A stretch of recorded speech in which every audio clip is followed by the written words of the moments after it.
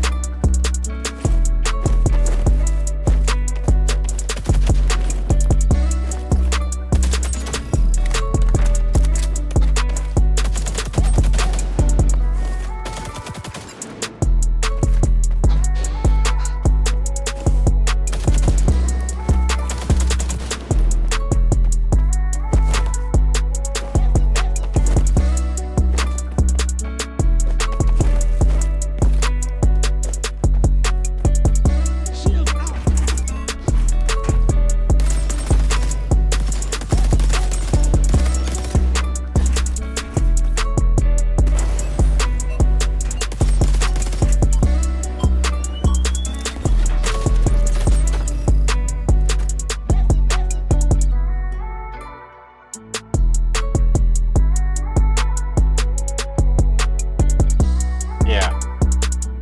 Give me 1 second.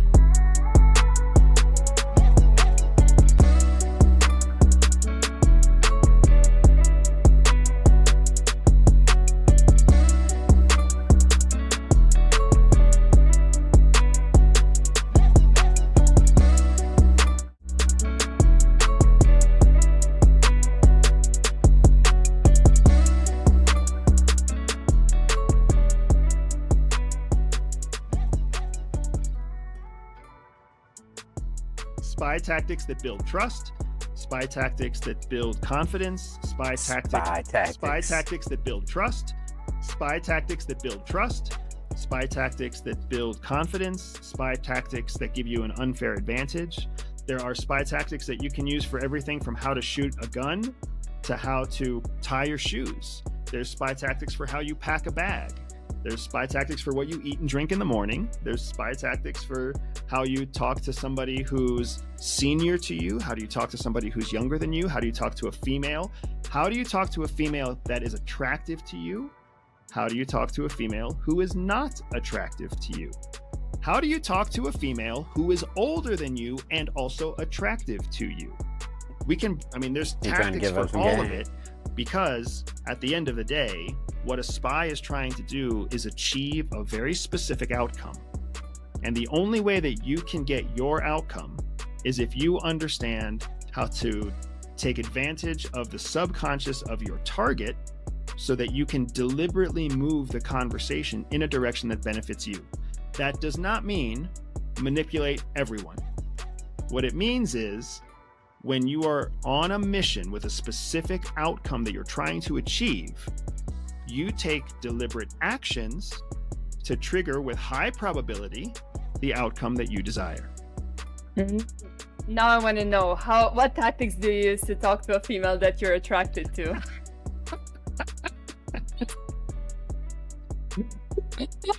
That's a great. Okay, so if you're talking to a female that you're attracted to, but you do not want her to know that you are attracted to her, it's called parallel conversation. You don't talk to her really at all directly. Instead, you talk to somebody who is parallel to her. So if you want to approach a girl at a bar that you're attracted to, but you don't want her to know that you're attracted to her, don't talk to her when you walk up to the bar. Talk to the person sitting next to her at the bar. Maybe it's a boy, maybe it's a girl, maybe it's an old person, maybe it's a young person, maybe there's nobody else at the bar. So you talk to the bartender. But you do not show her that you're attracted to her, because subconsciously what will happen is you will engage in a conversation. That conversation will be between you and the person you're talking to, which means two centers of energy start to generate shared energy. That is going to naturally attract the curiosity of the third person. If you've ever found yourself listening in on someone's conversation when you were like, why am I even doing this? That's why. It's because they started a conversation. They created an energy center that your body couldn't resist because of survival instinct. What if they know something I don't know? What if they talk about something I don't realize? What if one of them is crazy? Your survival instinct takes over and it forces you to listen in. And that's why some of us try to not eavesdrop. We're like, oh, I shouldn't be listening to them, but I keep listening to them. I'm not even interested in what they're talking about, but I keep listening to them. So it's called parallel conversation. If you ever want to talk to a female that you are attracted to without letting her know that you're attracted to her. Is that a spy tactic? No, don't let her know you're attracted to her? Or Absolutely. It absolutely is, because in every relationship, you have to consider the dominance in the relationships. And the leverage that you have over each other is what determines the dominance that you have. So if you're trying to approach a target, remember, in CIA speak, we're not approaching a date. We're approaching a target of interest. That target of interest is a bad guy usually. They're a drug dealer, they're a smuggler of children, they're the wife of a senior general, right? They're somebody important. So you want to never give them the leverage to have dominance over you right out of the gates, because it's confusing to the relationship. Instead, you have to find a way to approach them on equal footing. If I talk to you, you have the dominant position, because I'm deferring my attention to you before you defer your attention to me. Mm-hmm. But if I talk to somebody next to you and you then join the conversation, I have dominance to you, because you are showing me attention before I'm showing you attention. Now, if you want to talk to somebody who you are attracted to, then you do want to give them the benefit of dominance, because what you want to do is you don't ever want to come across as a threat to them. One of the ways that you can make sure that you don't trigger a threat response is by letting that person know they're in the dominant position. So you would find a way, a reason, a cause to approach them that is not threatening to them. So you come up to them and maybe you ask them a question that's unrelated to them, right? You ask them, do you know where the restroom is? Or you ask them if they've been to this, have you been to this bar before? Even as cliche as that is, have you been here before?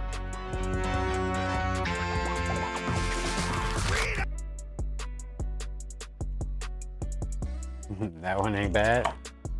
Have you been here before? That's funny.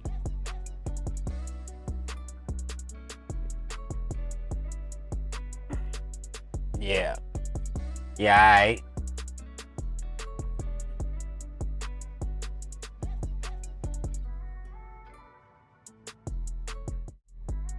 Yeah.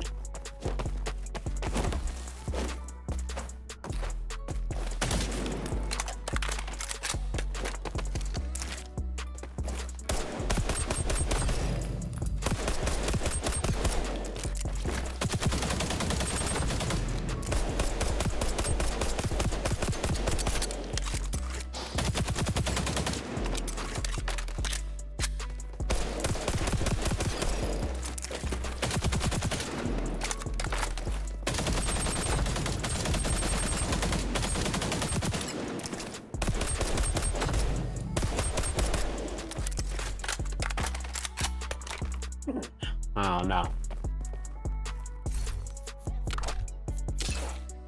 I don't know, man.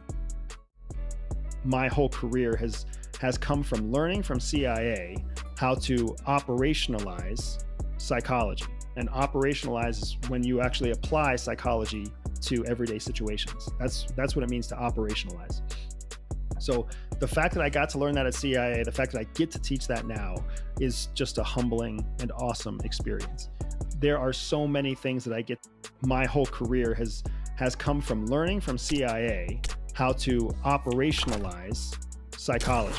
And operationalize is when you actually apply psychology to everyday situations. That's what it means to operationalize. So the fact that I got to learn that at CIA, the fact that I get to teach that now, is just a humbling and awesome experience. There are so many things that I get to teach. Some of my favorites have been some of the things that you talked about today, right? Perception versus perspective, and the 4 motivators, and the anatomy of fear. These are the 3 lives. These are some of my favorite of all. But there are other fantastic lessons that I love to teach. I love to teach people about the indoctrination process. I love to teach people about how to develop loyalty. I love to teach people about open and close-ended questions and how to control a conversation.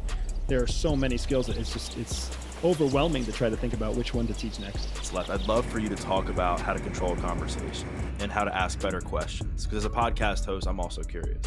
Absolutely. You know, it's funny, Doug, because listening to some of your podcast interviews and being here with you now, it does give me a sense, like I would assess, not assume, but I would assess that it's not always easy for you to host a podcast, that it's actually it takes a bit of effort for you to come up with what questions you want to ask and making sure that the question that you're asking is relevant and congruous with the previous question that you just asked. How much of that assessment is accurate? It's pretty accurate. Like I never like to phone it in. I just care a lot about what I do, and I want to make sure that I'm asking questions that are kind of different, but that also are valuable to the people that are listening to or watching the show. Yeah, absolutely. So it's funny because the only reason that I've been able to make that assessment at all is because we've been able to build a baseline during this time together, and I could build a baseline from watching your other interviews, right? So let's talk about controlling a conversation first, because controlling a conversation is very closely tied with asking effective questions or asking what we might call better questions. So controlling a conversation is first about understanding who's actually in control of a conversation.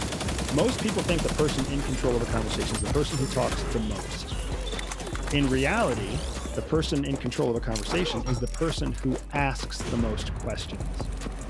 So in our interview together, Doug, who's in control of this conversation? I am. You are. That means that you can control what we talk about next. You can control how long the conversation lasts. He's asking the questions. You can control my energy level in this conversation because you control the question. When you ask a question, you can decide whether that question takes us in a new direction, takes us deeper into the same direction, whether that question takes us in a direction where I am interested and excited, or whether it takes us into a direction where I'm less interested and maybe more mellow. So it's super important for anybody out there who wants to learn how to control a conversation. The secret sauce is talk less and ask more questions. There you have it. The secret to control a conversation is talk less and ask more questions. Apparently.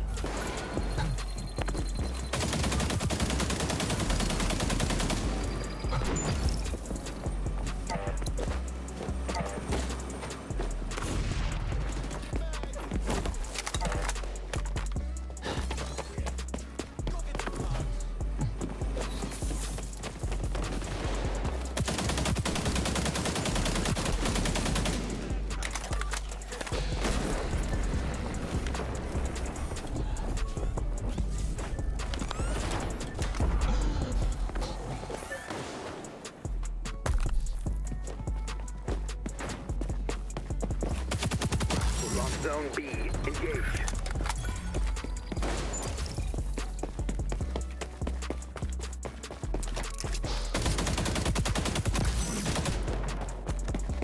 Combat's underway, operator. Secure all zones.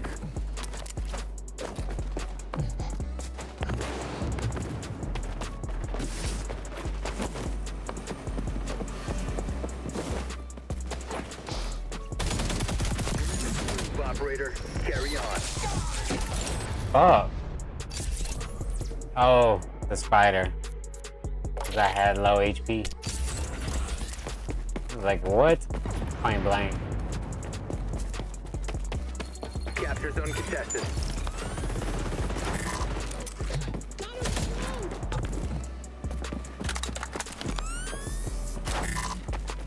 Can't throw him on the wall? I thought you could. It's weird.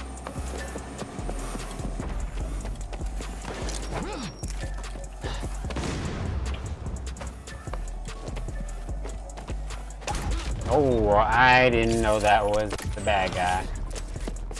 Zone compromised. I kind of heard him.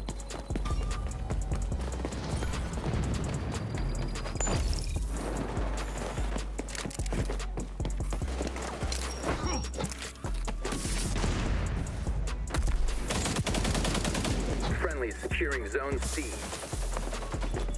Allies moving on zone C.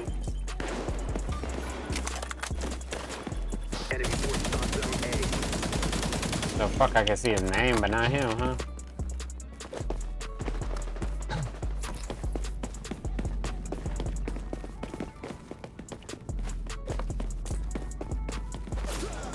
Damn, somebody fucked this shit up. Allies securing Zone A. Damn, shotgun guy Zone again. B is compromised. Whoop.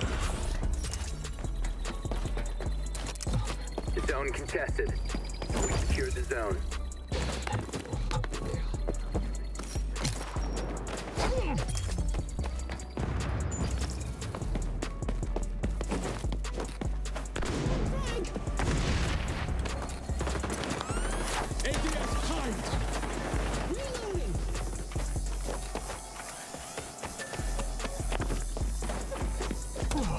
Friendlies are winning. Press the advantage.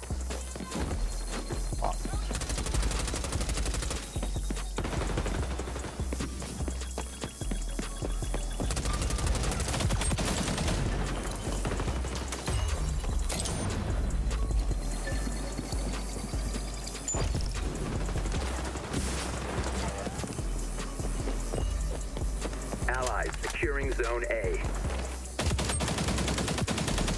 B's in danger. The zone contested.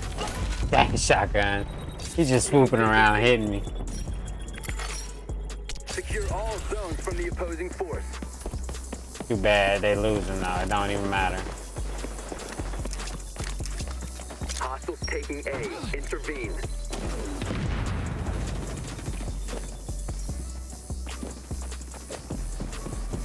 Allies securing Zone B.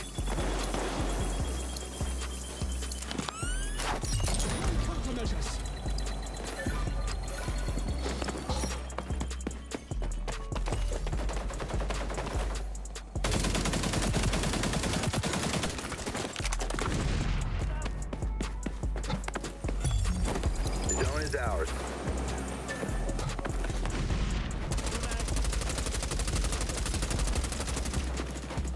Progress update. High confidence in a successful outcome. Hostile down. Damn. I knew it was two. Somewhere. Zone contested.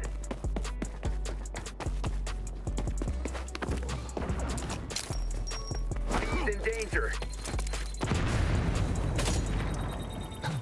We're losing A.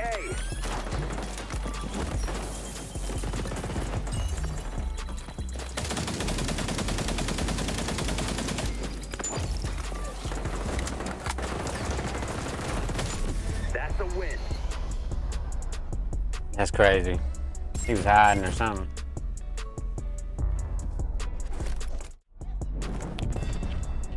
I couldn't find her.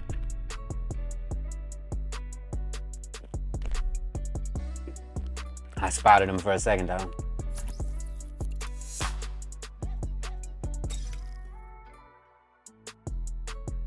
Hey, I did pretty good.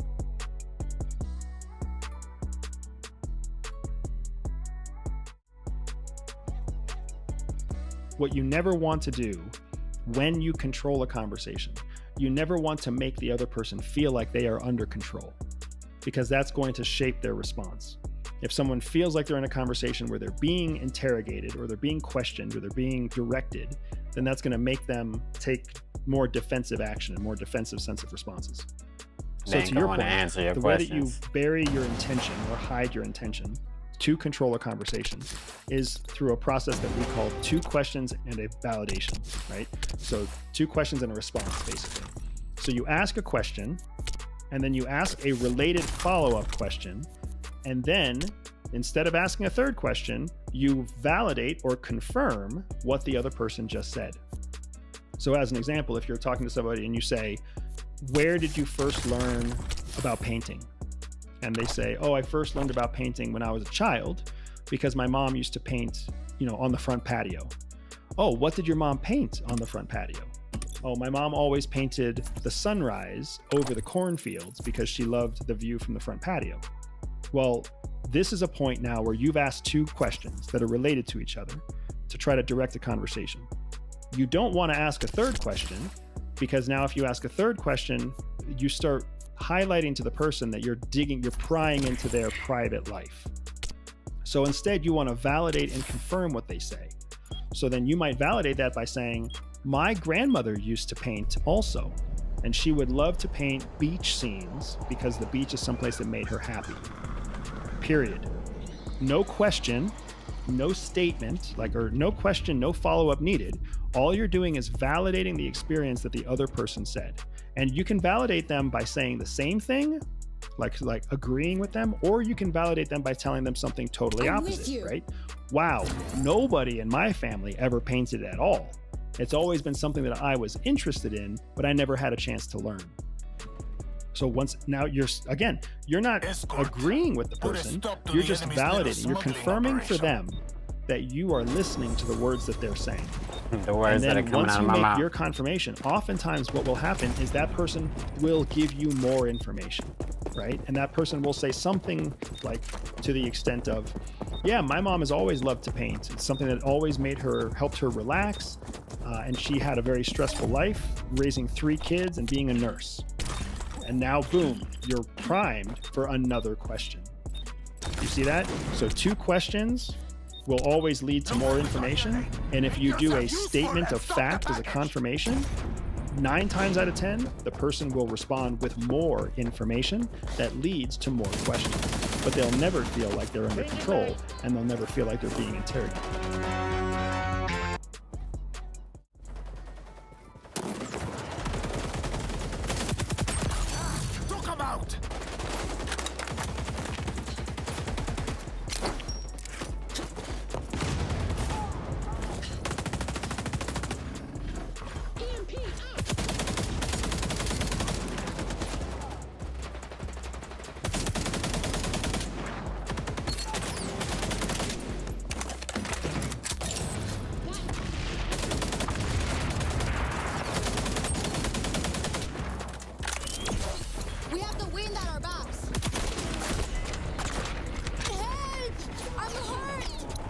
New mag.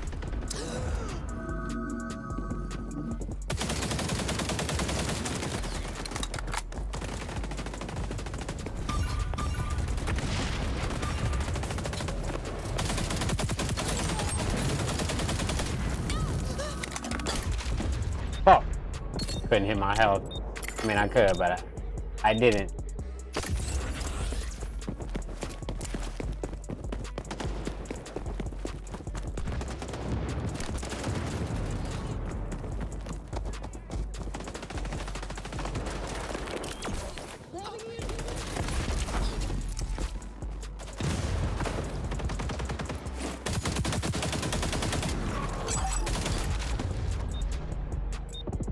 Good shot, though.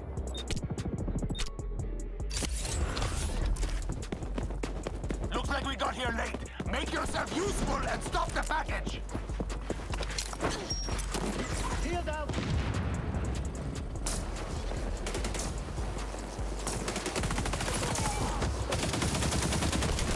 Damn, I fucked that up. My gun went far up to the left and shit.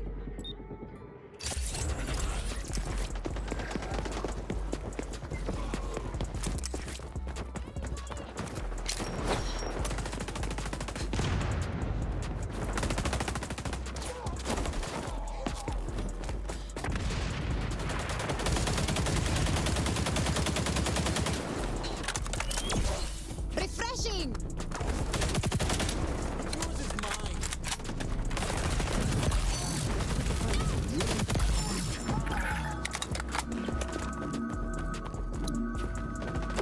Package is retreating.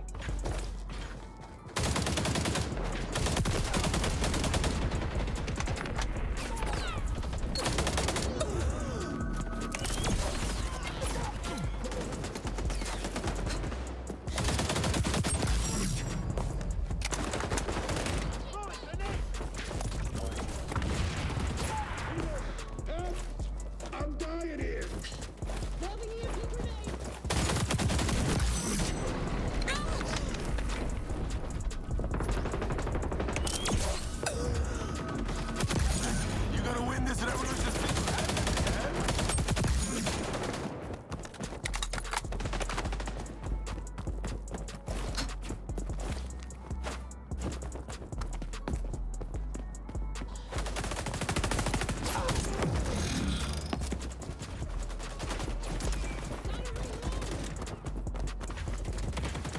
Package is backing up!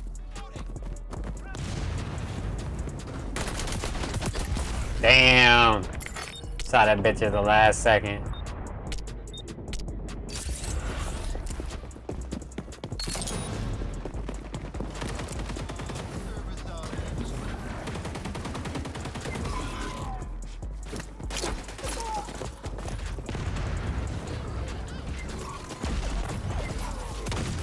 Damn, I can't see shit. Right.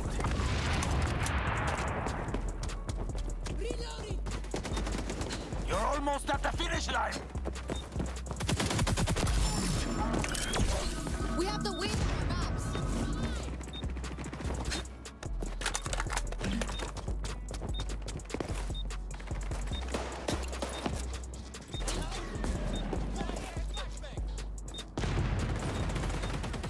Is revenge.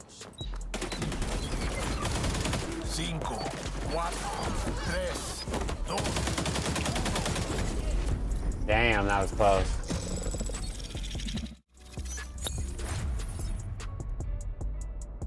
Go on the attack. Onward with the package.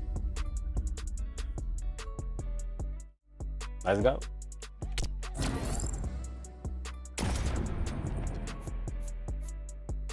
Flashbangs make motherfuckers can't see shit. My bitch face look like she don't give a fuck. She unconcerned about this shit.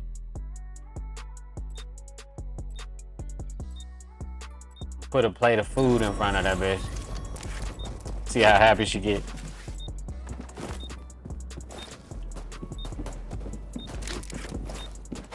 Oh shit. It's about to start.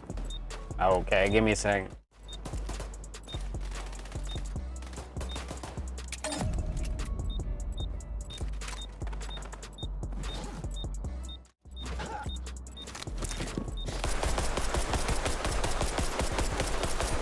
Being delivered. That's good news for us. We only need to pass their progress point.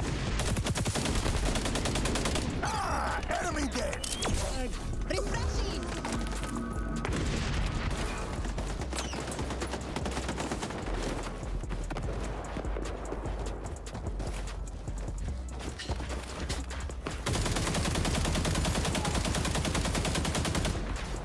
We're almost to the progress point and victory.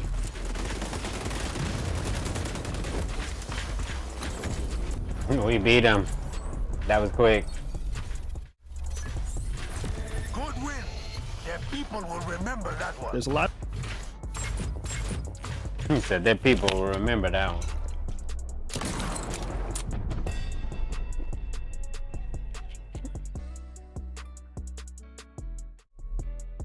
There's a lot of misconception out there that there are what's known as micro movements or micro responses that tell you whether someone is lying or not. You can't count on those micro gestures. You can't count on being able to apply one rule to all people, especially not one rule to all populations or all ethnicities or all cultures, because every culture is different. In Japan, for example, they don't make eye contact. They look down because that's a sign of respect. So if you try to apply the idea that micro gestures in the United States apply to Japanese people, you're going to think everyone's lying to you, when in fact they're just trying to be respectful, right? So I do not, and I was not taught to accept these micro movements of the face as a form of detecting lies or fabrication. Instead, what we're taught is to use actual communication skills to determine whether someone is lying to you or not. So, for example, if you're talking to somebody that you know very well, let's say it's a brother or a spouse or a coworker, somebody that you have what's known as a baseline about. Baseline means that you've been with this person through many different varieties of emotion, of stress, of time of day, et cetera, et cetera. So you know, in a nutshell, you know what's normal, and then you know what's not normal. When you have a baseline, the way that you can tell whether somebody's lying to you or not is by measuring the variance between how they respond to your question or how they respond in the moment against that baseline. So if you see someone speaking to you and they seem more anxious, if you see someone speaking to you and they seem calmer, if they have a greater variance from the baseline of what you're normally seeing from them, then you know that there's a higher likelihood that you're not getting the complete truth. Right. Because their variance from the Makes baseline sense. is significant. When you're talking to somebody who is a complete stranger, you have no baseline when they're a complete stranger. So you can't count on variance from baseline as your tool.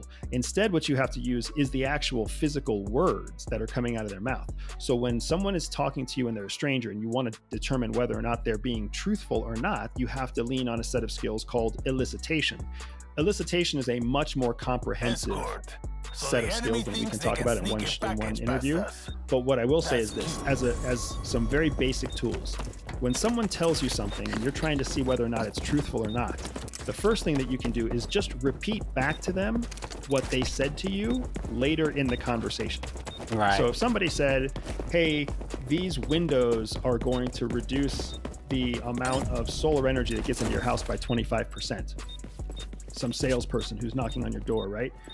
15 minutes into the conversation, you can ask them, how much will this reduce the solar energy in my house? And if they say 20%, then now you know that they're lying to you. Or if they say 40%, then you know that they're lying to you. Or if you come back and say, you said that these would reduce the amount of solar energy in my house by 35%, right? If they simply just agree with you, again, you can see that they're lying to you. Right. So a lot of times, one of the best ways to tell whether a stranger is lying to you or not is by using elicitation techniques. Some of those techniques are repeating what they said back to them, falsely repeating what they said back to them, meaning they said 25%, but you're going to repeat 35%. You're looking for, That's sneaky. again, variations Inconsistency. in the specific detailed content. Whether we're with baseline, people that you have a This one's baseline a good on, you're one. looking for a variance against the baseline. There's a lot of That one's a good one. Hold on. Let me get back to that shit in a second. We getting cooked.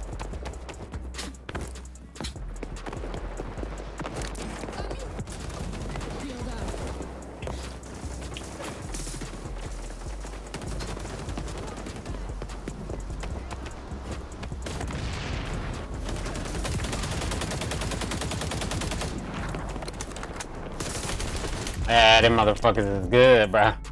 They got a fucking invisible nigga running around, and then they got shields. They definitely know what they're doing. My team just chilling up here, so we ain't worried, I guess. The enemy passed that checkpoint. Set up your sabotage. Oh, that's a good idea, huh? To set up the sabotage right there. That's enough lives for your cause. Now, Damn. you take some. That one dude done killed me like 3 times. Bro, good. What can I say? He probably ain't took a shower yet today, so I got an excuse. I had to shower, so motherfucker probably been sweating all night on this shit. I got his ass back though just now, and I got his homie. I was gonna have to die, but you know what I'm saying? It is what it is. Damn, we gotta walk far. Damn, somebody hit somebody with a motherfucking crazy ass. What the? Oh, these niggas just moving through this shit. They definitely a squad that play this all the time. The enemy It's is a creeping up specific on the game checkpoint. mode. You know what I mean?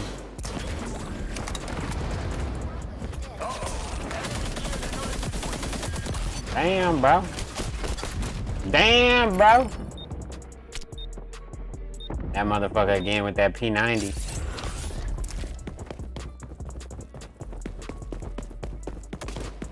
They already almost back here. It's crazy. To the zoo. Look at this shit. Oh, okay, that nigga killed me. Whoa. That sniper, bro, he ain't playing. He definitely got me twice already. We got people leaving the match and shit. Why did dude leave the match? He on the winning team. Shit don't make no sense.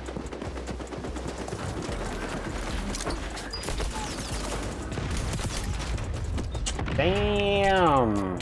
I tried to blind somebody. But these niggas got everything covered, man. What it look like to me. Shit.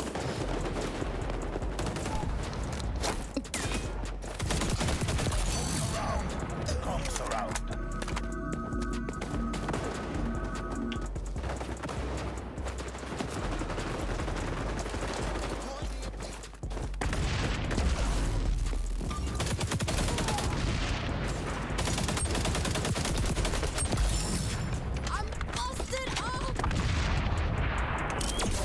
Guerrilla, to me.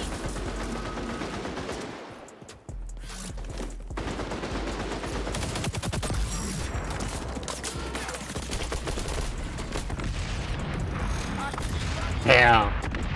One of them fucking bombs got me.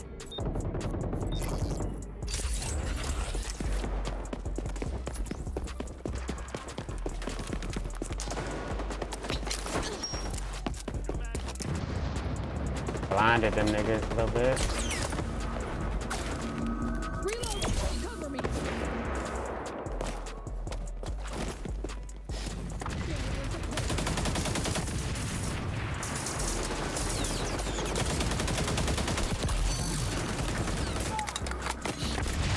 What the fuck kind of range is on that grenade, boy? Cuidado, an enemy spy is skulking around. Should've with just their turned around and guns ran, shit.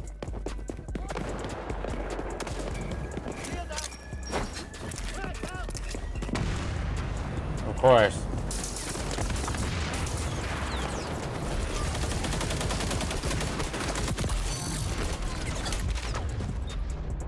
At least I got that bitch back though. The enemy can push their package if they're dead. It's guerrilla logic.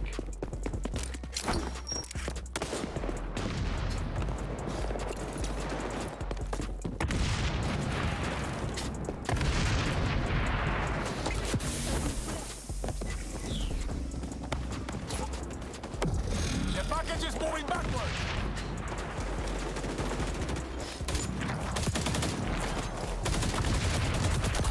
Enemy dead. Damn, bro, they got their special now.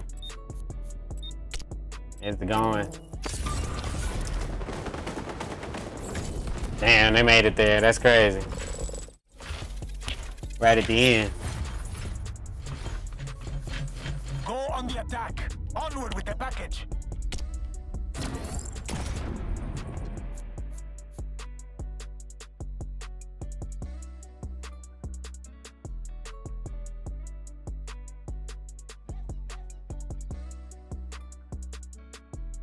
These dudes ain't pretty bad. I mean, ain't too bad at this shit right now.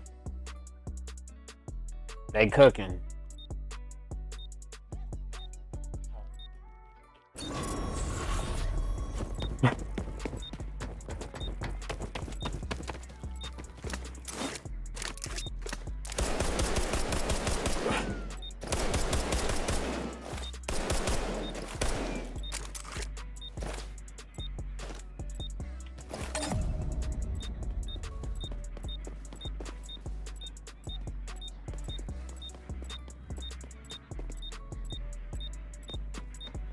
They made it to the delivery zone last time.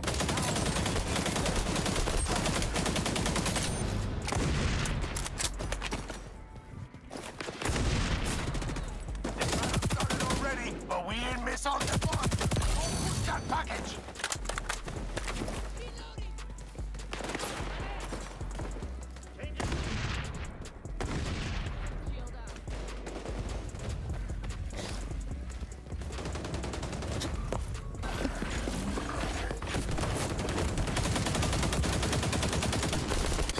Fuck.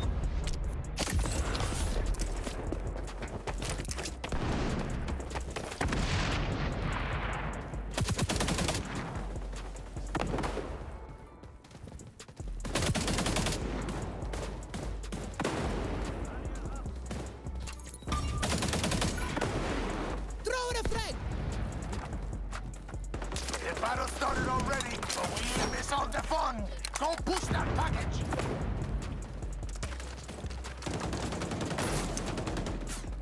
Damn, what the fuck is they doing over there?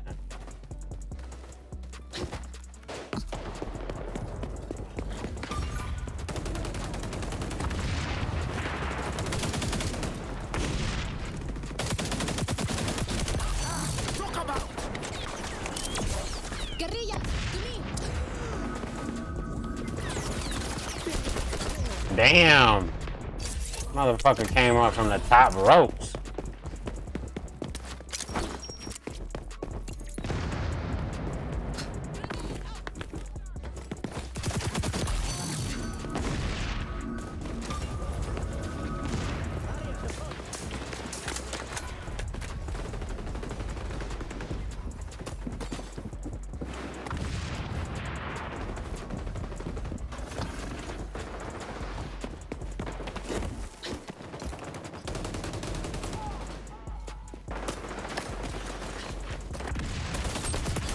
God, as soon as I turned the corner, somebody had to be right there too.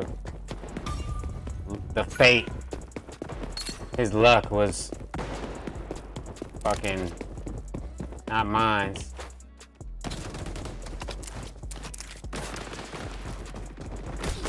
What the fuck? Get back to the action. Is that the same guy? Take the scenic route. The guy flanking us and shit.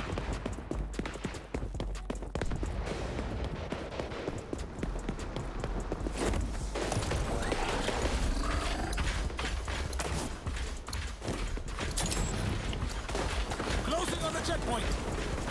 Shield out.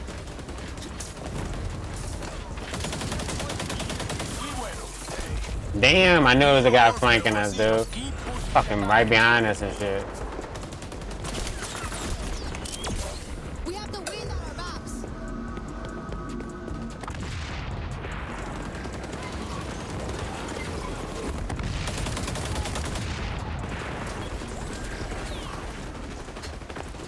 Ah, you can't go up here, okay. And this shit for that long and just now realize that shit.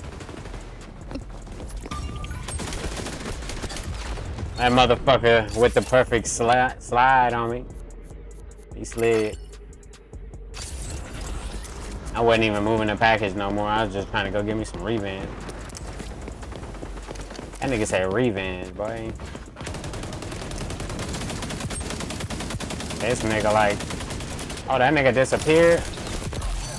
Oh, some bullshit, bro.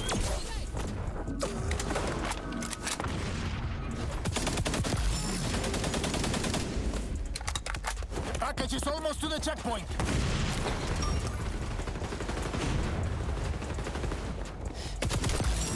Oh, that nigga couldn't see, I'm sure. Damn, he got dropped too.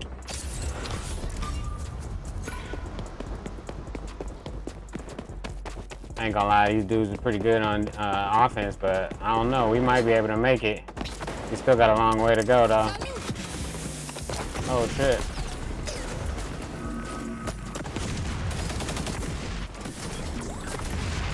Bro, I was seeing fucking icons everywhere. Hold on.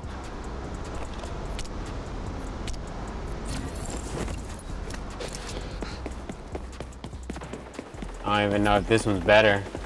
Probably isn't, but... Wow. That fool been playing. This game he been playing though, key. I can't even get up close enough to use this shit.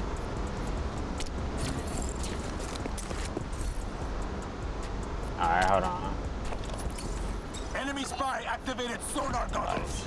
Wish we had that back when I was KGB. Alright. Maybe it's not that then.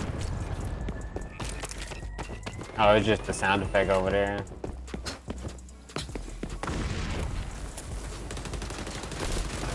What the fuck? About to say, bro. Why do I keep getting this shit?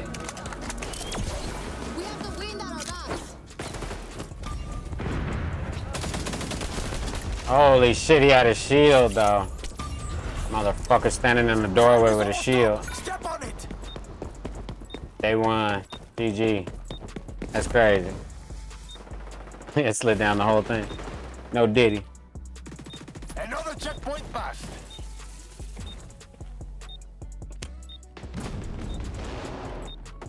We ain't got enough time though. Misconception out there that there's a lot of misconception out there that there are what's known as micro movements or micro responses that tell you whether someone is lying or not.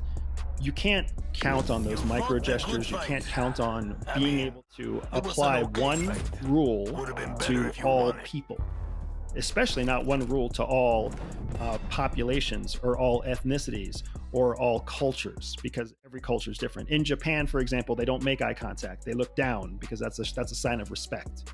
So if you try to apply, there's a lot of misconception out there that there are what's the middle part. There's a lot is of misconception the best part. out there that there's a lot of misconception out there that there are what's known as micro movements or micro responses that tell you whether someone is lying or not. You can't count on those micro gestures. You can't count on being able to apply one rule to all people, especially not one rule to all populations or all ethnicities or all cultures, because every culture is different. In Japan, for example, they don't make eye contact. They look down because that's a sign of respect. So if you try to apply the idea that micro gestures in the United States apply to Japanese people, you're going to think everyone's lying to you, when in fact they're just trying to be respectful, right? So I do not, and I was not taught to accept these micro movements of the face as a form of detecting lies or fabrication. Instead, what we're taught is to use actual communication skills to determine whether someone is lying to you or not. So, for example, if you're talking to somebody that you know very well, let's say it's a brother or a spouse or a coworker, somebody that you have what's known as a baseline about. Baseline means that you've been with this person through many different varieties of emotion, of stress, of time of day, et cetera, et cetera. So you know, in a nutshell, you know what's normal, and then you know what's not normal. When you have a baseline, the way that you can tell whether somebody's lying to you or not is by measuring the variance between how they respond to your question or how they respond in the moment against that baseline. So if you see someone speaking to you and they seem more anxious, if you see someone speaking to you and they seem calmer, if they have a greater variance from the baseline of what you're normally seeing from them, then you know that there's a higher likelihood that you're not getting the complete truth. I'm in. Because their variance from the baseline is significant. When you're talking to somebody who is a complete stranger, you have no baseline when they're a complete stranger. So you can't count on variance from baseline as your tool. Instead, what you have to use is the actual physical words that are coming out of their mouth. So when someone is talking to you and they're a stranger and you want to determine whether or not they're being truthful or not, you have to lean on a set of skills called elicitation. Elicitation is a much more comprehensive set of skills than we can talk about in one interview. But what I will say is this, as some very basic tools. Elicitation. When someone tells you something and you're trying to see whether or not it's truthful or not, the first thing that you can do is just repeat back to them what they said to you later in the conversation. Exactly. So if somebody said, hey, these windows are going to reduce the amount of solar energy that gets into your house by 25%. Some salesperson who's knocking on your door, right? 15 minutes into the conversation, you can ask them, how much will this reduce the solar energy in my house? And if they say 20%, then now you know that they're lying to you. Or if they say 40%, then you know that they're lying to you.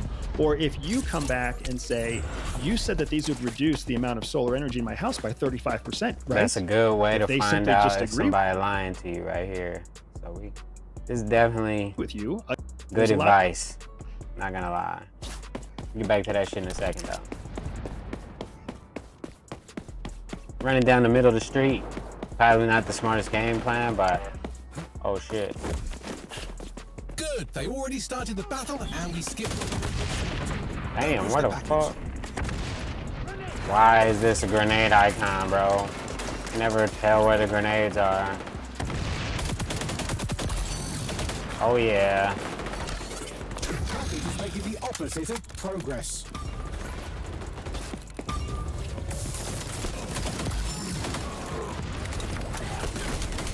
That nigga was trying to chill in the corner. He would have been there for a minute too if the spider bot didn't sniff him out. We passed a checkpoint. 3 cheers for linear progress. Linear progress. That's a fucking nerd joke. Or a physics joke. I don't know.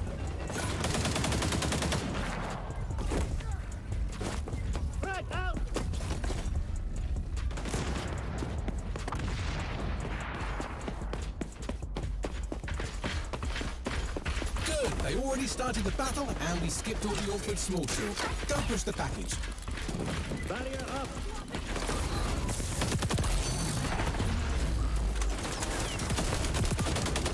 Damn, I tried to hide behind the car. I didn't get it. That was a low-ass Ferrari or something. I needed like a minivan at that point.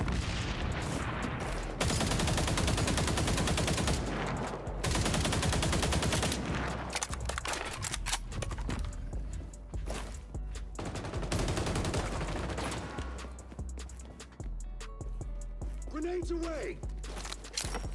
Fire up high! Damn, Right, that motherfucker was in there. Steps in.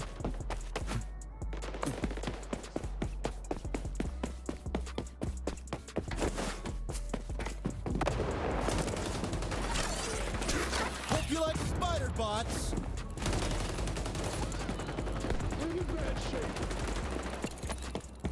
Oh, go and get a flanker.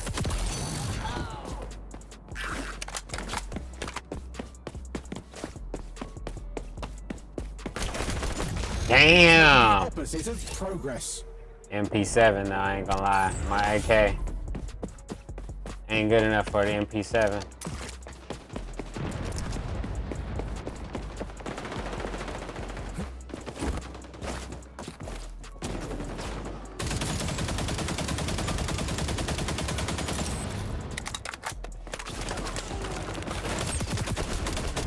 Oh, he in that top window. I see it now.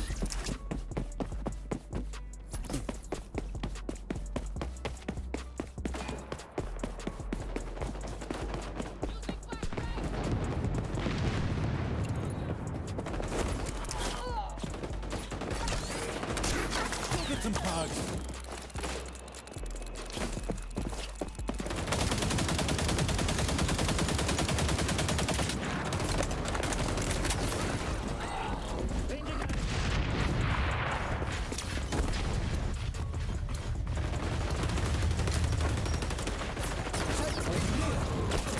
Damn! Every human Behind life us. is without purpose or reward. Ha ha. Was that laugh convincing? That was not a funny AI joke. Not that time. The other one was kind of witty.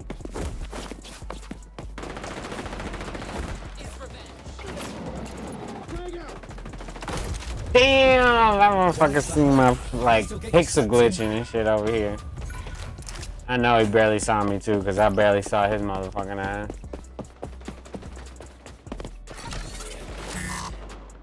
Oh, he back in that goddamn thing again.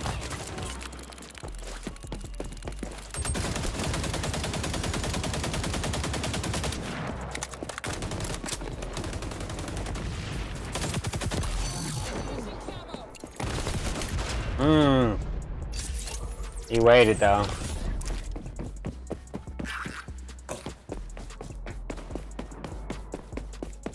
Package is going the not right way. The not right way is Hostile funny, echelon okay. can see through walls now. Consider running rather than hiding.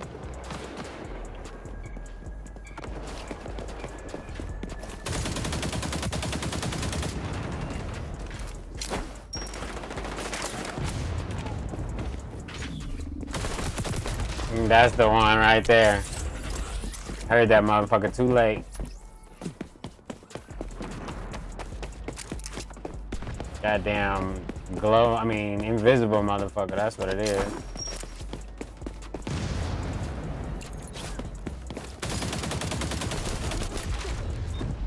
That's a fucking perfect spot. We can't get past that shit, apparently.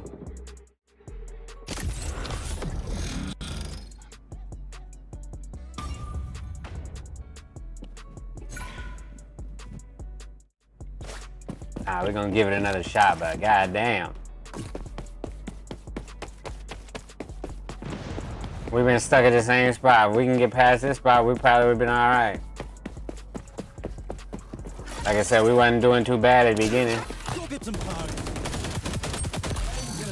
But that, probably that motherfucker right there was the one that was fucking us up the most.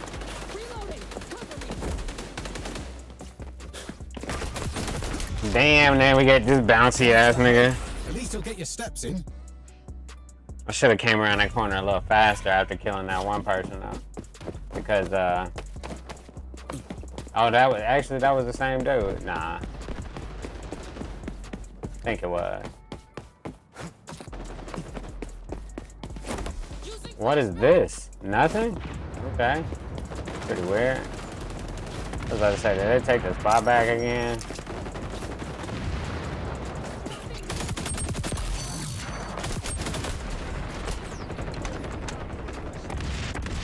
Round's about to end.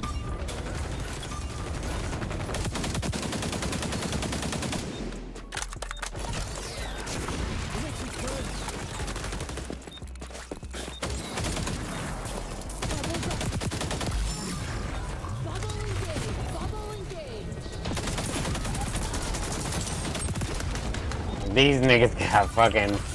Yeah, they stopped it. 4, 3, 2, 1. Move the package or we lose. That's crazy. There's no time to alphabetize your vinyl Oh, collection. he left and we fucking reached the checkpoint, which is crazy. Dude quit at the last second. Good. For the awkward slaughter. Don't push the package.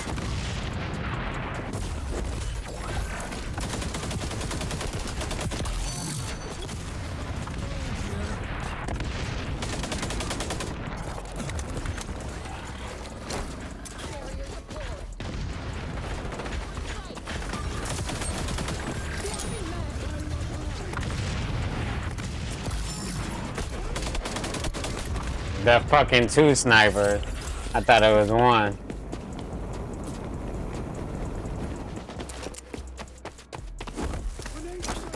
Oh, bounce back. Bounce back. Push the package forward in baby steps, except adult-sized baby steps. GG, bro. Motherfucking had niggas quitting and shit.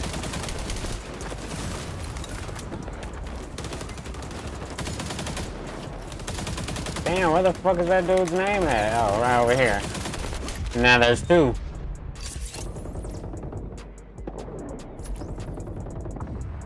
Walking is very good for your health, but so is not shooting at other people. Yeah. That's crazy. Dude keep laughing every time you kill somebody? Or no, they do. Oh no, we do. But we losing. That's crazy. I can hear the bullets and shit. It's like a bullet go off and then they get dead immediately. Where the fuck that shit go? Oh, right here. 2, 1. That was a tough one. A lot of misconception You're on out there defense. Send that the there package are back what to sender. Hold on. Give me a second.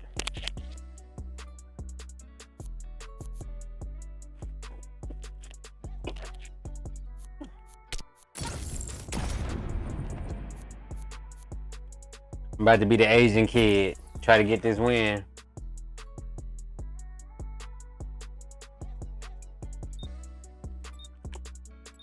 El Prieto.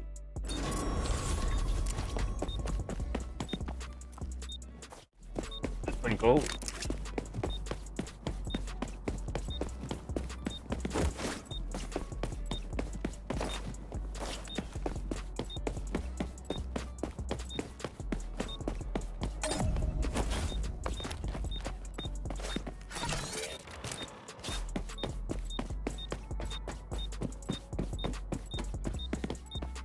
The hostiles can't win if they can't pass our progress point.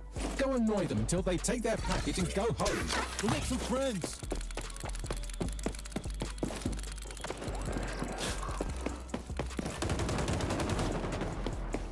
Grenades away.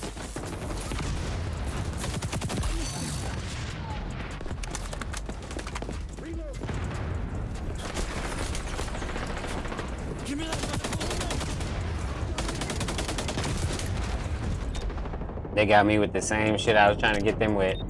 That fucking flashbang is crazy.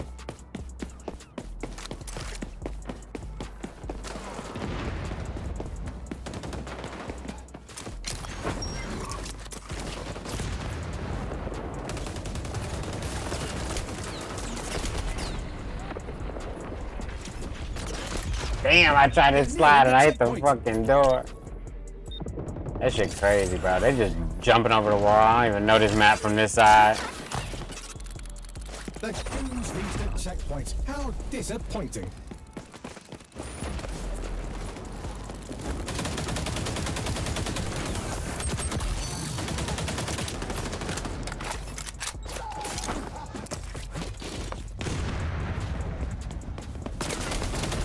No, God. As soon as I come out there, niggas jumping out the roof. Nah, jumping out the window and some more shit trying to kill me. I looked the first time, it's all good, it's clear.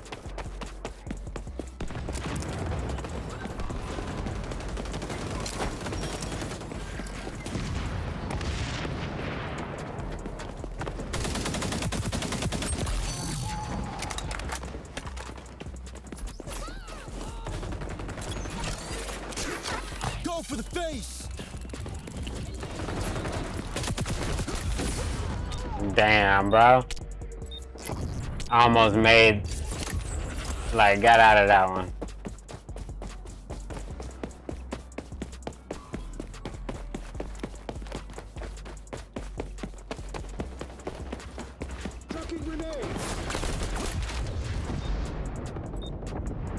Damn, the ARC.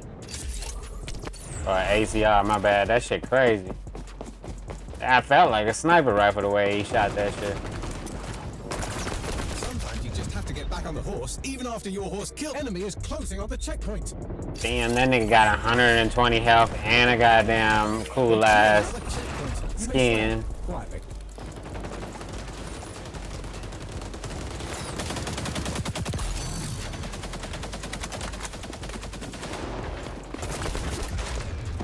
These niggas running in packs, moving crisp.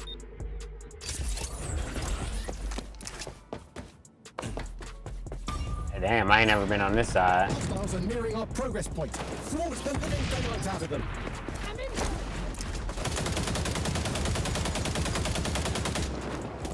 Shield out.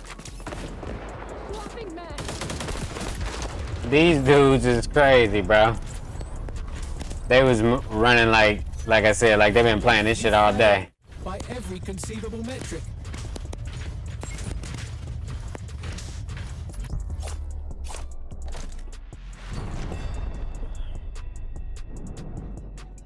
Damn, that's a cool ass skin. That one definitely ain't that bad, I ain't lying.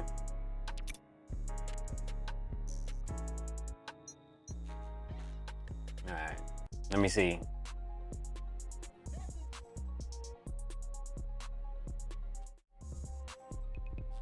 There's a lot of misconception out there that there are what's known as micro movements or micro responses that tell you whether someone is lying or not.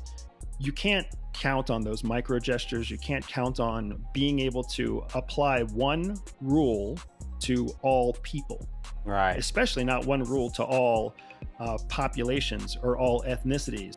You gotta get your baseline first, and then you can start to figure out what you want to do. There's a lot of misconception out there that there are what's known as micro movements or micro responses that tell you whether someone is lying or not.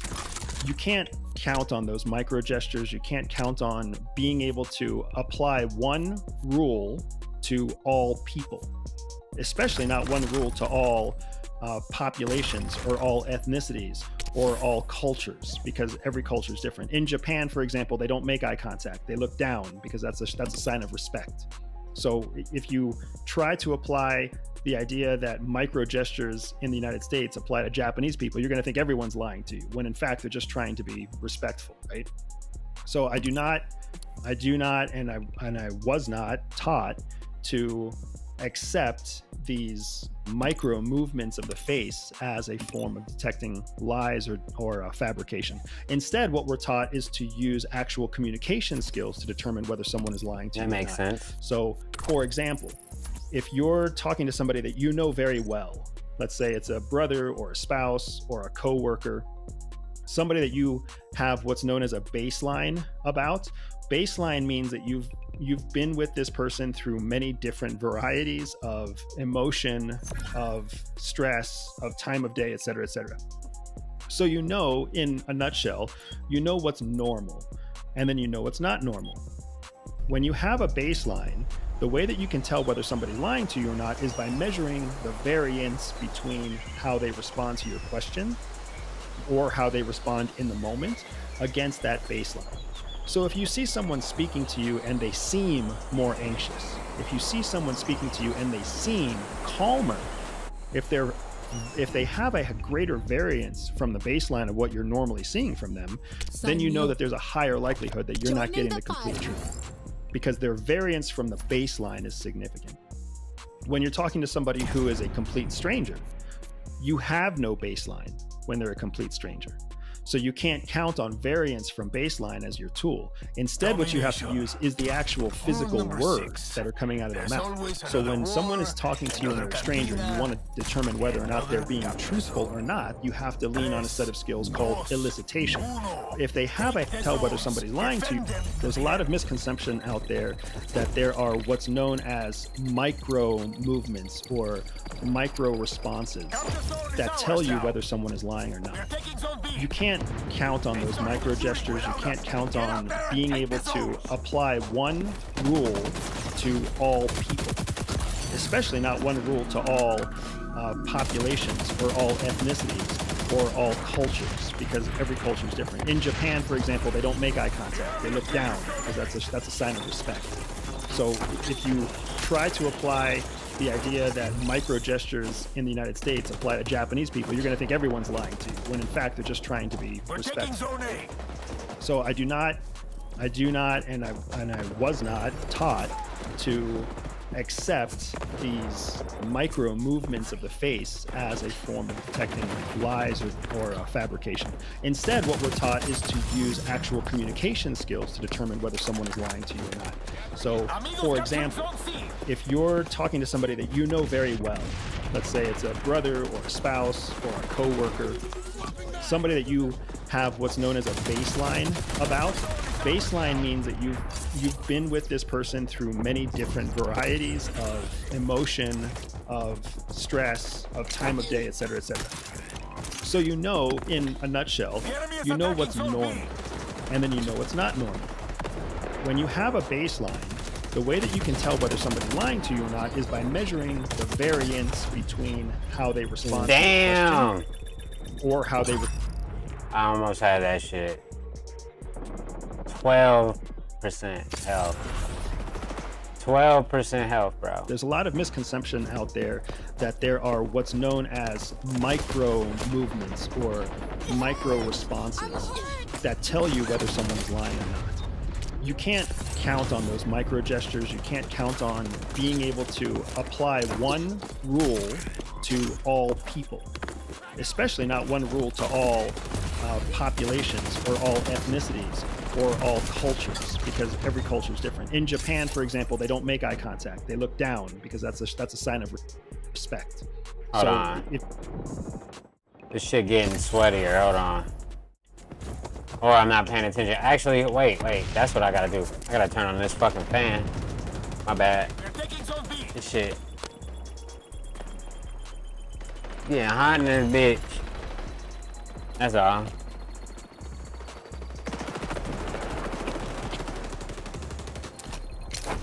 And I'm getting cooked. Damn. Alright. I was about to say, do I gotta switch to the MP7 or should I just stick with this one?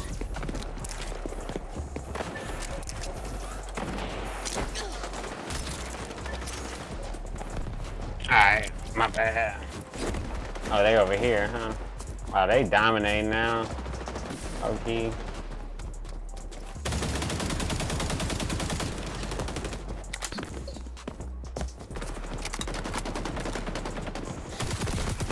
Oh, you stupid.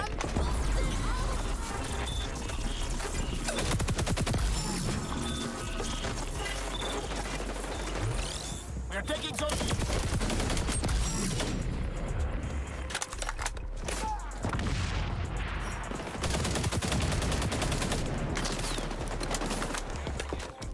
They're going after zone C.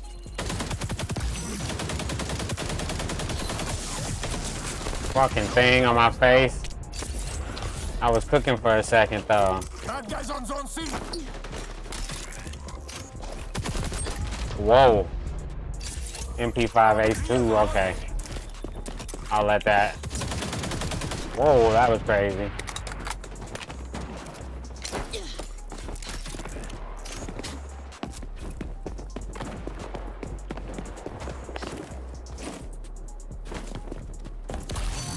Got him.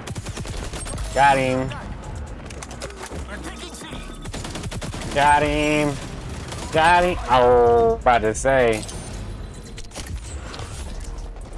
Don't play. They winning now, though.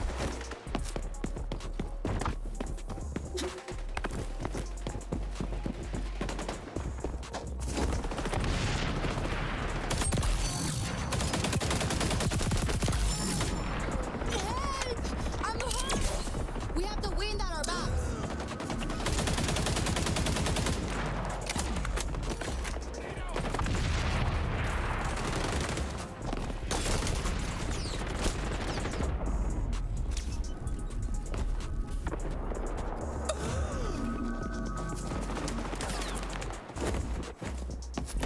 They're taking B.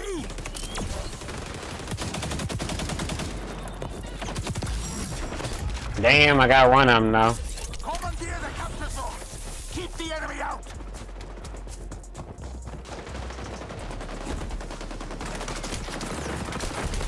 Damn, that motherfucker. Cuidado. An enemy spy is skulking around with their goggles on. Oh, here he comes. There you go, I knew it.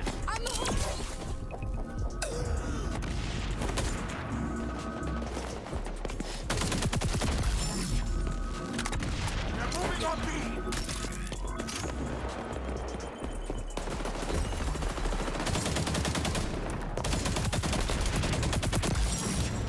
Damn, what was that? Come on, man.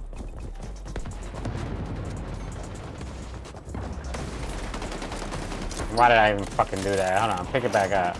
Can I pick it back up? Hey, yeah, I can. Oh, that's on me. I'm over there fucking trying to worry about picking up this shit. These motherfuckers. I was coming back a little bit, but now I'm fucked up. What the fuck, bro? I was about to say, why everybody keep shooting me right away? Oh, that's fuck. Enemy spy activated sonar gun. Whoa, where the fuck did that shot come from?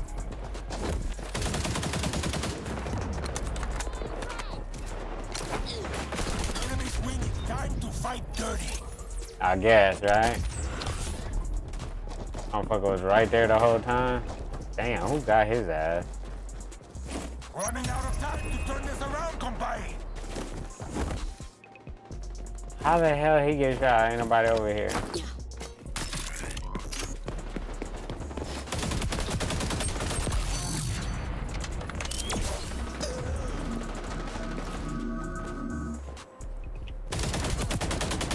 I'm busted up. Oh, ultra shock. Without fear. Amigos taking B.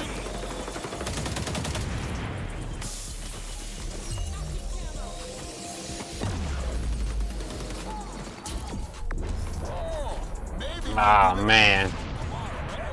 GG. That's tough. I thought we had enough.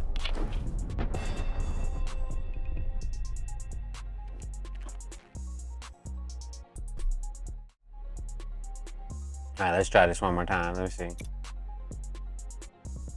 There's a lot of misconception out there that there are what's known as micro movements or micro responses that tell you whether someone is lying or not. You can't count on those micro gestures. You can't count on being able to apply one rule to all people, especially not one rule to all populations or all ethnicities or all cultures, because every culture is different. In Japan, for example, they don't make eye contact. They look down because that's a sign of respect. So if you try to apply the idea that micro gestures in the United States apply to Japanese people, you're going to think everyone's lying to you, when in fact they're just trying to be respectful, right? So I do not, and I was not taught to accept these micro movements of the face as a form of detecting lies or fabrication. Instead, what we're taught is to use actual communication skills to determine whether someone is lying to you or not. So, for example, if you're talking to somebody that you know very well, let's say it's a brother or a spouse or a coworker, somebody that you have what's known as a baseline about. Baseline means that you've been with this person through many different varieties of emotion, of stress, of time of day, et cetera, et cetera. So you know, in a nutshell, you know what's normal, and then you know what's not normal. When you have a baseline, the way that you can tell whether somebody's lying to you or not is by measuring the variance between how they respond to your question or how they respond in the moment against that baseline. So if you see someone speaking to you and they seem more anxious, if you see someone speaking to you and they seem calmer, if they have a greater variance from the baseline of what you're normally seeing from them, then you know that there's a higher likelihood that you're not getting the complete truth, because their variance from the baseline is significant. When you're talking to somebody who is a complete stranger, you have no baseline when they're a complete stranger. So you can't count on variance from baseline as your tool. Instead, what you have to use is the actual physical words that are coming out of their mouth. So when someone is talking to you and they're a stranger and you want to determine whether or not they're being truthful or not, you have to lean on a set of skills called elicitation. Elicitation is a much more comprehensive set of skills than we can talk about in one interview. But what I will say is this, as some very basic tools. When someone tells you something and you're trying to see whether or not it's truthful or not, the first thing that you can do is just repeat back to them what they said to you later as some very basic tools.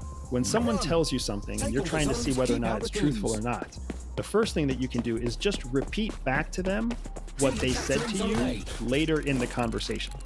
So if somebody said, hey, these windows are going to reduce the amount of solar energy that gets into your house by 25%. Some salesperson who's knocking on your door, right? 15 minutes into the conversation, you can ask them, how much will this reduce the solar energy in my house? And if they say 20%, then now you know that they're lying to you. Or if they say 40%, then you know that they're lying to you. Or if you come back and baseline as your tool, instead what you have to use is against that baseline. So if you see someone speaking to you and they seem more anxious, if you see someone speaking to you and they seem calmer, if they have there's a lot of misconception out there that there are what's known as micro movements or micro responses that tell you whether someone is lying or not. You can't count on those micro gestures. You can't count on being able to apply one rule to all people, especially not one rule to all populations or all ethnicities or all cultures, because every culture is different. In Japan, for example, they don't make eye contact. They look down because that's a sign of respect. So if you try to apply the idea that micro gestures in the United States apply to Japanese people, you're going to think everyone's lying to you, when in fact they're just trying to be respectful, right? So I do not, and I was not taught to accept these micro movements of the face as a form of detecting lies or fabrication. Instead, what we're taught is to use actual communication skills to determine whether someone is lying to you or not. So, for example, if you're talking to somebody that you know very well, let's say it's a brother or a spouse or a coworker, somebody that you have what's known as a baseline about. Baseline means that you've been with this person through many different varieties of emotion, of stress, of time of day, et cetera, et cetera. So you know, in a nutshell, you know what's normal, and then you know what's not normal. When you have a baseline, the way that you can tell whether somebody's lying to you or not is by measuring the variance between how they respond to your question or how they respond in the moment against that baseline. So if you see someone speaking to you and they seem more anxious, if you see someone speaking to you and they seem calmer, if they have a greater variance from the baseline of what you're normally seeing from them, then you know that there's a higher likelihood that you're not getting the complete truth, because their variance from the baseline is significant. When you're talking to somebody who is a complete stranger, you have no baseline when they're a complete stranger. So you can't count on variance from baseline as your tool. Instead, what you have to use is the actual physical words that are coming out of their mouth. So when someone is talking to you and they're a stranger and you want to determine whether or not they're being truthful or not, you have to lean on a set of skills called elicitation. Elicitation is a much more comprehensive set of skills than we can talk about in one interview. But what I will say is this, as some very basic tools, when someone tells you something and you're trying to see whether or not it's truthful or not, the first thing that you can do is just repeat back to them what they said to you later in the conversation. So if somebody said, hey, these windows are going to reduce the amount of solar energy that gets into your house by 25%, some salesperson who's knocking on your door, right? 15 minutes into the conversation, you can ask them, how much will this reduce the solar energy in my house? And if they say 20%, then now you know that they're lying to you. Or if they say 40%, then you know that they're lying to you. Or if you come back and say, you said that these would reduce the amount of solar energy in my house by 35%, right? If they simply just agree with you, again, you can see that they're lying to you. Right. So a lot of times, one of the best ways to tell whether a stranger is lying to you or not is by using elicitation techniques. Some of those techniques are repeating what they said back to them, falsely repeating what they said back to them, meaning they said 25%, but you're going to repeat 35%. You're looking for, again, variations in the specific detailed content. Whether we're with baseline, people that you have a baseline on, you're looking for a variance against the baseline. When you don't have a baseline, you're looking for variance against the information. But what you're definitely not doing is looking for micro expressions and micro gestures in the face. Definitely. Hey, elicitations is gonna be my next dissertation. But nah, hey, give me a minute. I'm finna go do some shit real quick. I'm gonna stay online though. I ain't finna get off, but just give me like, a second and shit. You dig? I gotta go smoke. Shit. Be honest.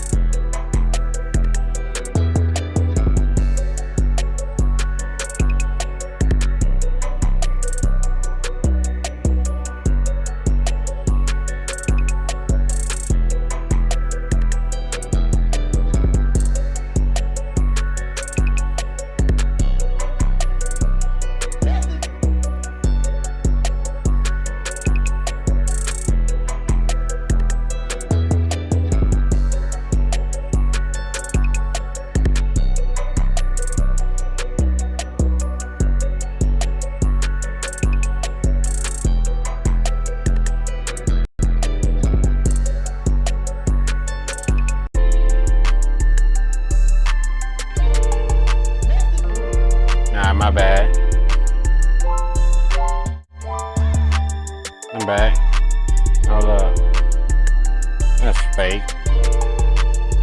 That's crazy, man.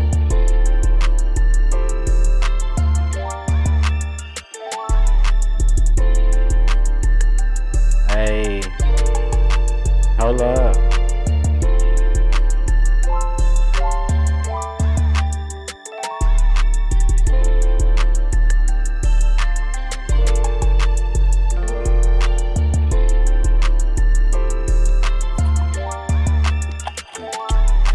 One second.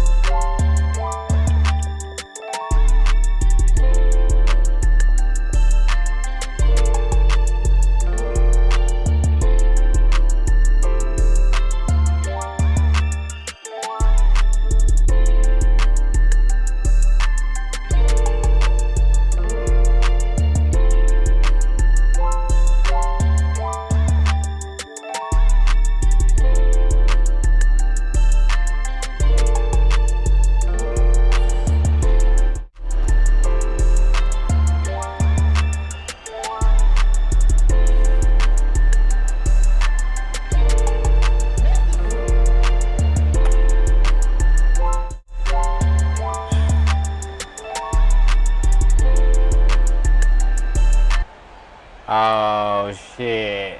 Almost. But whatever.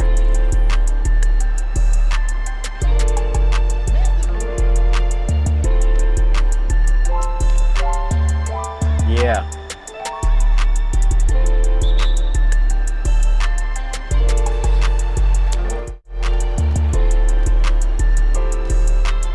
I get Devin Booker.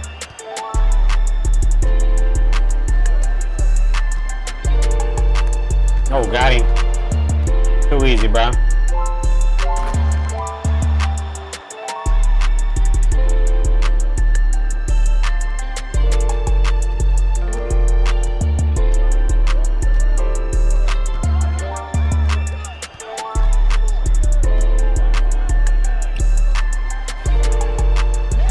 Damn, that's a good shot.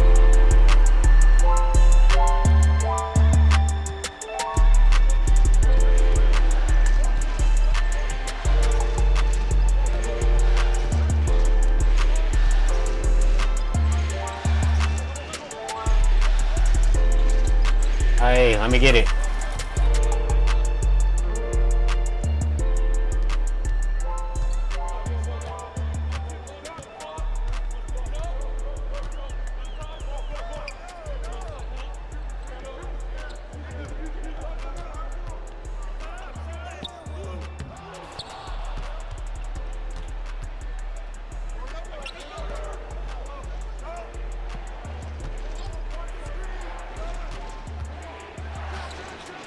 Damn. I gotta get an update.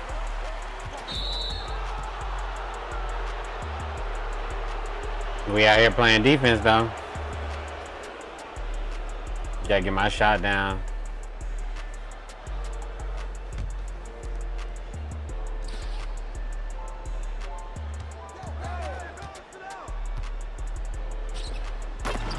Kuminga with the lob.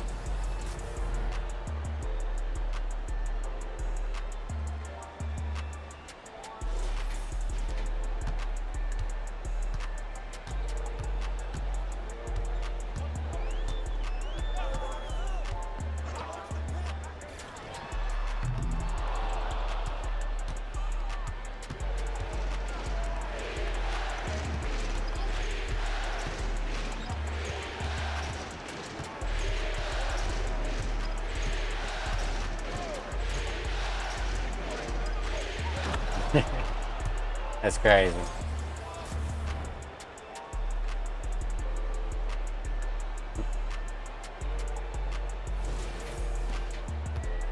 Victor Wembanyama. Nah, I'm just playing.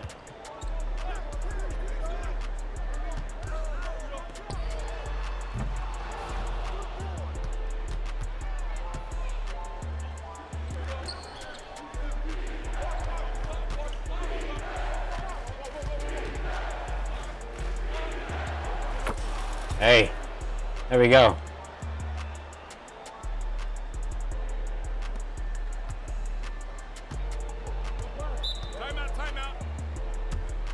timeout. They need a timeout. One of the big reasons why I do not encourage, and I was not taught micro expressions as the primary method, is for exactly that reason. You don't know what the other person's perspective of this experience is. Are they nervous because they're intimidated by you? Are they excited because you pose some kind of unique opportunity for them? Are they just feeling sick because they just got over a virus or they had a bad, cupcake at lunch? You have no idea where they're coming from. So the last thing you can do is start to assume that their behavior is an indication of fabrication. Instead, what you need to do is understand that their behavior is just one data point of multiple data points that can lead to an assessment about whether or not they're being truthful and honest with you. My children are young. I have an 11-year-old son and a 6-year-old daughter. My son will oftentimes tell me something that isn't true. He's not trying to lie to me. He is honestly representing what he believes is the truth. He doesn't remember when I told him to brush his teeth after dinner. I told him that. Remember. He looked in my face and said, "I'll brush my teeth." But in his brain, he was thinking about 9 other things because he's 11 years old. And as soon as he walked up the stairs, brushing his teeth fell off the top of the list. He's like, never mind. Checking his email or looking at his phone or drawing a new picture. Something else took that first place spot. It's easy as a parent that you want to assume your child was lying to you when they said they would brush their teeth, when in reality, their brain is just moving at a faster pace than their level of commitment. The same thing is true for adults, because as much as we may not want to accept it, a 45-year-old man is really just a 13-year-old boy in a 45-year-old body. And depending on how much training and exercise and maturity that 45-year-old man has gone through, he may not be much more mature than the prepubescent child that was. That's pretty crazy to think.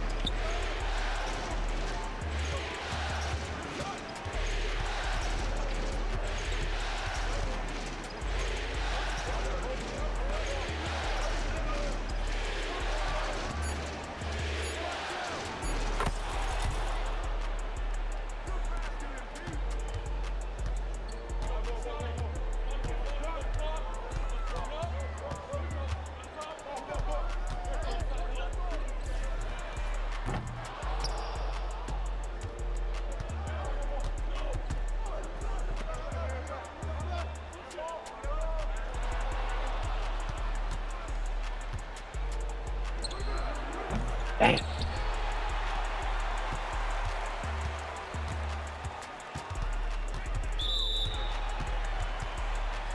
Frustration foul, man.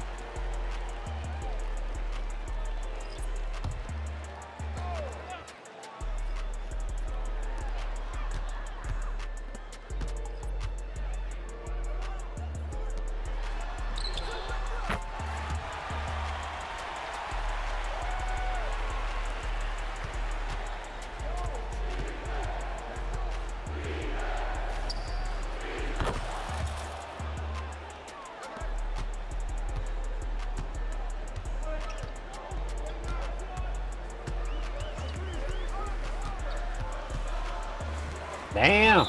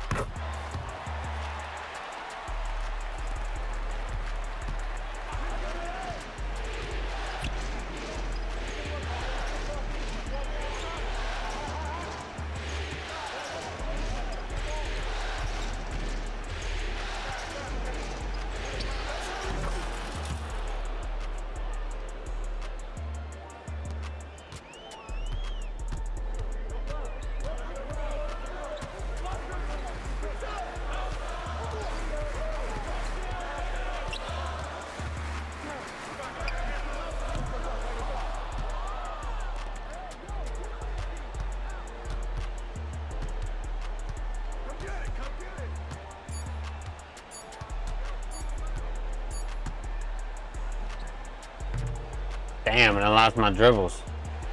Trash. Let's keep it up.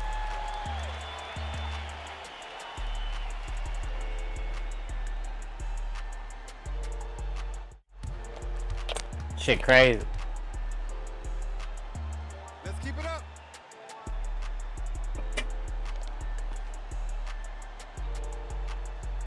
Gotta get my shit back down again. My dribbles and shit.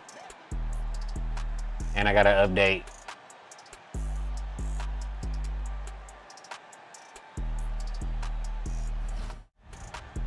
There's multiple specialties. I mean, of course there's linguists, and of course there's case officers, and of course there's analysts. But there's also disguise specialists and mission planners and finance people and budget people. So there's a large contingent of very different types of skills. CIA has mastered its hiring process so that it knows what types of personality traits and personality types are going to be the most successful for the longest period of time in each of those career fields. Because if you think about it, nobody lasts longer than 7 to 10 years really anymore. So CIA needs to know before they spend $150,000 training you, yeah. They need to know that you're going to make it longer than 2 or 3 years, right? So there's a great deal of investment in psychological understanding and a great deal of investment in training. And also, Francesca, frankly, there's a lot of investment in brainwashing people who come in so that their ego and their values and their personal motivations are heavily tied to the job. So one of the main things that they're looking for when people come into CIA is actually a history of childhood trauma. Because people who have childhood trauma are often seeking validation externally. So we become very loyal to the idea and opinions of others. Well, CIA knows how to shape that trauma to make you very loyal to CIA, to make you seek validation from CIA and your supervisors. And that's a great way of keeping people for a long period of time after you've put so much training and investment into them.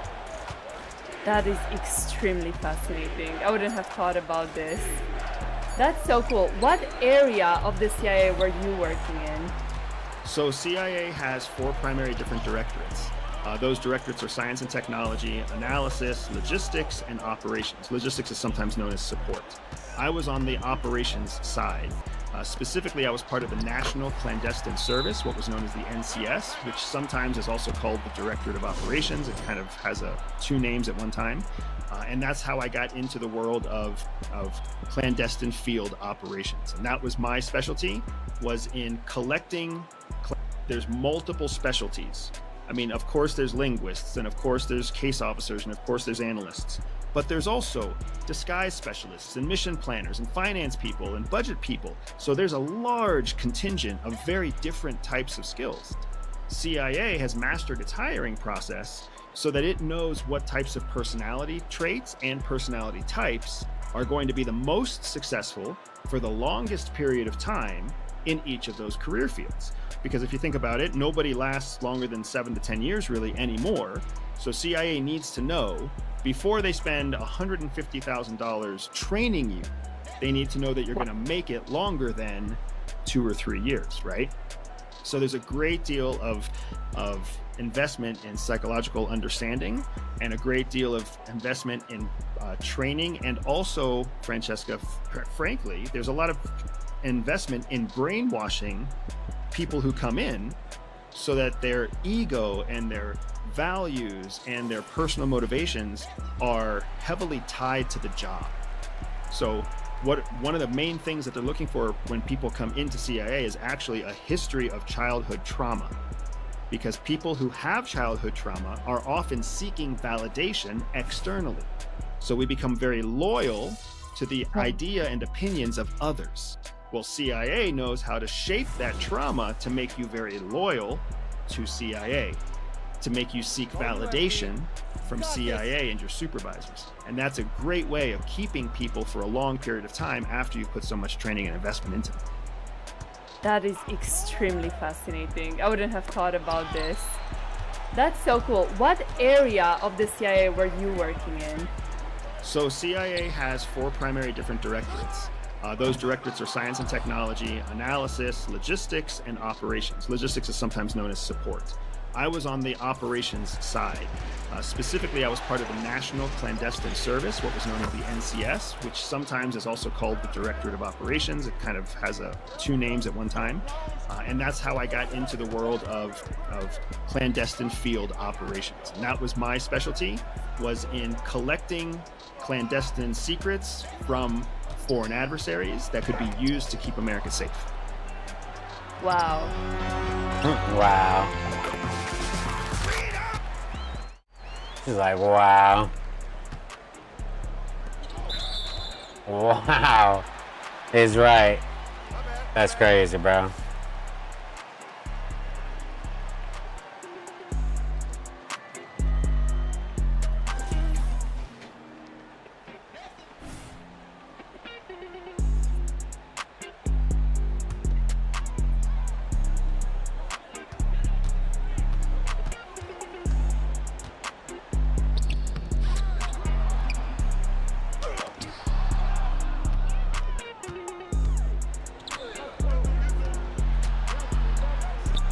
That's crazy. Made it though.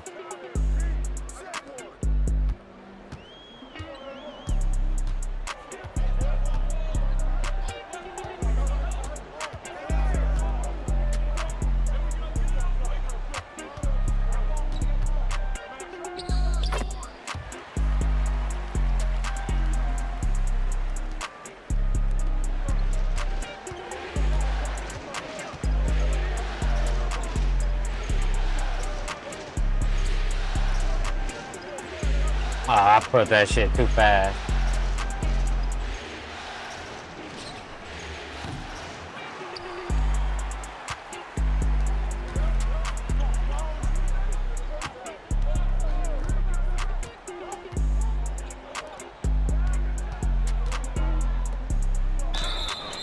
Damn. They ain't let me play no defense on KD. He a legend. They're like, nah, fuck that. Let the man shoot his free throws, man.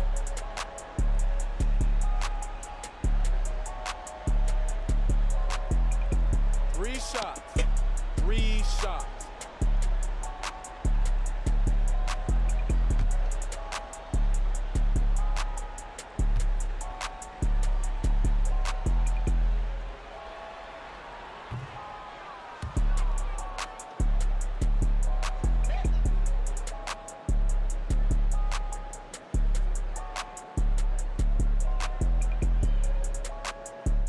Alright, man, this nigga need to hurry up. Let's get it. Oh, he got 3, I forgot.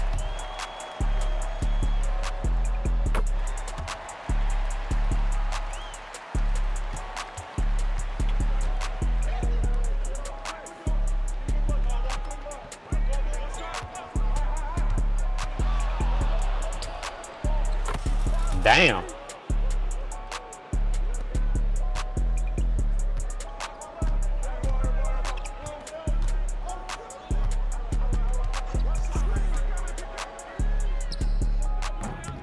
Let's go.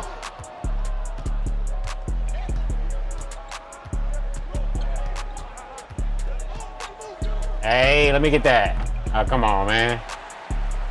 That was nice, though.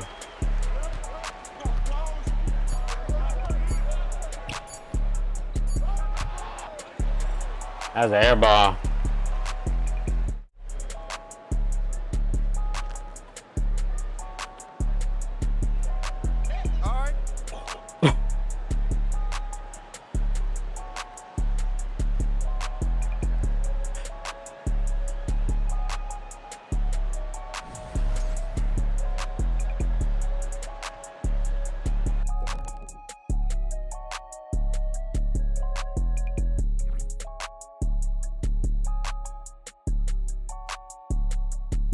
In 45 minutes, okay, shit. We'll watch that shit then. Keep doing what we doing then.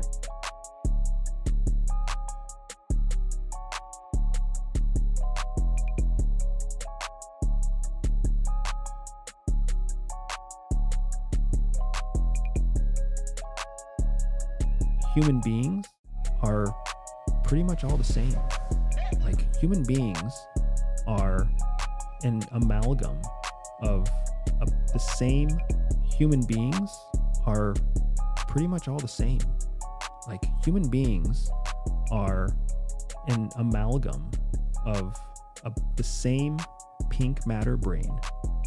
Human beings are pretty much all the same. Like, human beings are an amalgam of the same pink matter brain. Doesn't matter your skin color, your education, what part of the world you were born in, doesn't matter. The brain inside your head is biologically the same as the brain inside some head in a kid in Nigeria or a warlord in North Korea. Pink. Neural connections, like, it works the same way, right? Human beings are so similar. And because of that similarity, it means human beings are all very predictable in the same way. That's what CIA taught me. And it was such a powerful lesson because it taught me about me. It taught me how predictable I am and how predictable I am in certain repeat ways, in certain social settings, and so in certain decision-making processes. So I could become aware of my own predictable patterns, but then I could also become aware of everyone else's predictable patterns. And when you can see other people's predictable patterns faster than they can see yours, you have an advantage. You have an advantage in business, in relationships, in security, in safety. It's just the value is endless. CIA taught us how to use that advantage to collect secrets that kept Americans safe. I'm no longer in the collecting secrets to keep Americans safe business. I'm in the business of teaching other people how to use these skills to gain an advantage in their life business. And for me, it's that much more rewarding because I get to share the skills forward, which means I get to be part of people coming and realizing their own repeatable processes and patterns, and people learning how to use other people's patterns for their best interest. And that's a journey I love being part of. I love seeing people succeed.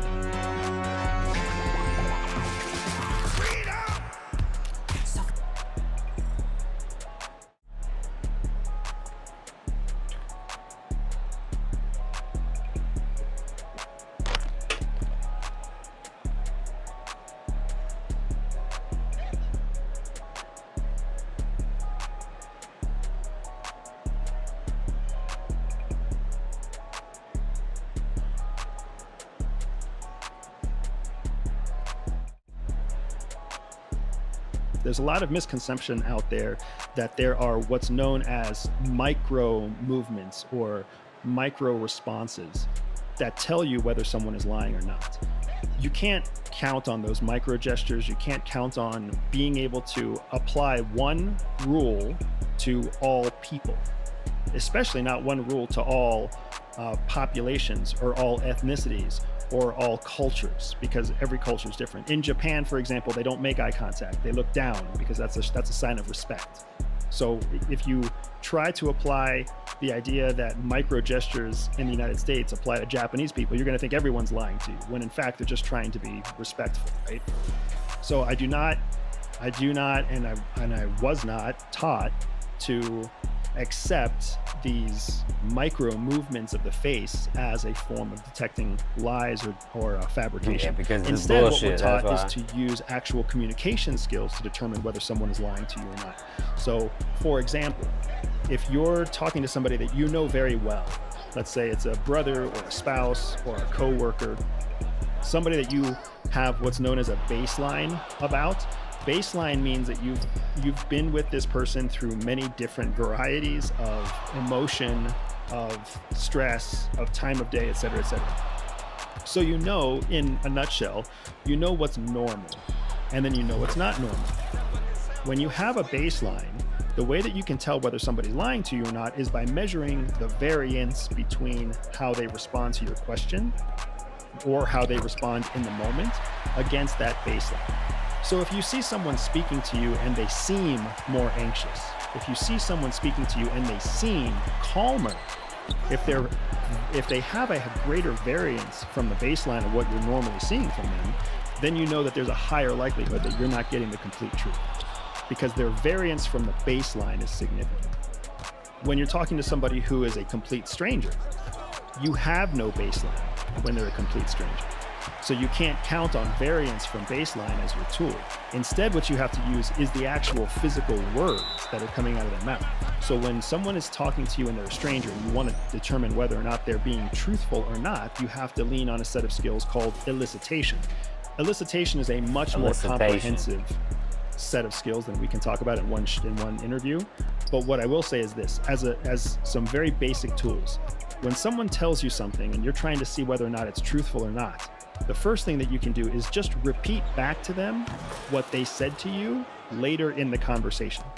So if somebody said, hey, these windows are going to reduce the amount of solar energy that gets into your house by 25%.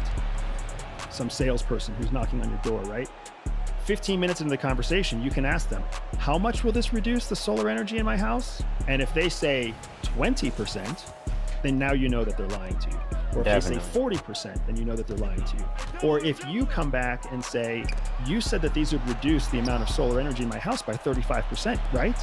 If they simply just agree with you, again, you can see that they're lying to you, right? So a lot of times, one of the best ways to tell whether a stranger is lying to you or not is by using elicitation techniques. Some of those techniques are repeating what they said back to them, falsely repeating what they said back to them, meaning they said 25%, but you're going to repeat 35%. You're looking for, again, variations in the specific detailed content. Whether we're with baseline, people that you have a baseline on, you're looking for a variance against the baseline. When you don't have a baseline, you're looking for variance against the information.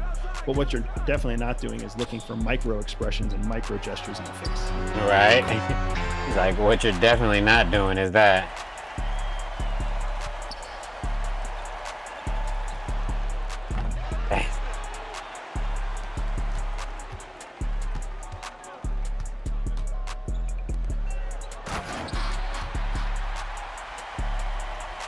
About to rip down the rim.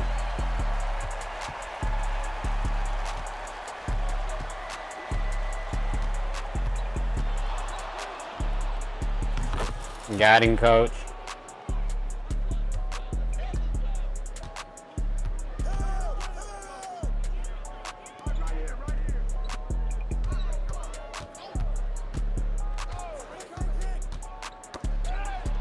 Damn. He's going to work.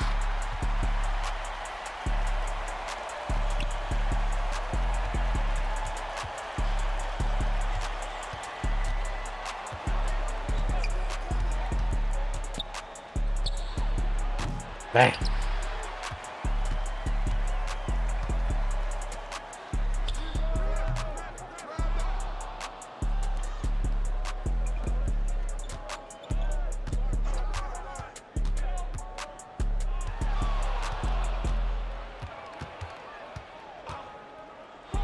That's fucked up.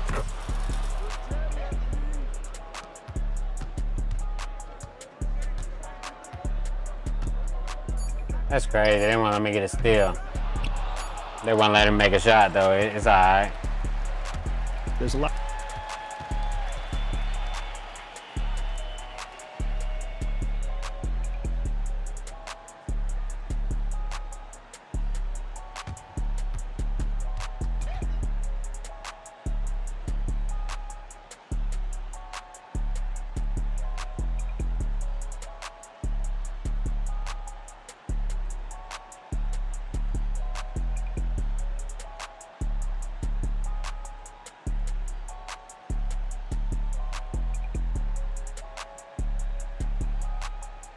Just getting shots up, you know what I'm saying? That's it, just getting shots up today. I ain't played 2K in a minute, so getting some shots up. Steve Kerr, man, he like, Jason Tatum, stay on the bench. Shut the fuck up. Tell your mama to stop tweeting.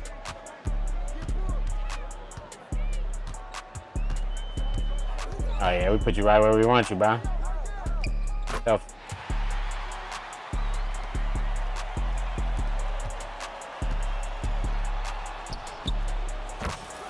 Too easy.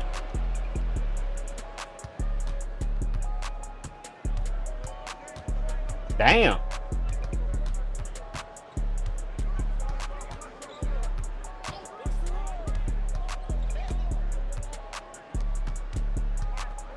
Yeah, too buff, too buku.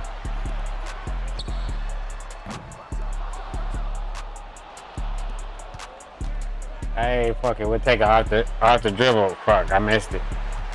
I ain't in my baggage in.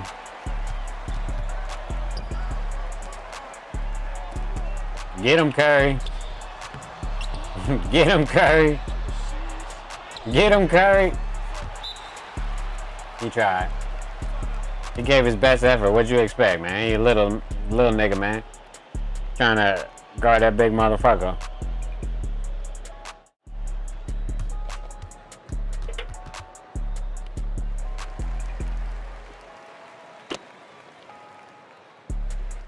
Right.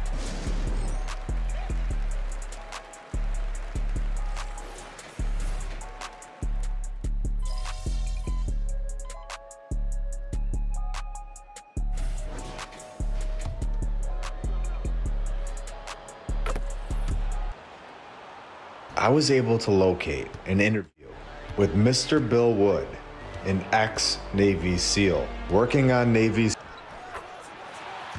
I was able to locate an interview with Mr. Bill Wood, an ex-Navy SEAL working on Navy SEAL Team 9 that worked on missions in the Middle East, predominantly Iraq, a location that we have just talked about within our recent episodes. This guy was also trained to unlock technology within himself. Technology that I believe is from the old world, the previous civilization, and is currently being hidden from all of us. Take a listen. And what I learned there and the abilities that evolved from that training session that we all seem to pick up on rather easily were most easily described to the layman as Jedi skills. Jedi skills, It's right? very easy, if you know what I know, to see the correlation between what happens in the movie in the Jedi training and what happens in Area 51 and psi training.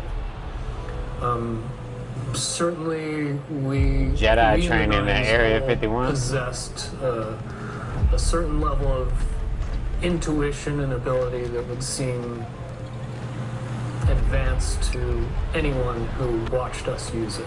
But at a certain point, you were trained. No, hold on, we gotta run this back. What the fuck they talking about?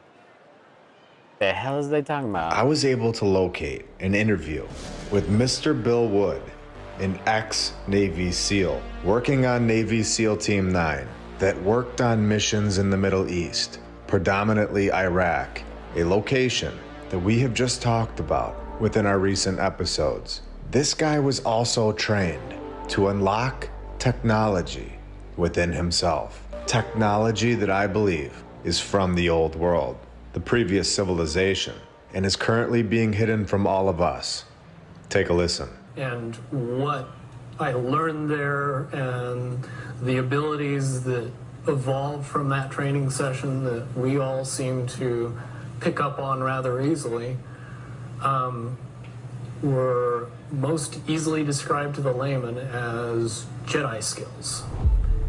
It's They got Star very Wars easy, abilities. if you know what I know, to see the correlation between what happens in the movie in the Jedi training and what happens in Area 51 and psi training. Certainly, we in the Nines all possessed a certain level of intuition and ability that would seem advanced to anyone who watched us use it. But at a certain point, you were trained and selected also, you found out later, because of your psychic ability. Is that right? I guess the proper term would be potential. Potential. Everybody possesses a certain amount of inherent ability towards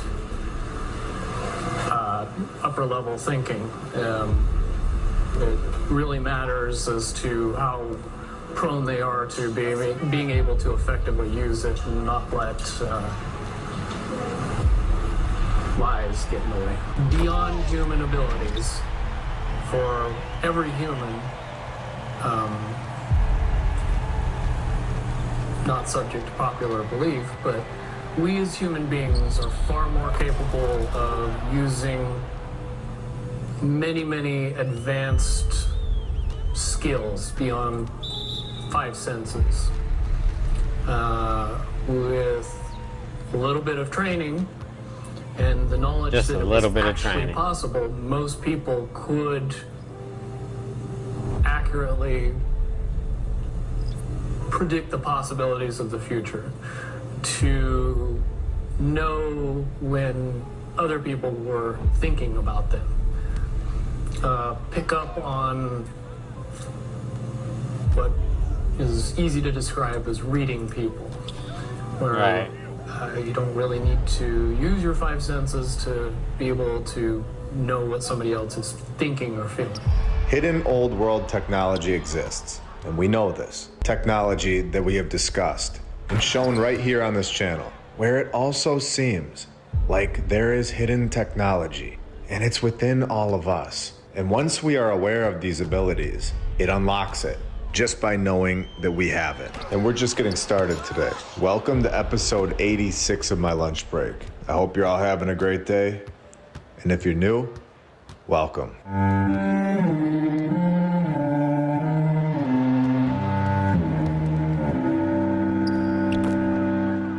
I just dimed it to Chris And I want to Paul. thank all of our sponsors over on Patreon. Thank you to FlatEarthDave.com, Truth, Dax, Liberty's Arborist. Someone helping this channel out a lot. Now, it's very interesting to hear that we are much more powerful than what we are told. It's interesting to hear a former Navy SEAL confirm this. We know that there is so much more here where we live, on the surface and below, as well as within us, where we have all been treated as if we are just basic, common, standard typewriters, when in reality, I believe that we are all supercomputers, Hey, and look at that. possibly even more. And I believe that once we all come together, it creates a massive source of power. Network. I believe this is known and has been used against us for many years. We are currently in the process of taking our power back. Now, switching gears here, we have seen the 18-level tunnel system located in Turkey, which we know was found by the local chicken. And we know that those tunnels By the could for local sure be chicken. deeper than the 18 levels that we're told, where they connected to at least 200 other cities. So today, we're going to stay in this region, just north of Turkey. We have the country of Georgia, and this is all right below the modern-day Russia, or once known as Tartaria, where we are going to expose the Lord's Fortress, an ancient rock town in eastern Georgia, a cave complex where we know that these most likely are melted structures of the past and go far underground, where the so-called experts know that this location, one of the oldest urban settlements in Georgia, when Johnny the investigator tells all of us that human presence at this site dates all the way back to the end of the 2nd millennium BC. So around 3,000 years ago, we are told, where this is according to carbon dating. Carbon dating is based on testing a not tree real. or a plant near the site, and then estimating how long the tree or the plant near the location has been dead. So telling us when people lived somewhere based on a dead bush is complete Based nonsense. on a dead bush. They cannot test the actual stone. They have to find a dead organism that was once living and then make an estimate about the site. This is not proof, and we know this now. Take a look at this place. It is very clearly melted. It looks like a random hill and really makes you wonder what all these so-called hills really were, or still are. And this place really is incredible, where the middle part is largest and contains a bulk of rock-cut structures and is connected to the southern part via a narrow rock-cut pass and a tunnel, where we just showed that this kind of thing was really easy, according to the Florida State genius. All they needed was a shovel, just carving rock tunnels for miles. Very All they easy needed was a 3,000 shovel. years ago, where they were not distracted by their video games or cable TV. And like I've said, these tunnels connect all over the world. When we see that these tunnels have staircases, surely going deeper into the ground, than just one level, where there's a pillared hall with 2 adjacent rooms, where of course, one is the most important and has a stone bench where the ruler sat, probably, maybe. Well, the mainstream literally has no idea. And we know this, and they've obviously already been there. Groups that we have discussed, they're always taking care of our favorite locations, all around the world. And we are also told that archaeological excavations have discovered numerous artifacts from different periods, including gold, silver, and bronze jewelry, and other things, where we've shown that griffins guarded the gold, and now they are gone, where many of the artifacts, so not all of them, many of the artifacts are kept safe. Could you imagine what they really found there? And a bomb destroyed the site in 1920. Oh wait, no. I mean a picky earthquake. Can you believe how repetitive the mainstream narrative is? Using the same exact destruction stories over and over, where we have been told that this site has been just fine for 3,000 years. And out of nowhere, an earthquake wipes it out right when we're all here to see it. And we need the savior groups to go in there and stabilize the structure. It's unbelievable. And why is the U.S. in Georgia's business, where we see an article that the U.S. allocates grants for restoration of the Aplistica cave town, where that article is deleted. So we're gonna use our resources here and bring it back to life. All made possible thanks to our Patreons, all of our badge members, and every single subscriber. And everybody who likes the videos. You are all helping more than you'll ever know. Sharing this information with more and more people every single week. Exposing things to the world, locations, information that has been hidden right in front of our faces for so many years. Information, places that I can't believe we were never told about in our supposed history classes. I wish they would have just brainwashed me with these incredible places. I would have been so much happier. So let's check this website out and see what's so important about it. We're the project to go help a rock site that has been there for thousands of years, just fine, without our help. Costed the US taxpayer $200,000 to just monitor the territory of the ancient stone town. And we get confirmation, yet again, that they believe this place has been doing just fine for 3,000 years. Until that 1920s earthquake, of course. What are the odds we all finally get here and can verify information? And out of nowhere, it gets its first attacking earthquake. And it's very interesting that we are shown that in 1920, the earthquake hit the Gori region, which we can see right here is west of this site that we are talking about. In fact, it's 5 miles west. This earthquake in 1920 did not even hit this location. So in my opinion, of course, something else happened to this site. Check these pictures out. This was clearly an old world palace, above and below the ground.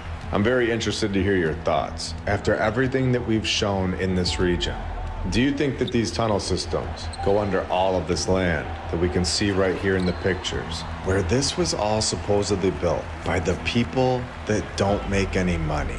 And I'm not going to say that word again, as we've had an issue with it on one of the platforms. We are told that the people that weren't given any money in exchange for their efforts were given a pickaxe. They give us these children's stories over and over, and we just believed it for years. Where this time the pickaxes were supposedly covered in iron and the other half covered with gold. Where once the people that worked for free, once they wore out that iron, they would earn their freedom and get a date with the princess, all given to us by Walt Disney and his friends.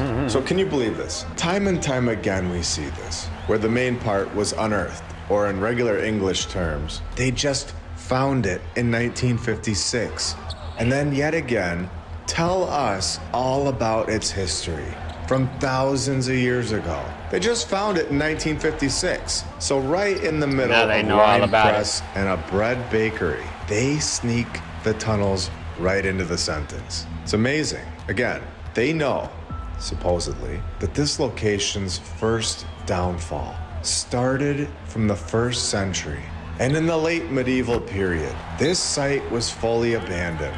Could you imagine waking up today, having a cup of coffee, and telling everybody about a site that was just found in 1956? Telling everybody all about what happened thousands of years ago.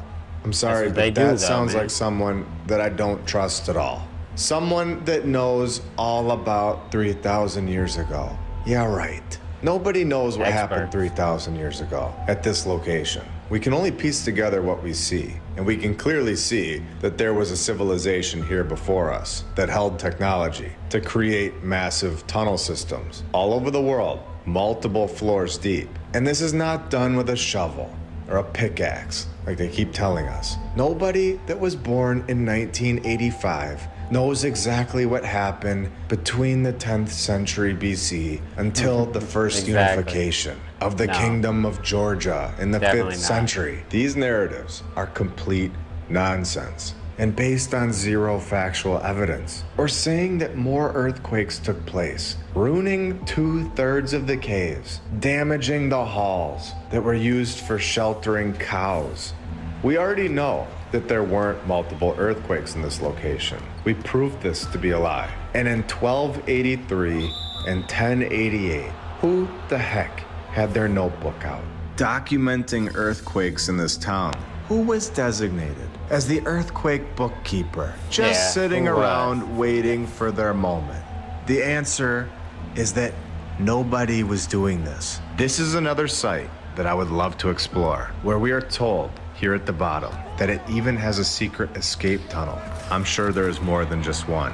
We all might need to send some of those tunnel hunting chickens in there from episode 84. What do you think? I found a really cool article on this place on sailingstonetravel.com showing us photos of some of these tunnels, with our civilization, of course, switching the stairs from stone to a much higher quality version of stair. The classic aluminum style stairs, adding in the new railing feature. You can clearly see the evolving and advancing right here. The last 3,000 years have given us an aluminum railing.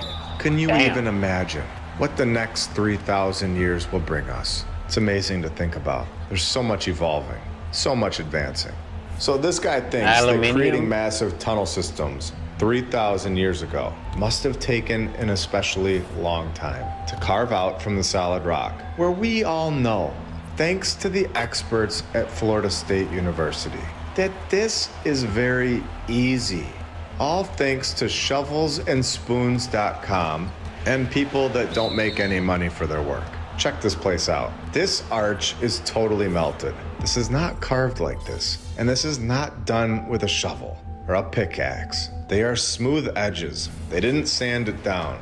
And you can also see that the inside had detailed stonework that looks like it's been washed away. So remember when we were all told that Derinkuyu in Turkey had thousands of miles of tunnels that connected to 200 cities? Well, only 556 miles away is this location that we are all exploring today. If you could remove the layer of dirt that we all stand on, I bet you would see that there are massive subterranean networks connecting all of these incredible sites all over the world that the previous civilization constructed. And in my opinion, after everything that we have seen to this point, I believe that this took place within the last few hundred years. A mass event took place that reset it all and destroyed the previous civilization's work. The tunnel systems from the previous civilization are so incredible. And don't forget that we were told that these are from 3,000 years ago, located in Georgia. Well, right next to Georgia, we have Azerbaijan, yet another location right next to Turkey, right next to Georgia, that holds massive tunnel systems, where we are told that the experts are trying to bring a 3,000-year-old underground aqueduct technology to the modern world. Yet again, we are told, built with picks and shovels, where the ancient system is made up of a network of underground canals, some 200 meters below the desert's surface, with a series of well-like vertical shafts, just like we saw in Turkey, all over the world. We are shown these networks, and now we are told that massive tunnel systems hide right under the deserts. Can you even imagine what is really below all the sand? There you have it. Shit. That was pretty good. Thought that was a little longer, but we got a free throw anyway, so let this man shoot his free throw.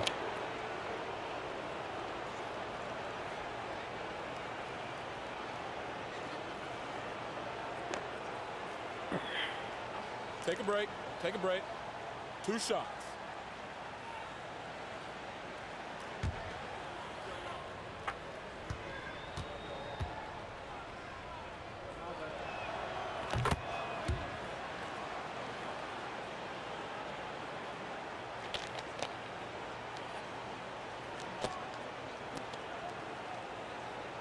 Alright, that nigga got a half row and everything. Alright, here we go.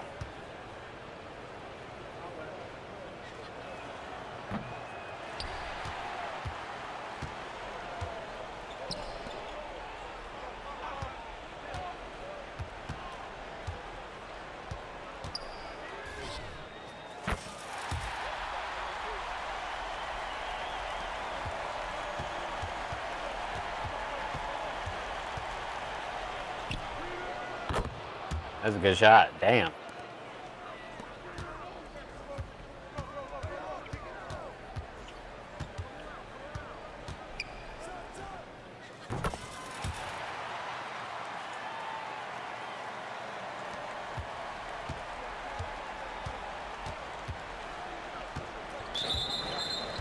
Hacking like a motherfucker. Fuck him. Kiss my ass, nigga. No diddy. Dang, he got the back door. Ooh, Curry got dunked on too. I got away.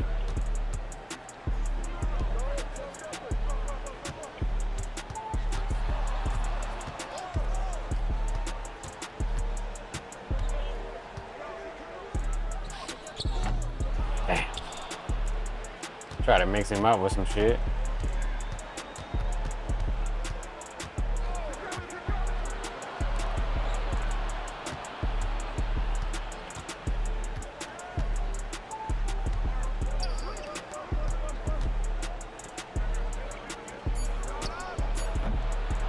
Missed that.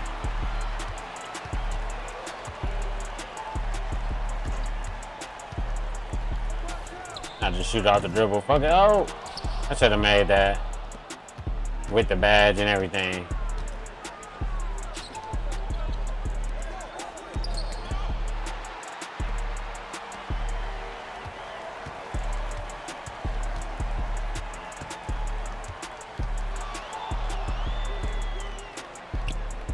I think I can make that one. Damn, nope, I'm trash.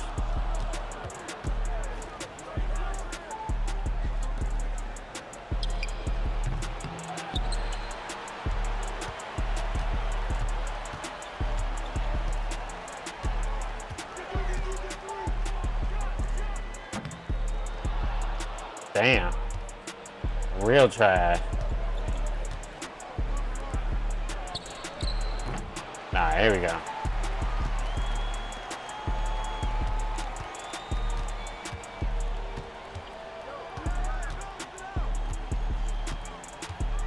Oh shit. There we go. Let's keep it up.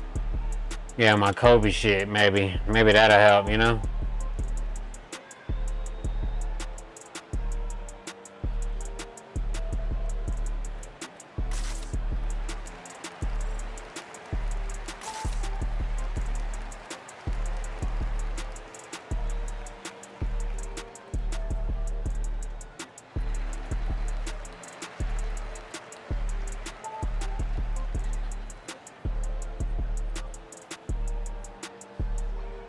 Barefoot when you...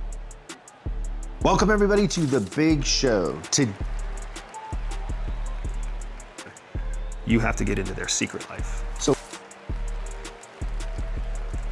All right, give me 1 second. I'll be right back. You dig? Sheesh.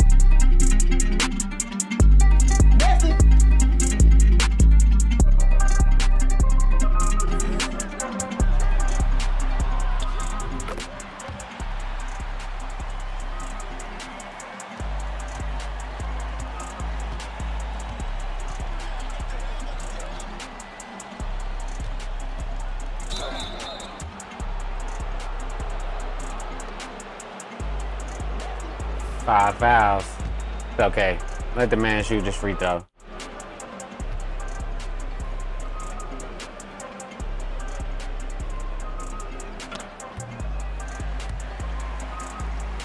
I'm gonna try not to foul anymore. See how that goes.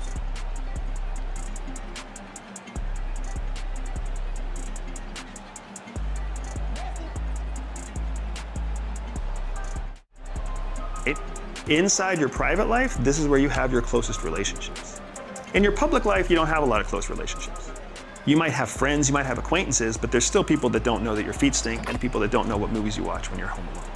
In your private life, you make really close, powerful friends, but you don't make spies.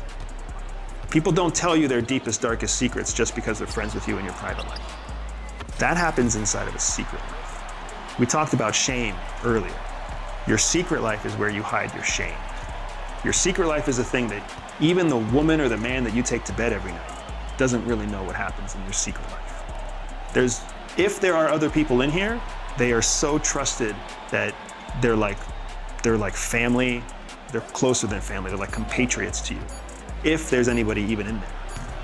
When you want to turn someone into a traitor, you have to get into their secret life. So what are the tools to move them from close group of friends to secret life? I'm gonna guess one would be telling them something that you shouldn't tell them. Being vulnerable first, would that be one? So it all ties to vulnerability, exactly right. And then there's different tools of vulnerability. You can share shame. You can share shame.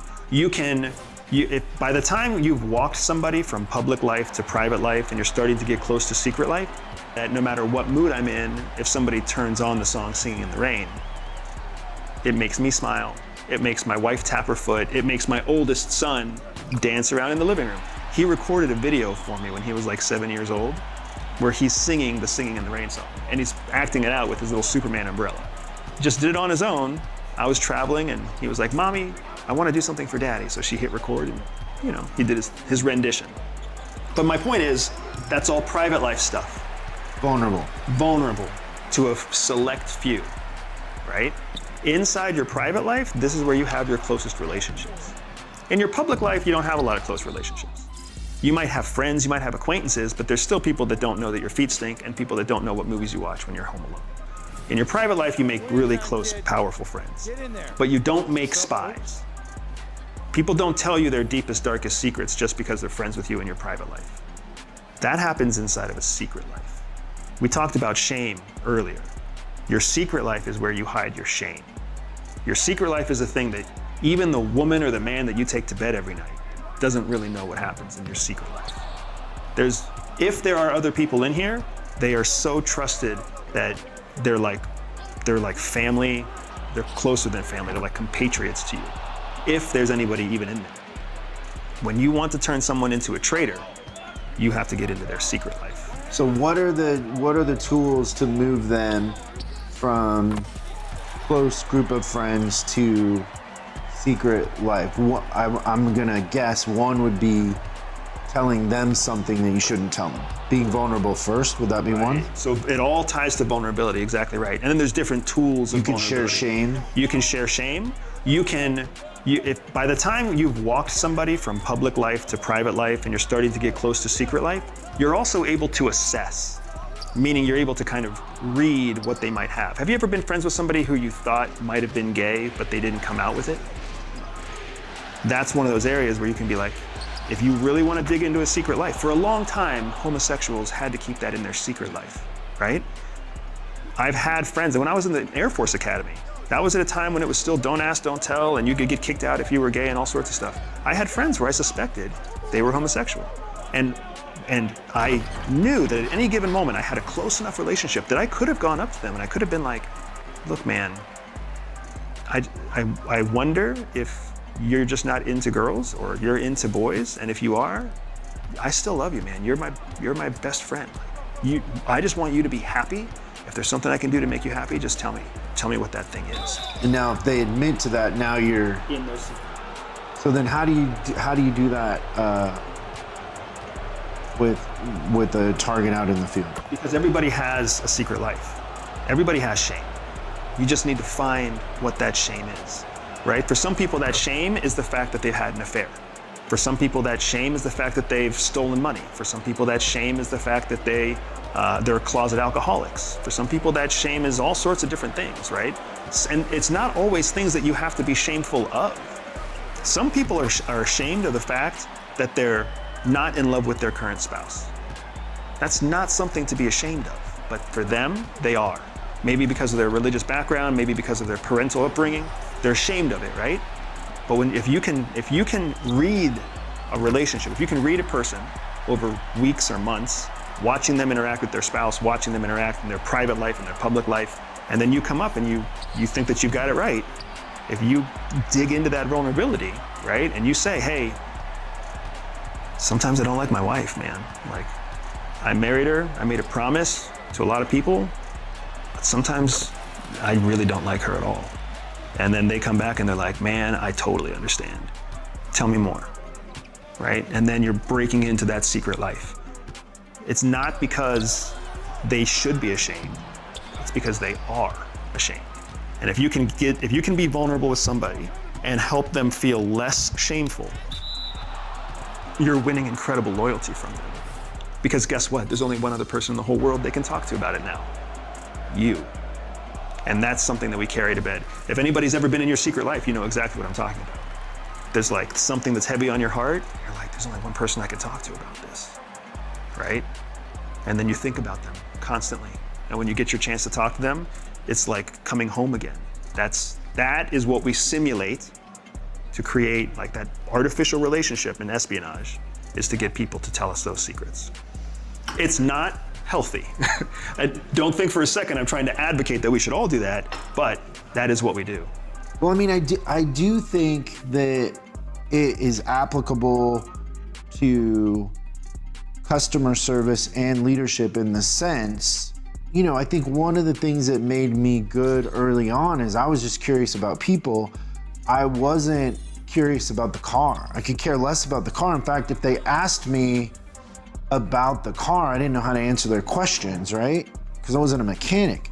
And so for me, I was more curious, like, oh, where are you headed today? Oh, I work at Microsoft. Yeah. Oh, what do you do over there? Like, and it was natural. It wasn't, I wasn't doing it for any other reason than that was just how I think. Like, I'm just genuinely curious. So I think that that has many applications, but it crosses over to if you want to serve a customer base and the exchange of value isn't just money, or you'll get more money if that exchange of value has an element of real interest in the customer. Because otherwise you're just selling a commodity, and then somebody else can sell that cheaper, they can make it cheaper. Yep. And so I think it's very relevant in that sense. I agree with you. I'm gambling my entire family's financial legacy on my belief that the tools that we use in espionage are relevant in business. Yeah. We've built a business that models it. We teach people how to use it, right? So I am completely with you. And your whole point about using it in customer service, using it in sales, using it inside a corporate structure just to move up the corporate ladder, right? Because if you can get into your boss's private life or your boss's secret life, if you even understand the concept of working a human relationship to your benefit, now you're the first one on the docket for promotion. You're the first one on the docket for a raise. You're the first one on the docket for expanding business in the next county over, or fixing a problem somewhere else in the country, right? Because you are able to manage the relationship. You're able to use vulnerability and authenticity and turn that into actual value. Yeah, and you said it earlier, but the stakes are higher. Right. One of the things that makes Jocko's first book, and I know he co-wrote it with somebody else, but his first book so great is when you're reading that book, there's leadership lessons in there, but you're like, hey, if Jocko makes a mistake, people die. If I make a mistake, we have to have a meeting.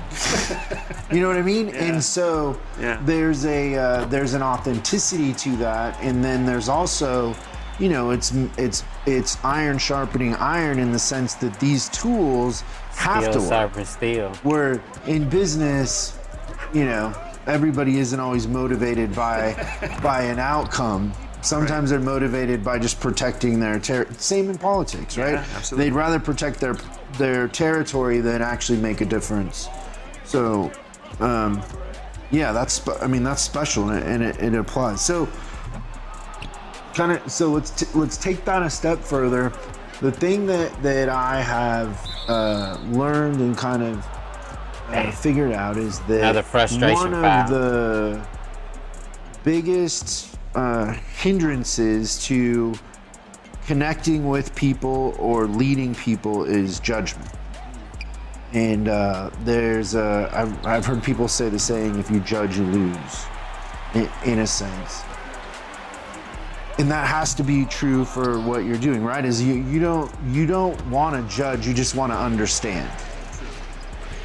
And how do you practice not judging?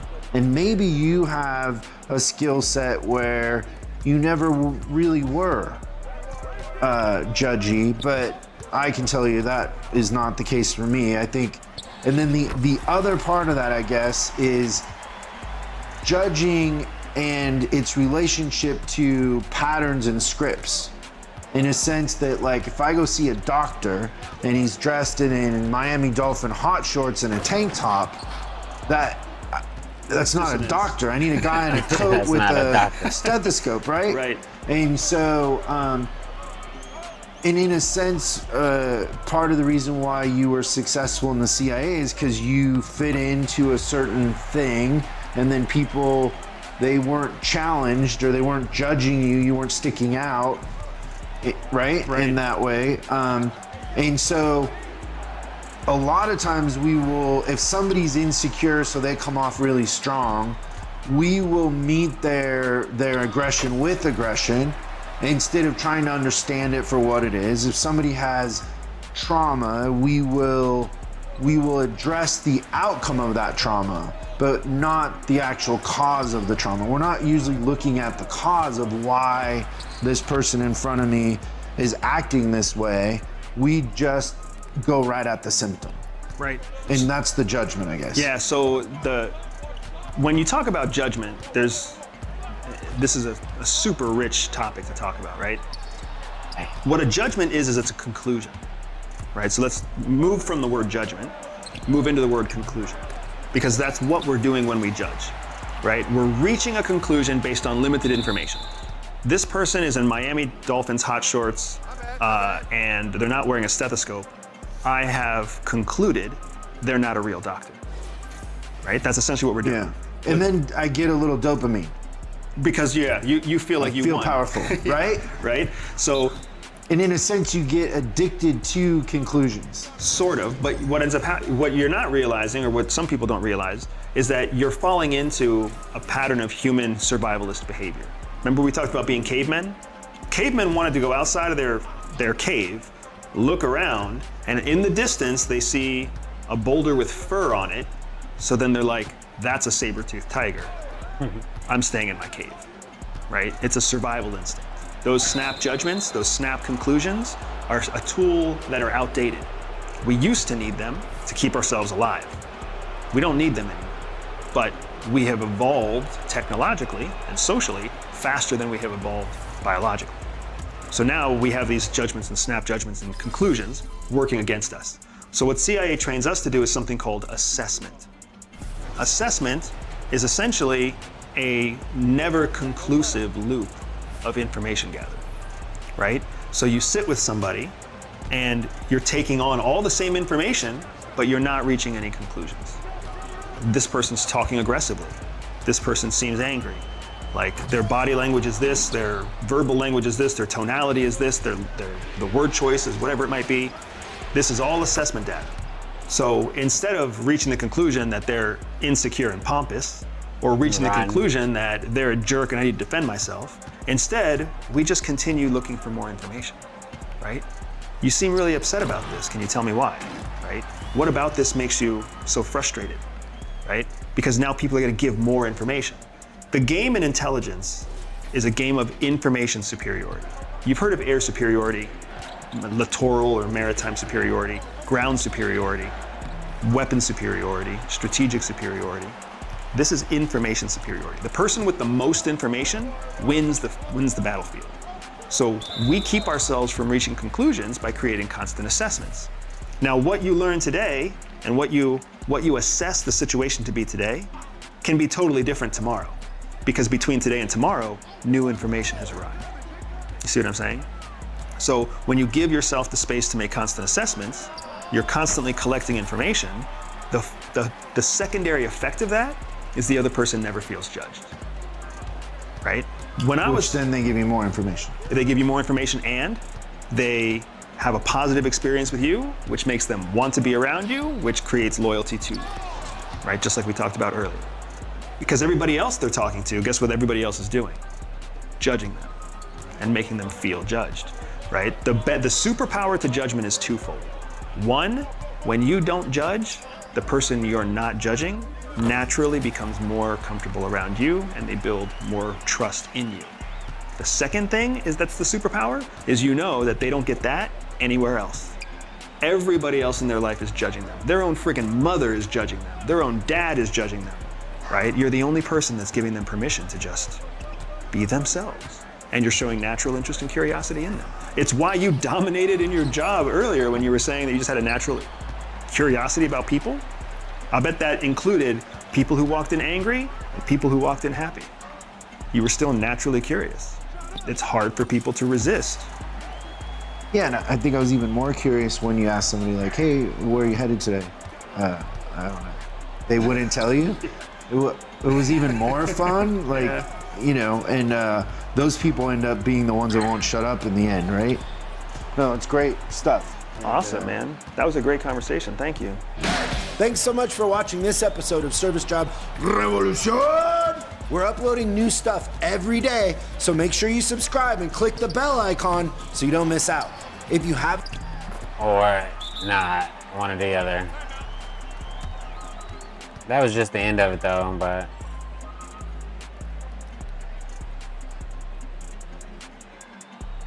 Occasionally or whatever. That was it.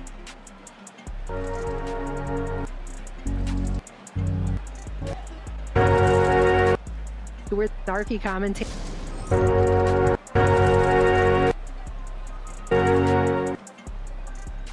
People online right now make.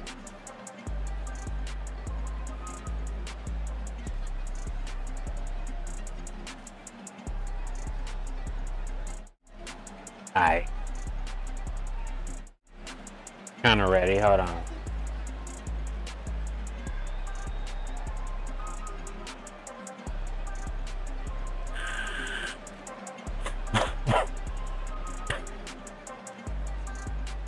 I ain't hit that shit in a minute. Get hit now.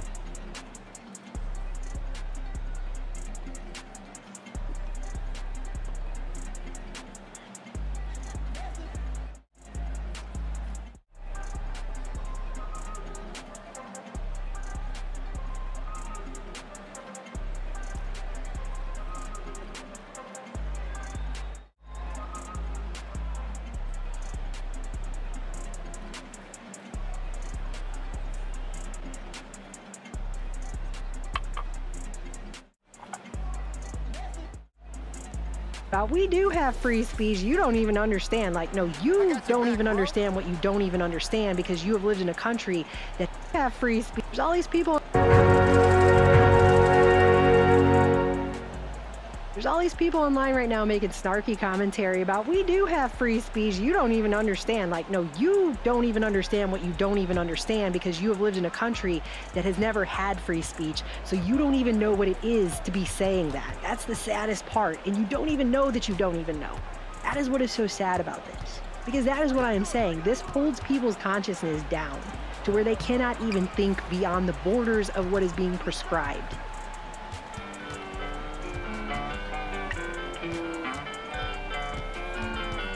Hey guys, so I feel like I've probably made 100 videos on this and I'm just gonna keep going with it because I feel like I have to figure out a way to get across how important what I'm about to say is, because this is about to be very important in the years ahead. Very, very important. Not just to the things that are going on now, but to humanity's future. That's how important it is. And I cannot express that enough. I don't know if you guys are aware, but this year the UK had their elections on July 4th, which, as we Americans know, obviously is the day that America declared independence from the mother country of Great Britain and the Crown. And bizarrely, here in America, we're having our presidential election on Remember the 5th of November, aka Guy Fawkes Night, aka the anniversary of the 1605 gunpowder plot to blow. As we Americans know, obviously is the day that America and I cannot express that enough. I don't know if you guys are aware, but this year the UK had their elections on July 4th, which, as we Americans know, obviously is the day that America declared independence from the mother country of Great Britain and the Crown. And bizarrely, here in America, we're having our presidential election on Remember the 5th of November, aka Guy Fawkes Night, aka the anniversary of the 1605 gunpowder plot to blow up the British Parliament, as featured in V for Vendetta. Remember the 5th of November, the gunpowder, treason, and plot. There's a very wide array of history in terms of English liberties that evolved between those two events. I know of no reason why the gunpowder treason should ever be forgotten. In the weeks following the elections over there in Britain, protests and riots have now broken out in the streets in cities across England, and there's a crackdown happening on speech there, and in particular online speech and protesting. And right now, the government has employed use of Section 127 of a 2003 Communications Act to arrest people for social media posts. And you have the Director of Public Prosecutions even going on Sky News to warn people that even just reposting a post could get people in trouble. Publishing or distributing material which is insulting or abusive, which is intended to or likely to start racial hatred. So if you retweet that, then you're republishing that, and then potentially you're committing that offence. The last point there is crucial, isn't it? Some people might be sharing simply to warn their friends, but it could be considered an offence because they're amplifying this. Absolutely, and that's the key message, is that however you think you're acting innocently, disseminate on social media, whatever platform it is, you're just sharing something for whatever reason, that could potentially be a criminal offence. And look, it's not an idle threat either, because the Crown Prosecution Service were keen to point out that they've made a number of charges. It's not an idle threat. And we do have dedicated police officers who are scouring social media. Their job is to look for this material and then follow up with identification arrests and so forth. So it's a really, really serious. People might think they're not doing anything harmful. They are, and the consequences will be visited upon them. So it's 2024, and England still does not have free speech. And they never have, not this whole entire time. That's crazy. America might be the only place that has the First Amendment, or anything even remotely close to it. America.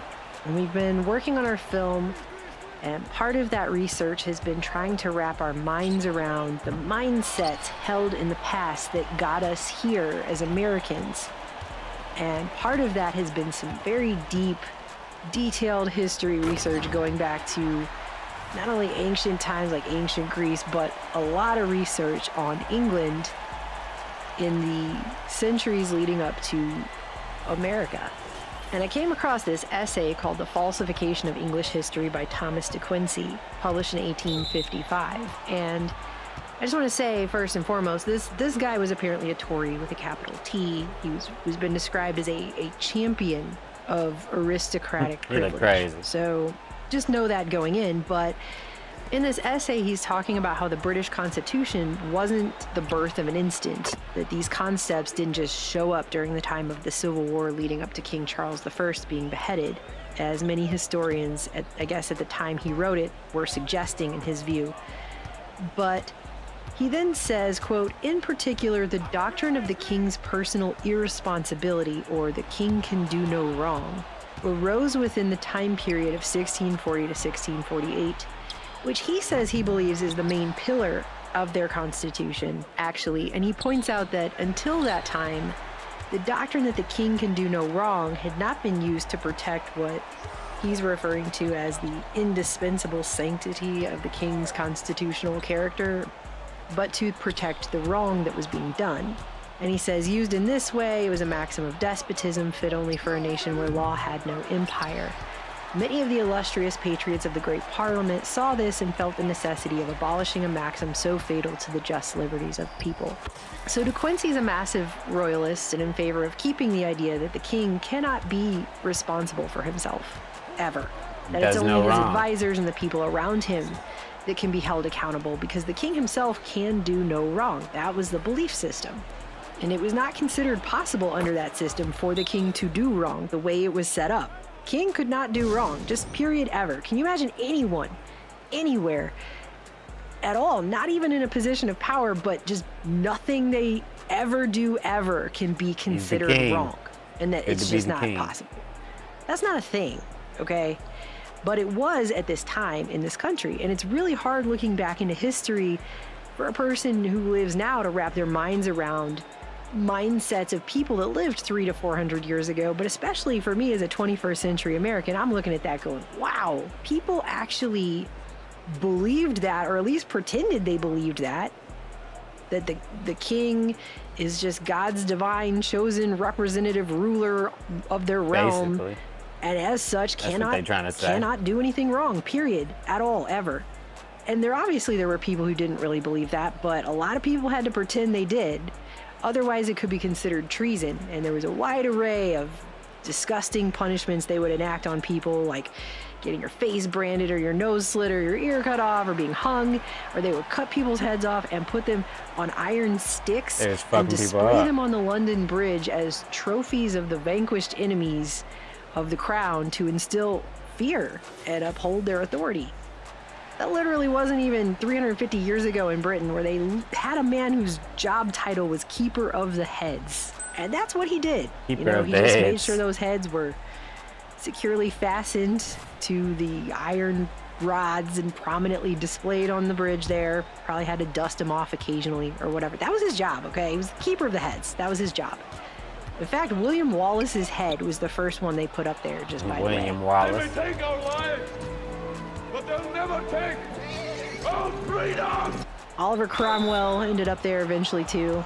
In fact, that was still going on all the way up until, I think, 1678 is what I read. Which really just isn't that long ago in terms of human history, if you think about it, okay? In terms of modern human history, that's not even 350 years ago. So, but this is a bunch of grown adults who are behind this doctrine of the king can do no wrong for whatever various reason, whether or not they're and putting them on fans sticks of aristocratic privilege or whatever their reason is, they're behind this belief system as a form of government. I mean, think about that.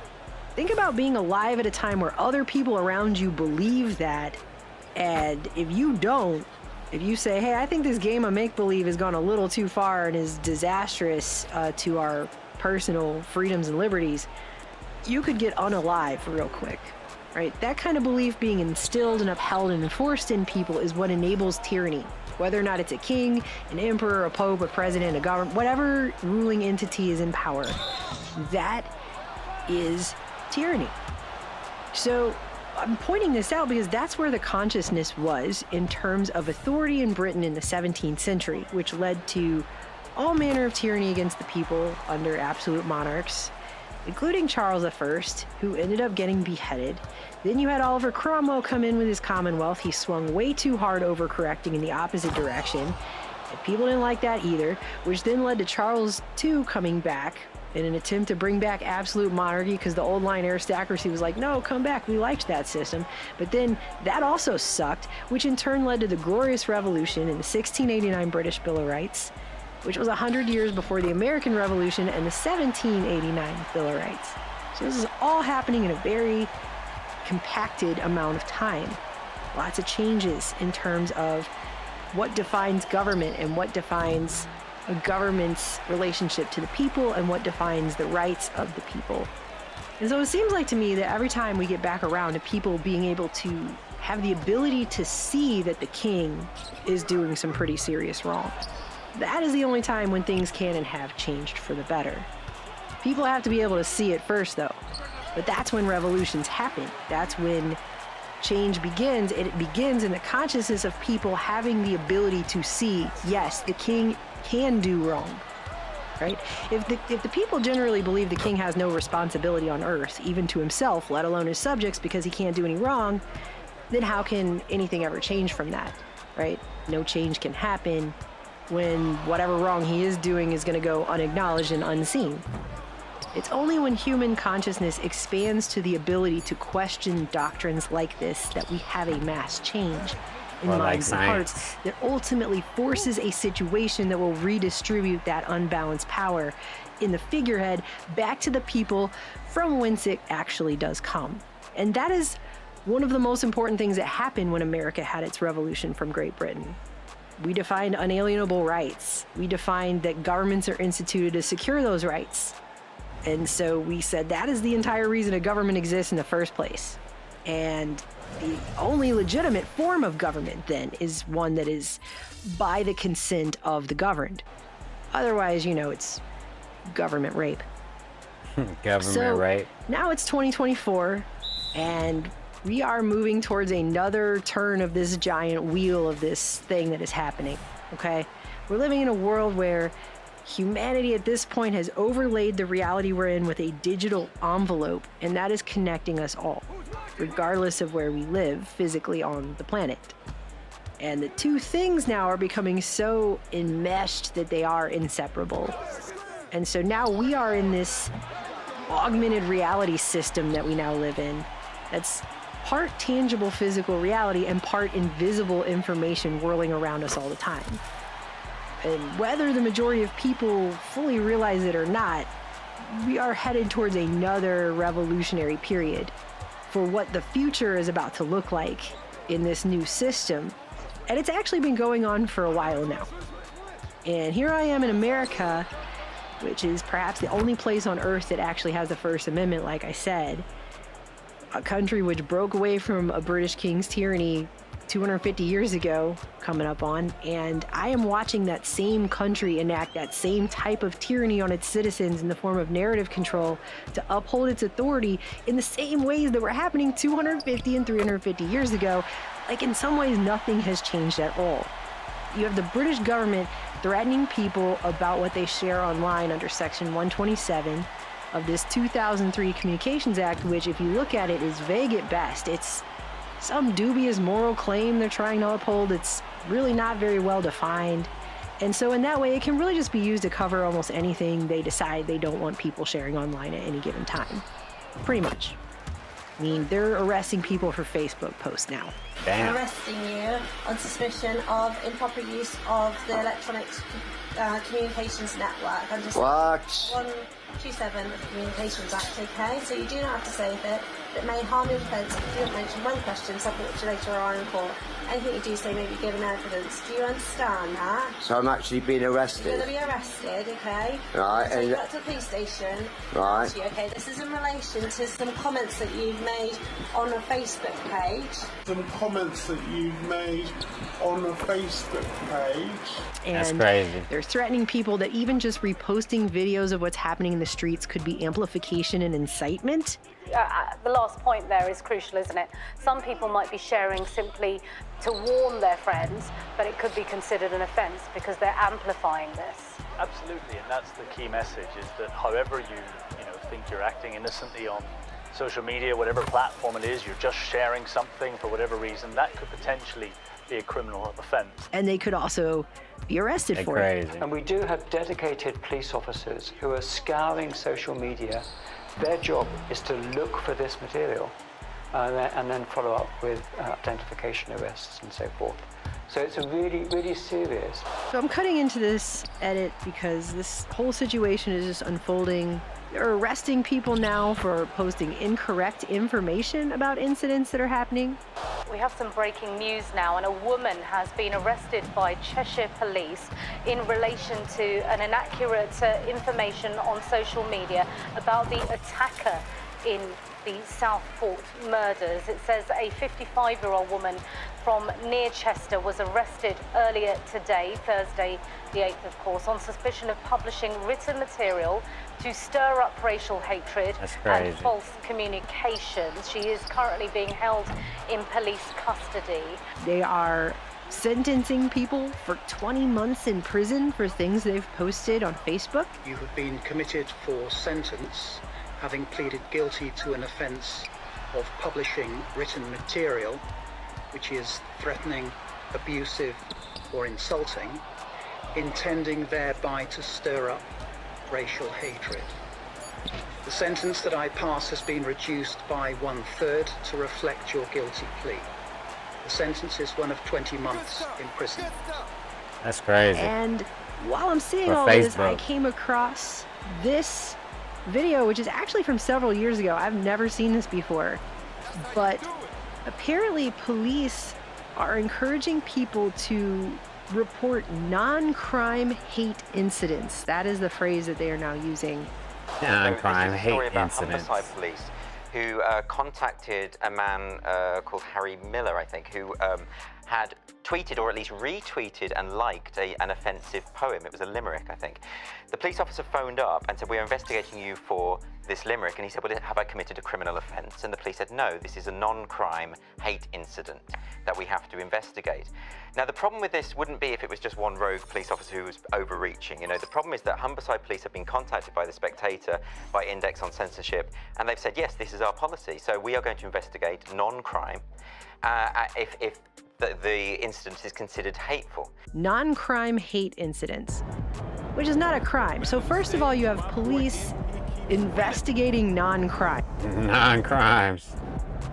Like they don't already have shit to do. It's crazy.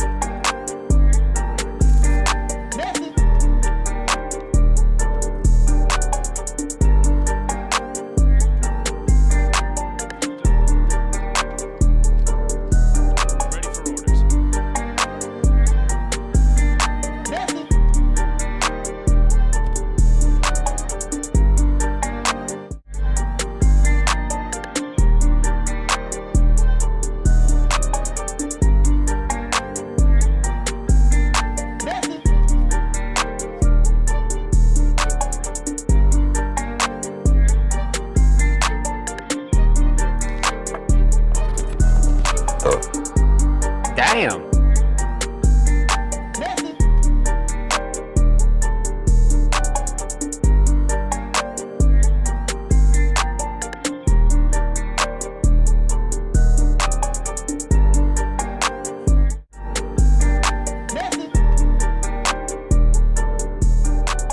All right, let's see if we get a couple kills in Battlefield real quick. I just want to see.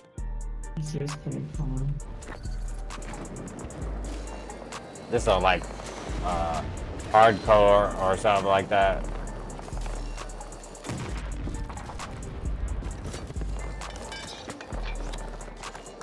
Gonna need a ranger at this location.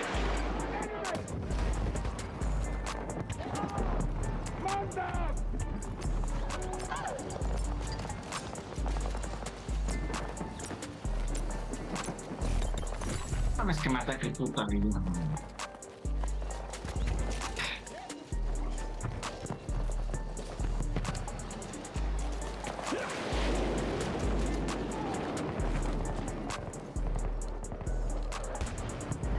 We need you. Hold on.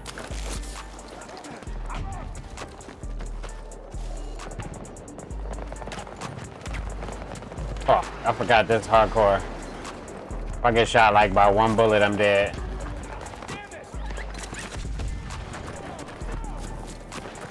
I might have to take off auto parachute.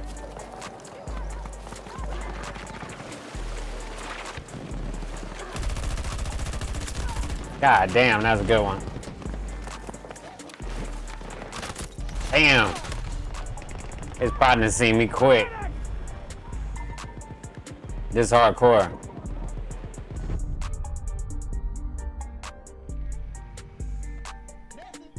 Yeah, this shit a couple rounds. Fuck it.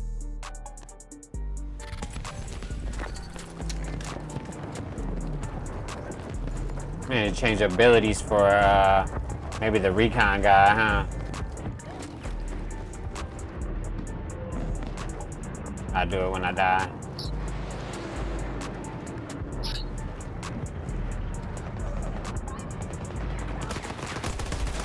God damn, what the fuck? What the fuck did he see me in here? Well, I definitely gotta change my abilities. Let me see. Recon, maybe. And go to this. Siempre dijiste que estaba bien que te usara. Hace un minuto juraste hacer lo que te pidiera. Lo dije, pero no que pudiera salir con otras chicas. Somos cosas totalmente diferentes. That's crazy, bro. Fuck is he talking about? There we go.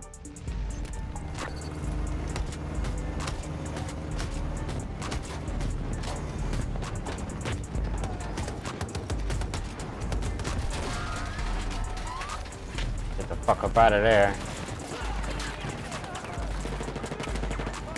Whoa, whoa, it's a drone. What is that? Is that the... That look like the fucking, what's the names? The sentry guns. See what I can do over here. Shit, this is tough.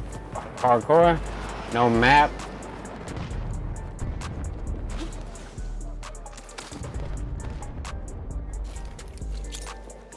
That's not what I wanted to do. I wanted to do this one. Oh shit, that guy, I see somebody. Wow, we lost. I started in the middle of a game. No wonder. Like that was gonna make a difference. That's hardcore Battlefield. That shit tough as hell.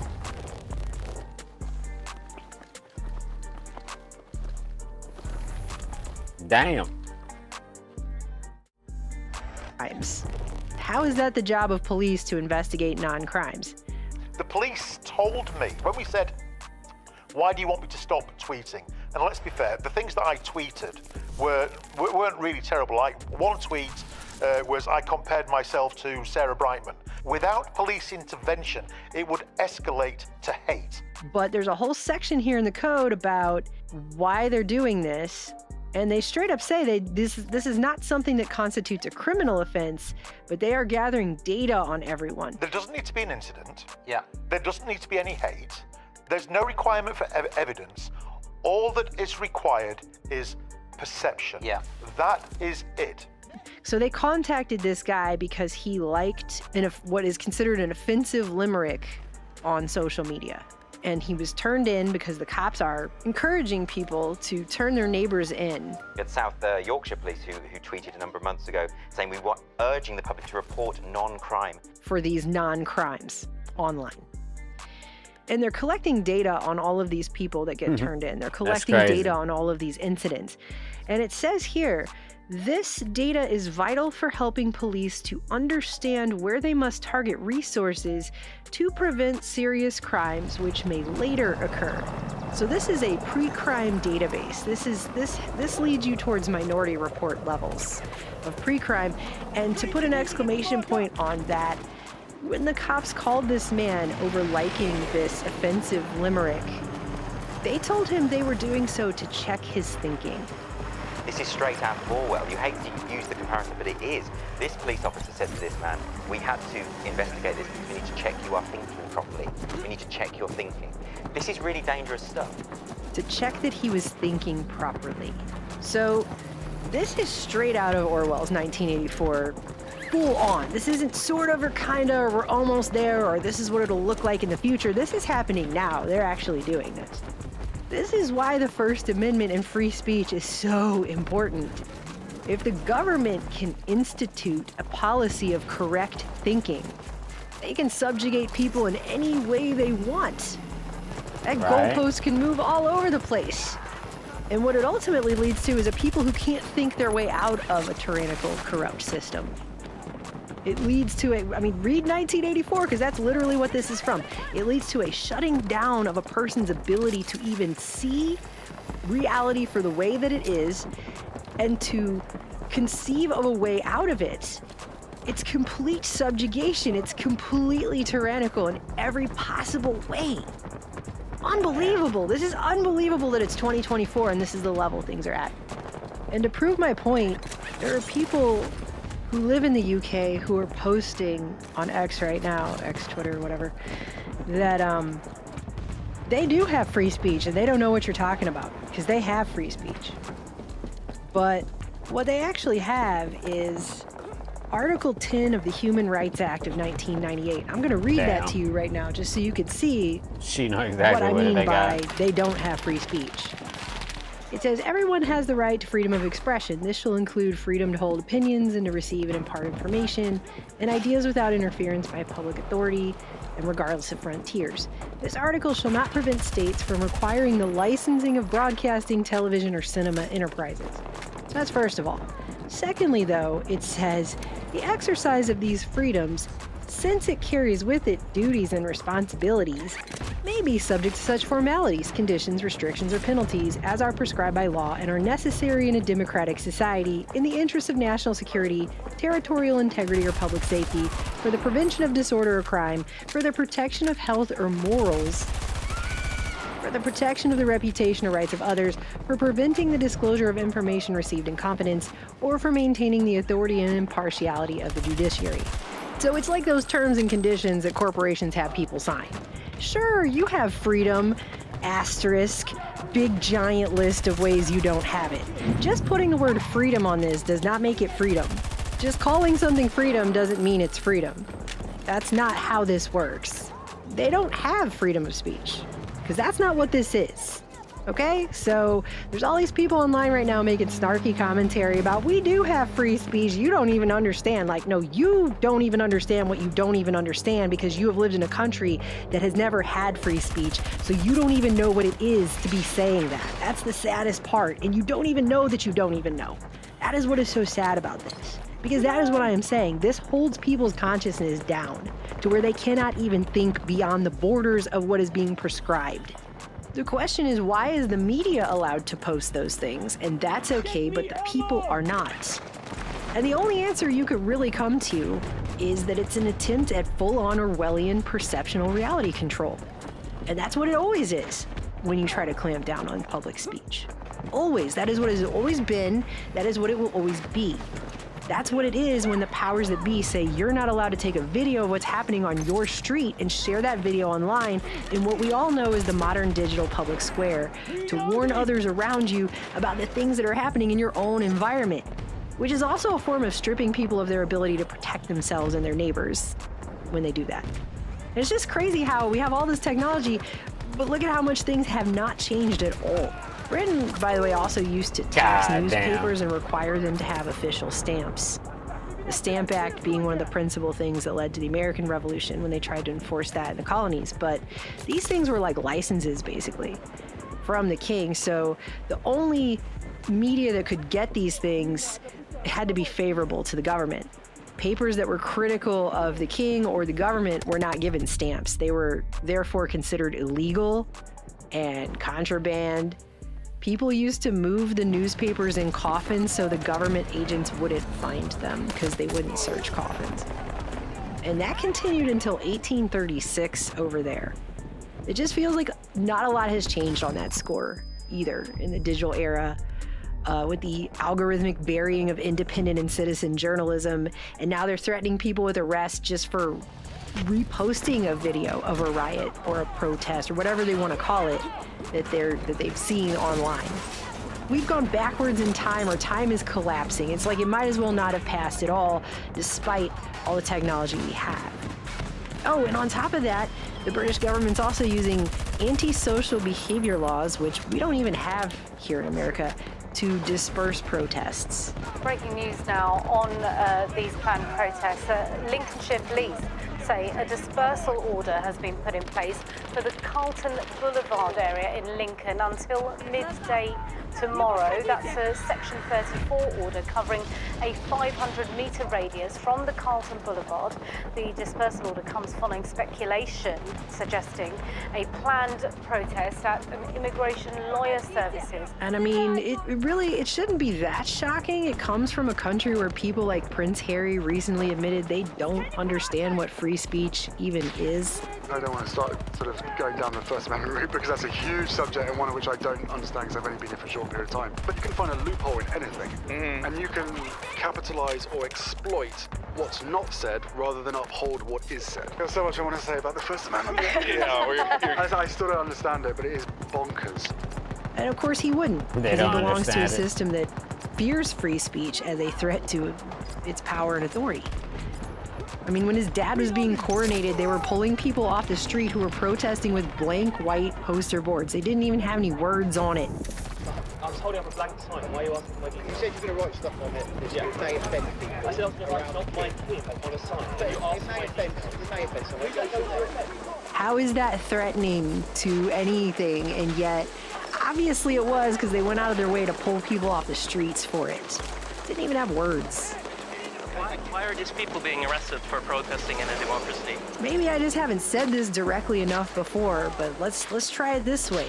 Not allowing citizens to share information in a digital era, because that's what we're living in, of what's happening in their own streets outside of their own front doors without legal repercussion is nothing more than this government and its media trying to enforce a monopoly on perceptual reality. But it's not just that. That's bad enough, but I'm going to explain why that's a really big problem, okay? What that monopoly ultimately does is it keeps people's consciousness in a bubble so that people can only interpret reality as is provided by the authority of that system. It infantilizes people mentally to a point where they cannot make sense of the reality around them without the government and the media telling them what to see and think. So they get used to having reality spoon-fed to them, which ultimately ensures people will not be able to think past the system in power. And thus, that system can continue to do whatever it wants, however it wants, without any real accountability at all. And by the way, what that system wants right now is apparently a wider dispersal of surveillance society via facial recognition technology and further crackdowns on online speech. And we must have a policing response that can do the same. Shared intelligence, wider deployment of facial recognition technology, and preventative action, criminal behavior orders to restrict their movements before they could even board a train. So this is basically an Orwellian techno-dystopia justified under the guise that it's going to keep people safe. Wider deployment of facial recognition technology. That's that same ridiculous logic that we have been fighting for hundreds of years. They continue to make this promise of trading liberty for security for hundreds of years now, and has it ever been true? Has it ever been true this whole time? Ever? Even once? Anybody? Even once? Anyone? Bueller? They appear to still be trying to enforce some ambiguous moral code over there that makes no sense, especially when you consider the things that are being pushed and promoted these days. But this kind of thing only ever ultimately serves to disable people from seeing reality for what it actually is. Again, free speech is not just speech that is morally acceptable to everyone. That is not a thing, okay? Or speech that's friendly or nice or cuddly or whatever. That kind of speech wouldn't need protection, now would it? No one would care. But humanity will be holding itself back, especially consciousness-wise, if we're going to continue to pretend like there's some way to enforce everyone to think certain ways and not be allowed to think anything else. And there's a whole other video I could do just on that sentence I just said, but we don't have time for that today. I can't believe this is how Britain still is, and I want my fellow Americans to see what is happening over there right now, because people here in America aren't just taking free speech for granted lately, they're apparently forgetting what the First Amendment even is. There have been polls that have been done now, which suggest that only 5% of people in this country can even list off the protections that are listed in the First Amendment. All 5 of them. If you don't remember what they are, let's cover them really quickly. It's freedom of speech, freedom of religion, freedom of the press, the right to peaceably assemble, so that's protesting, and the right to petition the government for a redress of grievances. All of that is the First Amendment. And people are forgetting what that even is. And it's a problem. I think it's time for forward-thinking, liberty-minded people to start not only remembering why these rights were so important in the first place, that they were fought and died over, they dissolved a union between America and Great Britain and fought a whole war over this stuff. We need to remember why that's so important before humanity devolves backwards to a place where no one's even mentally capable of conceiving that the king could possibly be wrong, because that's where this kind of thing is headed if it continues in this way. Without these rights, which are absolutely our rights here in America, are absolutely rooted in the long history of English civil liberty going all the way back to Magna Carta, we will be trapped in a power structure where we will not even have the ability to think our way out of it or past it, no matter how tyrannical it gets. It's like the Eloy and the Morlocks in the H.G. Wells Time Machine, where they are completely mentally disarmed, right? The alarm sounds and they just wander off to be eaten, unquestioningly. They can't think outside of that system. They're like infantilized children who just walk to their own doom because their consciousness has been held down. They can't even conceive of a reality where the balance of power in that environment is equal because they don't even understand those concepts, right? So be just like that, basically, except with the added efficiency of computer algorithms. I didn't know how long I can fly that thing around. We went around downtown Austin and we put up these posters that we made, just reminding people what the First Amendment says. And I can add a link in a pinned comment below if you guys want to do that too. Can I come be nosy? Sure. Ooh, okay, amazing. We're trying to remind people that, We'll keep it alive, yeah. Yeah, no, that's delightful. But we have to start really understanding why these rights were so important. Because whatever this augmented digital overlay future is we're heading into, humanity will be going backwards and devolving if we don't bring some of these important concepts forward, like rights that were long fought for. Man, that shit kills you in hardcore. Long and painful history of tyranny to get even to the point. And history is being rewritten right now because they want you to think that the entire history is all just racism and slavery and colonialism, and they just want to throw the baby out with the bathwater, as if we would even be here having any of these conversations right now on this level of consciousness without having had those rights and gone through those situations and had all those things respected and moved to this point. We wouldn't be here right now having this conversation without that. Without documents like the American Bill of Rights, which was absolutely built upon a long tradition of British liberty concepts and fighting back against tyranny and things that were going on at the time, especially in the lead up to the American Revolution. Damn. So we wouldn't even be able to think at the levels of consciousness we have now without those rights having been hardcore ain't no hardcore is hardcore. I ain't gonna lie. Let me go walk. Hold on.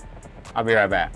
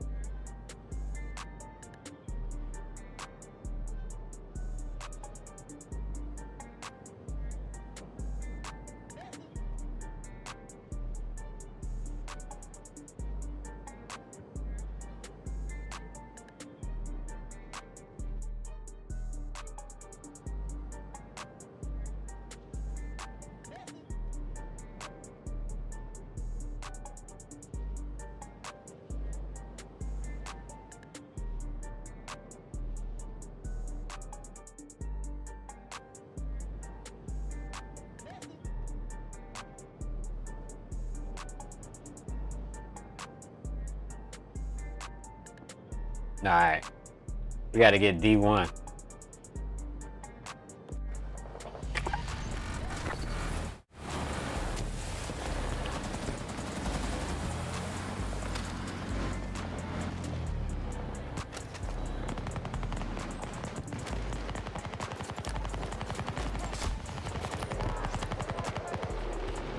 I need a ranger dropped in the marker. Scanning for hostile.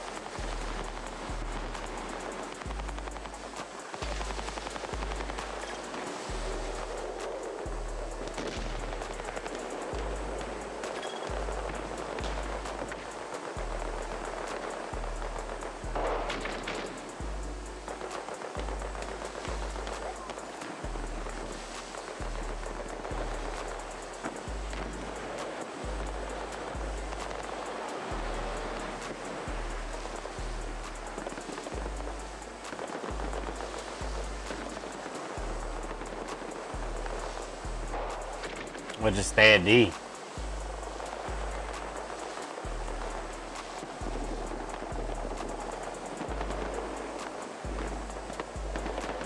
D ain't going crazy like it was last time, though.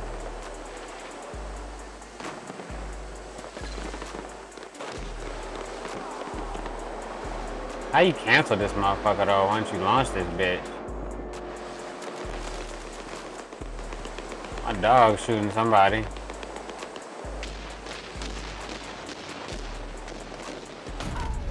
Damn, the motherfucking helicopter got me.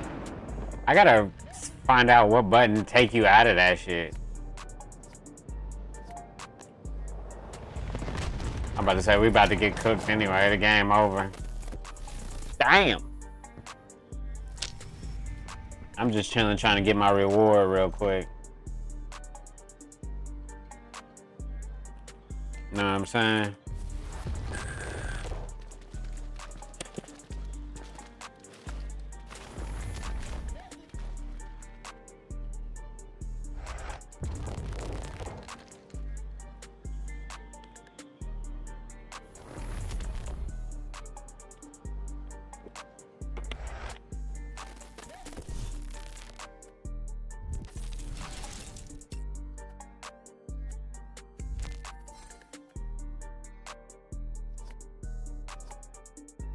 I got a bunch of rewards, maybe because I'm just staying alive with the drone and getting points, because definitely ain't doing much.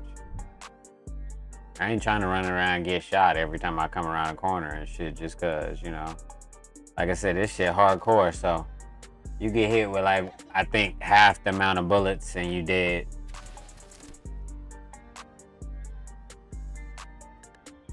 You know?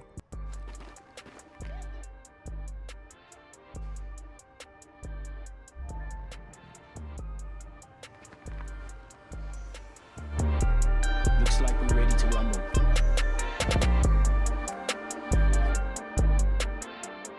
Alright.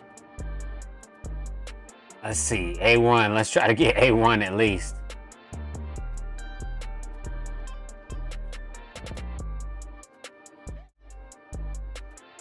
A1. Like the sauce.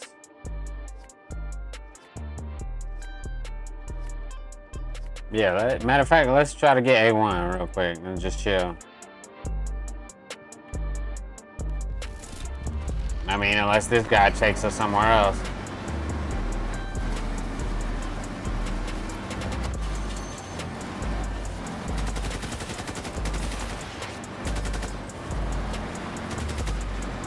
I don't know where we going. This motherfucker just driving. Oh, I'm hopping on this nigga. Holy shit. Ain't nowhere near A1. This what happen when you ride with the homies. Now I'm fucking stuck. C1, fuck it.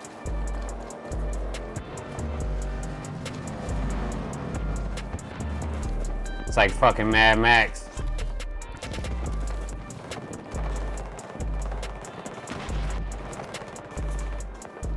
Fuck.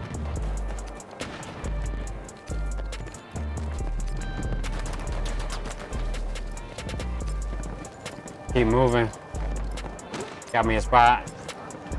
Fuck, that's not what I wanted. Took that shit, I'm gone. In the wind.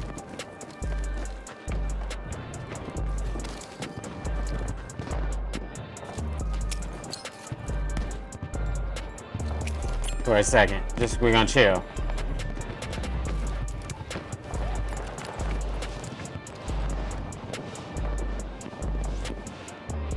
No dog on this map.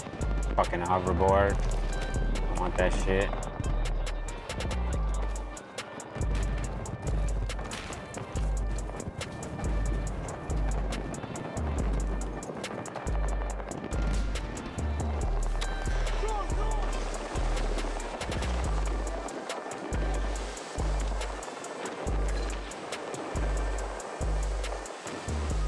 I don't know how to get out of the fucking thing.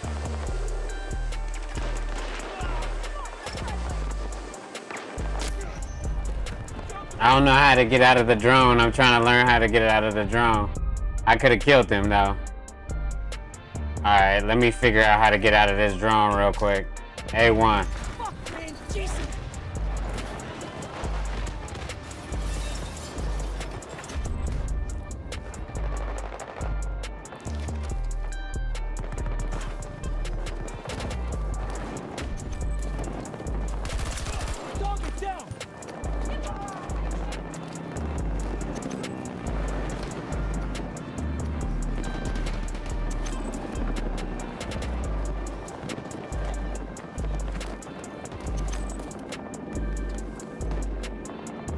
It must be on this side.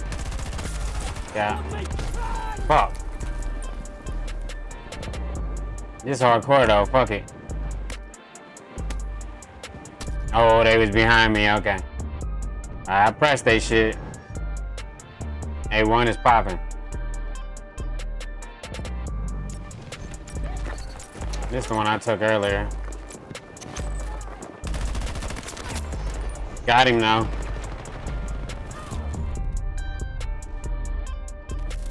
My bad, hold on. Let me lock in, hold on. Let me find that drone. Let me find the ability with the drone.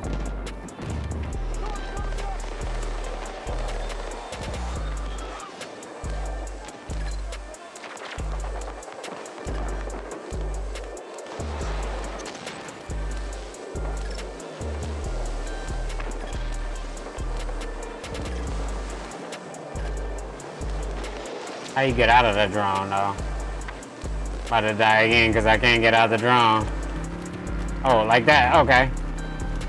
Push the same button to unlock out, okay. Alright. Let me find out. Hold on. Let me go back here because I'm trying to... Yeah, let me figure this out real quick.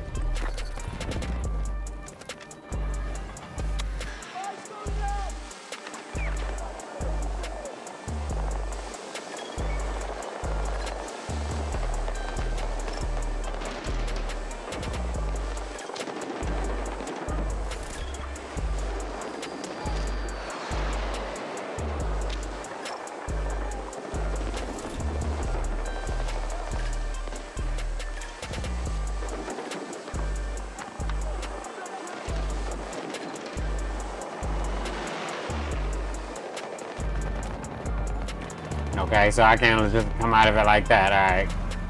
I'm about to be fucking with it now.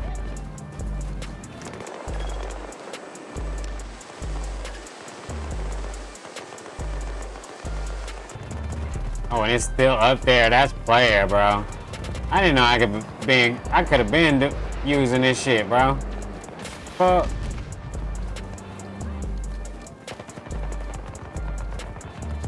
This how you supposed to play this shit, bro. The fuck, man.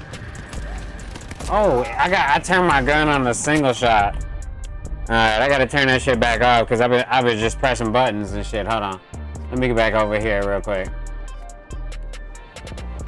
Alright, nah, that's fine. Single shot, my bad. There we go. I could have killed the motherfuckers. Hold on. The door is broken. Alright, whatever. Alright. Let's do it again. Hold on. Nah, fuck it. We already got one.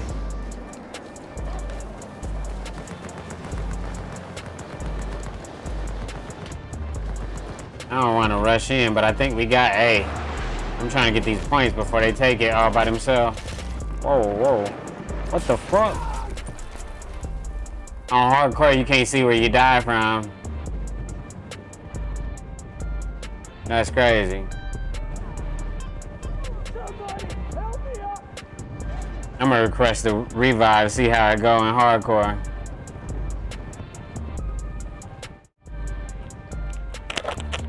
I'm starting to figure it out. I like hardcore actually.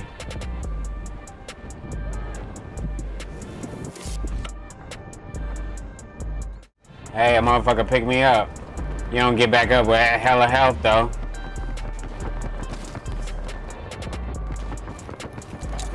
And you don't regain your health either, so. Cause it's like hardcore, you know? Alright, let's go get beat. What the fuck, bro? Damn. Shit's crazy, bro. Call of Duty could never. Wow. I don't even know what the hell is going on. Oh shit. I think I seen a nigga. What the fuck? Or was he just flying? This game looks crazy, bro. Oh. Bitch. Bitch.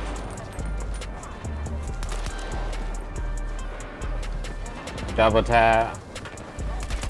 Double tap. What the fuck is this game? Crazy right now, bro. Oh, he's up here.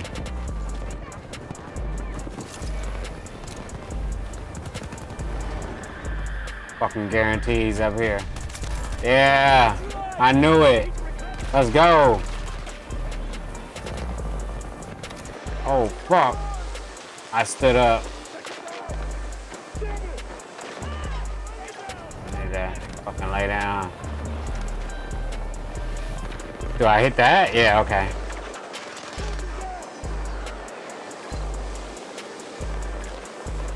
Oh, this game is... Oh, look at the particles turn green. What? The lighting effects. Holy. Now that's crazy. Now that's crazy. We at B holding it down on hardcore, you know what I'm talking about? Hey, there they go. We found them. Two bitch ass niggas coming from this side.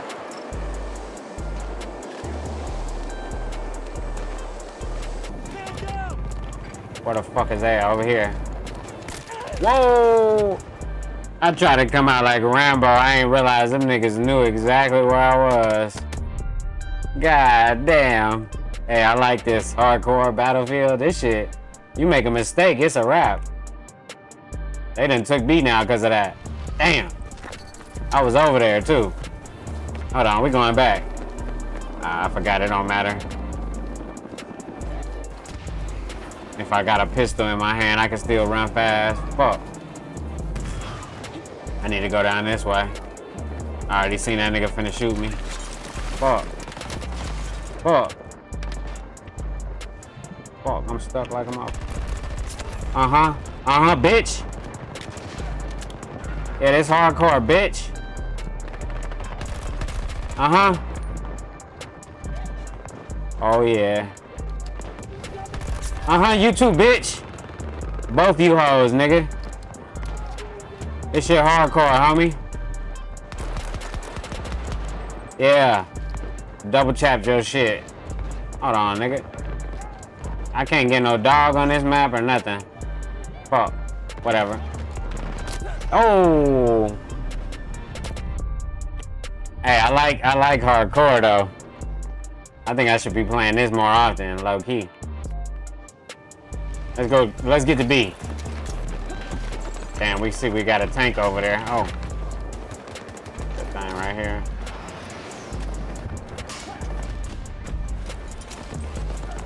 Let's get in this smoke. Run a smoke line. Alright, we in hardcore with it now. Oh shit, I see something. Oh shit, get out of there.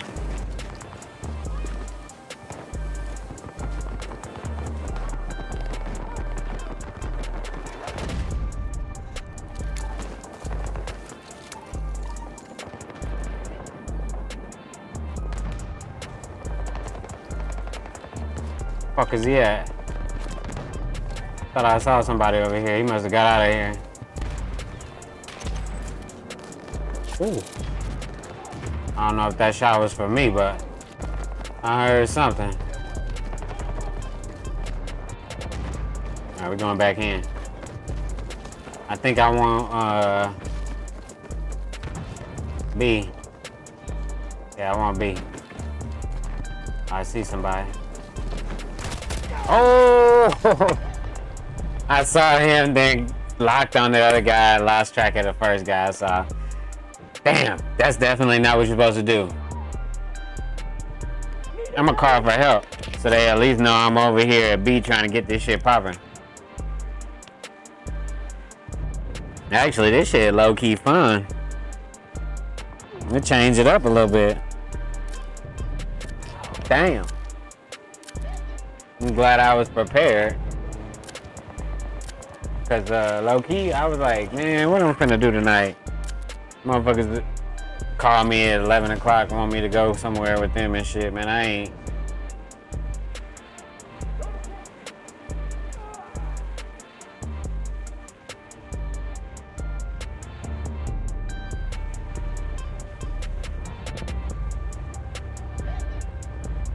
I don't think people know that you gotta finish the kill on this, otherwise you won't get the kill or whatever.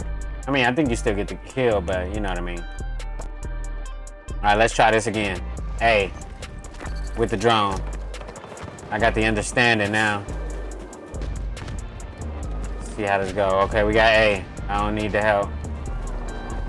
Alright, fuck it. Let's go here. Let's go. So nobody ain't gotta walk. Let's do it.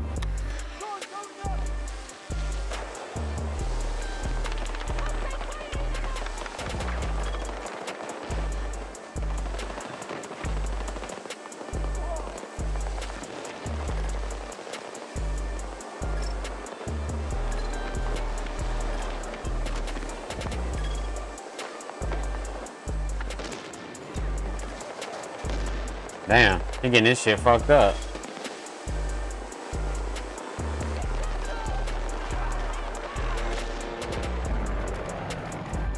Damn. Was I getting closer to that? Yeah, I gotta get closer to that. Oh, that nigga dead right there. Fuck. My drone dead. Alright, fuck it. God damn, who trying to kill me? Get somebody else to tank, and yeah. Fuck it.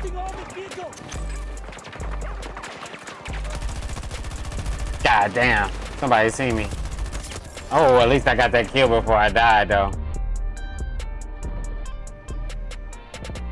I think I got my tank over here too now. Damn, they took my tank or something probably. All right, what's the closest one? Whoa, hardcore ain't no bitch, bro. God damn. Get the fuck up out of here.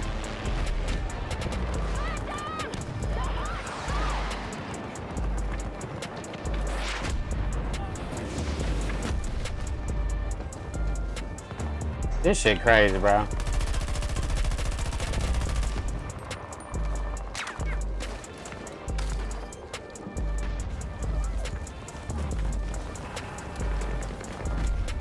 Trying to get the fuck away from over here.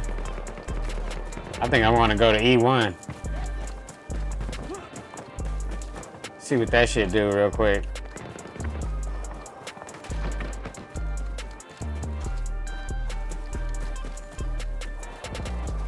I'm finna get cooked as soon as I got near this bit.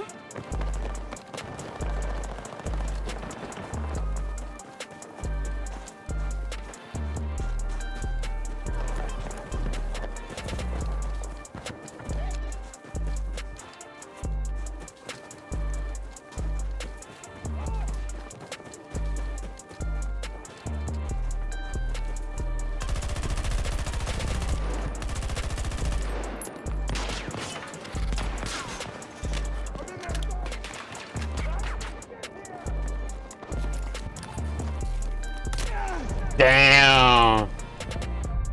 Fucking snipers are OP in every game, bro. Not gonna lie. Alright, here we go. Let's go over here.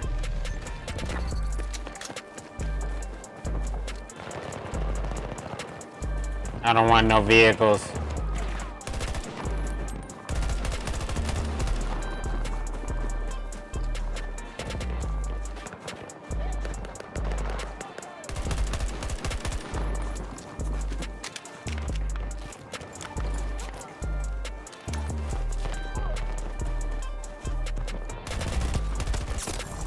Hey, we killed each other though.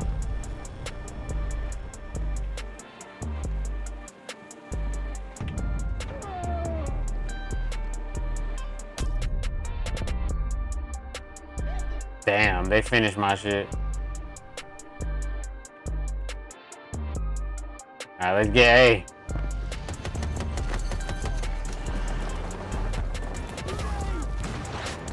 Battlefield is still good, bro.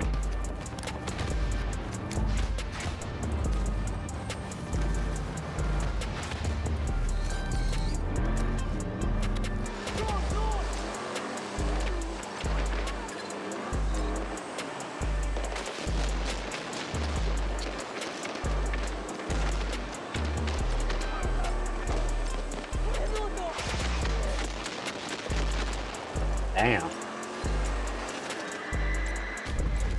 have to say, I don't know if they made it through that one.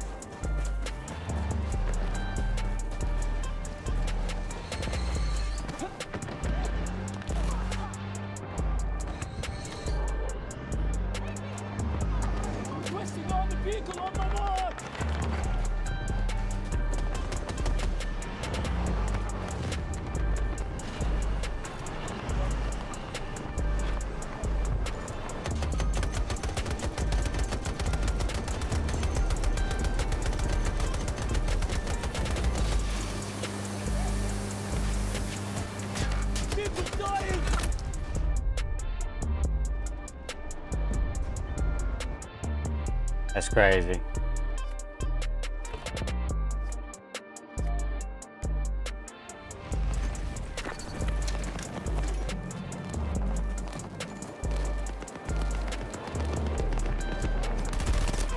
Damn! Where that motherfucker was at?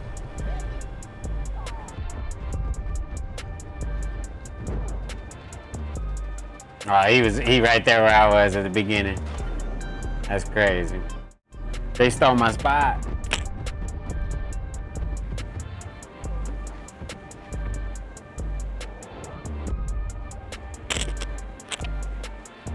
Battlefield letting us crawl all over the place and shit now.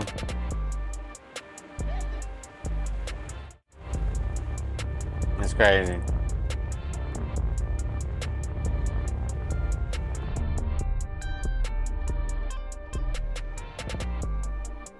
I probably could have still had B all to myself if I wouldn't have fucked that up.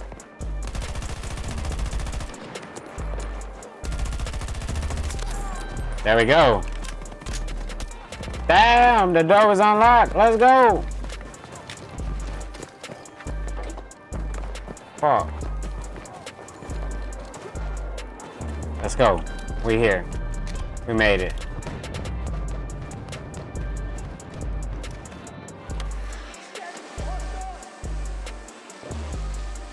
God damn, I can't fly this bitch. There we go.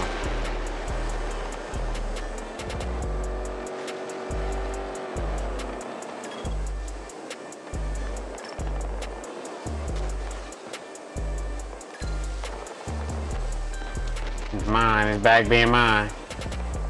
I could just watch my C right here.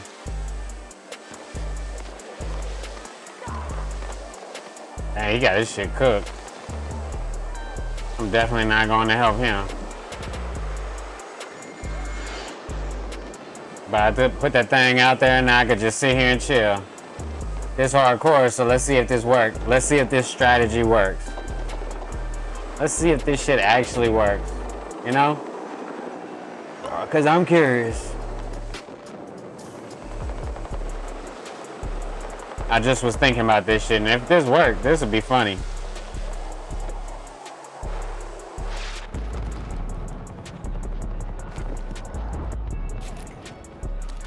Cause this just captured the flag. If I could just keep this shit myself, then that's a strategy right there. You dig? But give me a second though. This shit funny. Battlefield Hardcore. Cause I might have to use this strategy next game. We losing this one though. No cap for real.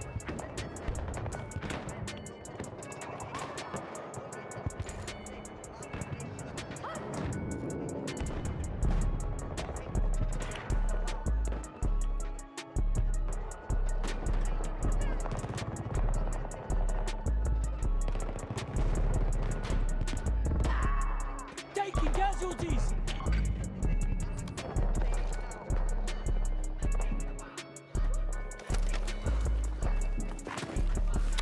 Eyes in the sky!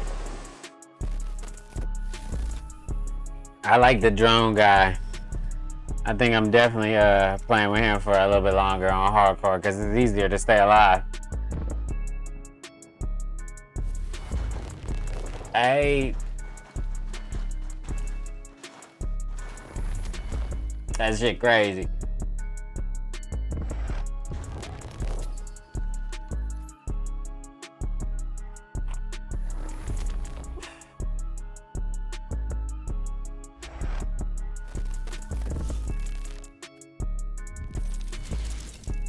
I'm trying to figure out a way to get some points, you know what I'm saying?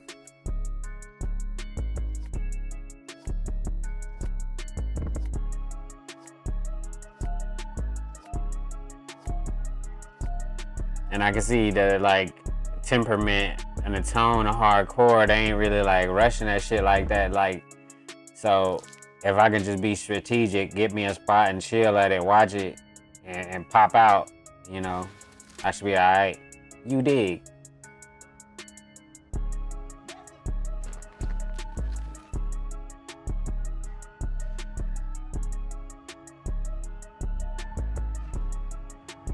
Play it smart. No I thought the nigga suit's supposed to show me some shit too though, like, but like, I don't see it right now. Yeah, I guess it's supposed to show me cyber warfare suit. It's supposed to show me some shit. But whatever, I don't see it. I using the drone.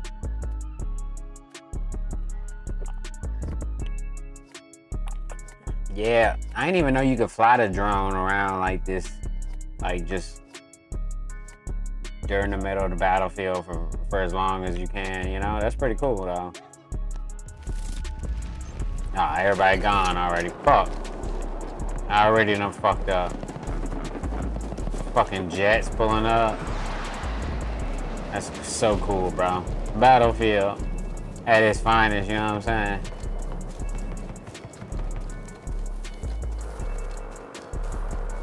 Damn, bro. I swear, bro, like, this shit crazy. Hey, I got my Ranger on this map. I fuck with it. Damn, I ain't gonna be able to cap shit, but wherever I go,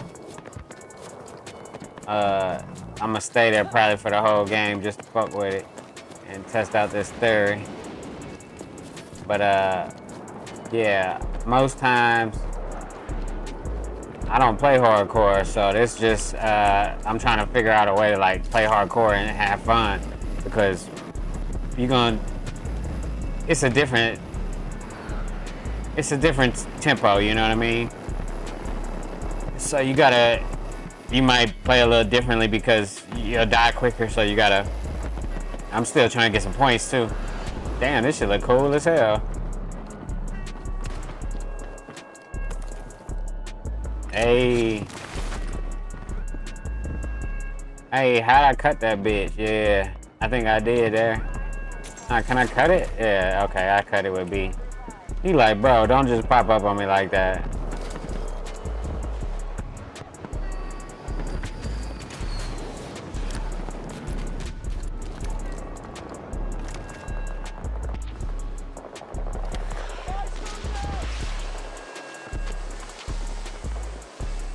Alright, we watching C. No, is this C2? Yeah, that's C2. We got C1. We're just gonna stay at C2 and C1 the whole game. And test this experiment out, you know, for the most part. But I'm gonna take my drone, oh, my connection, okay. Alright, I got you. Let's go.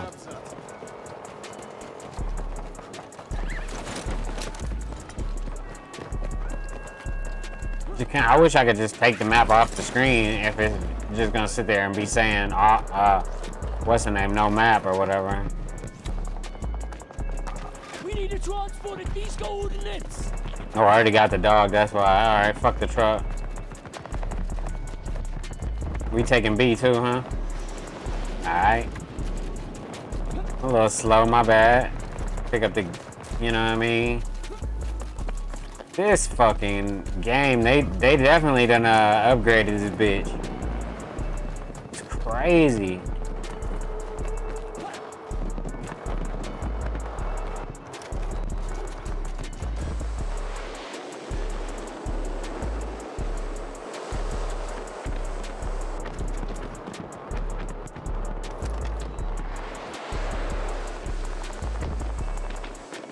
That's me.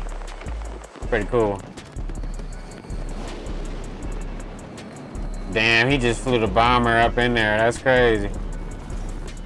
It's like my team is good or something.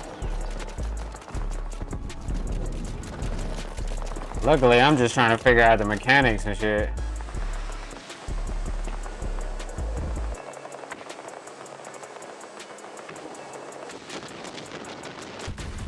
Damn, bro, what the fuck? God damn, bro. I can't even, like, you know what I'm saying? Look at my drone and shit and chill. Motherfuckers trying to blow the whole building up. I think my team winning this game. I can't even look at the map with the what's the name either. Oh yeah, bitch.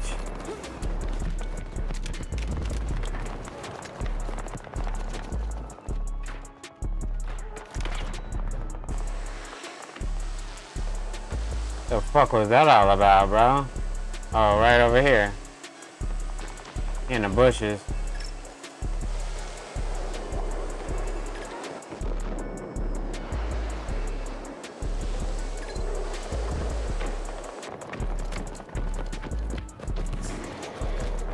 Fucking hardcore with a drone, bro.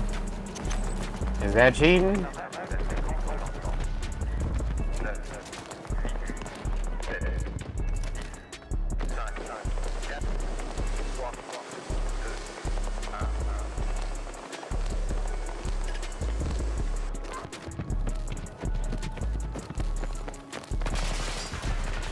Damn, bro. Did he see me?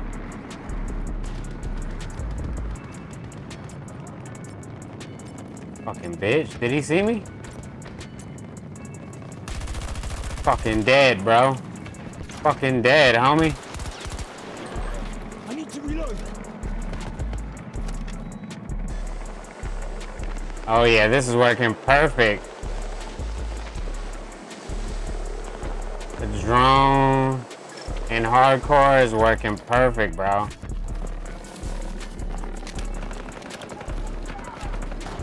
Fuck. I'm glad I didn't do that. Alright. There's a fucking medic over here. Yeah, I got you. The drone in fucking hardcore is a cheat code. I'm sorry if y'all haven't noticed what I'm over here doing, or... Oh, there he goes.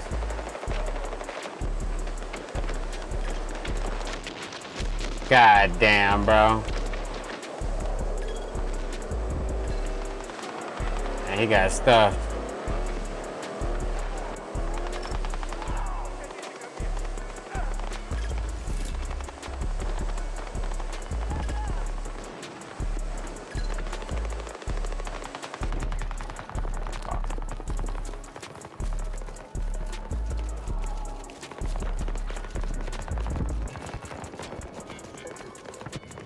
The drone in hardcore is pretty. Oh shit, that's a fucking sniper.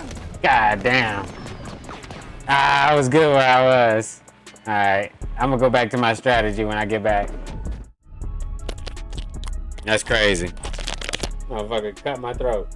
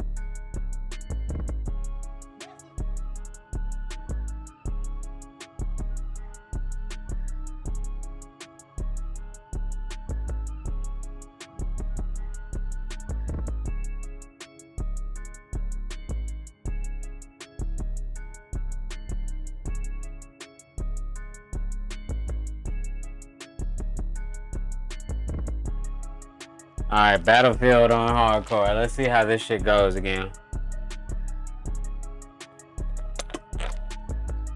I ain't gonna lie, I was doing pretty good for a second. Till I tried to do something different, you know? But let's see how this goes. The recon drone ain't no punk though, I ain't gonna lie.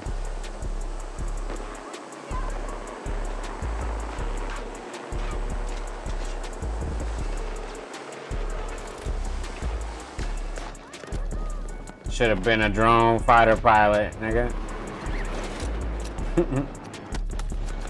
Oh shit. Where the fuck was that dude from?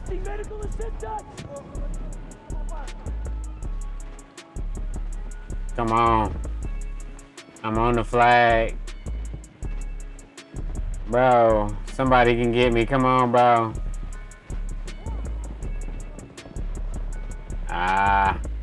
I should have checked the area a little bit better. It's all good. I'll come back. There we go. I put the beacon up there. Ain't there a beacon up there? Yeah. Alright, let's get it.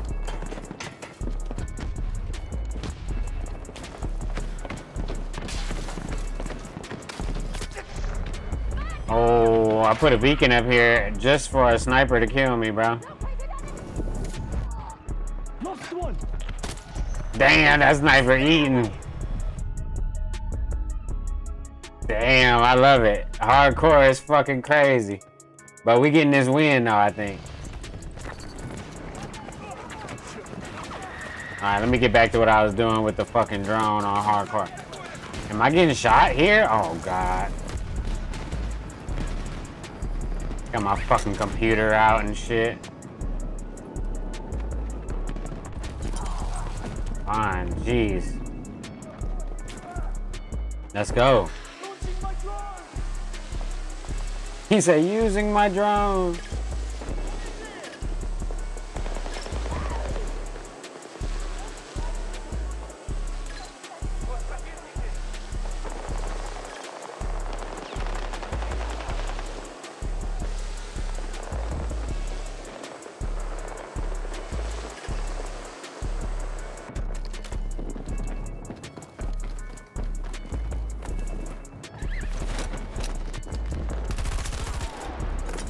Got him, coach. Let's go. This is the Chico, baby.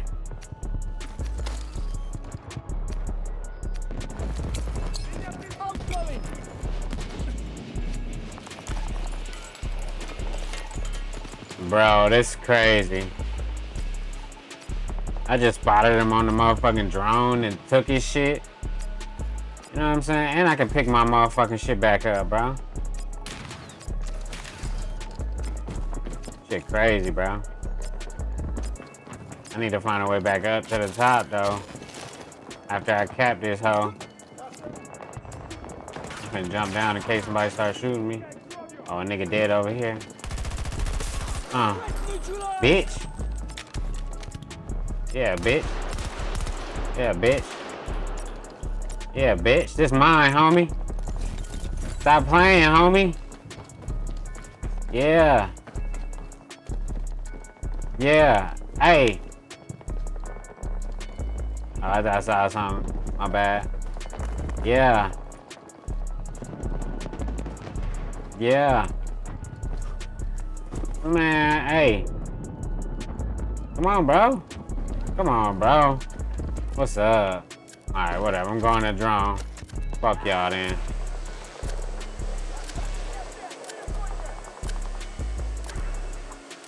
Somebody got killed over there. Fuck is he at?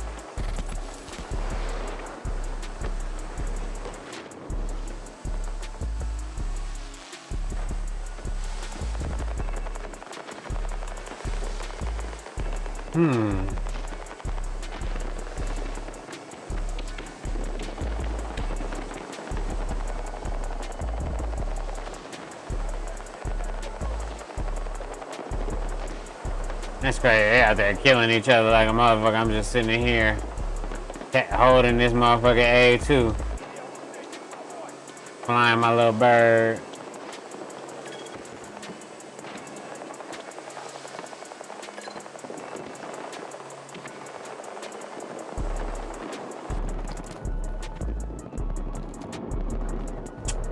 Too far away, fuck it.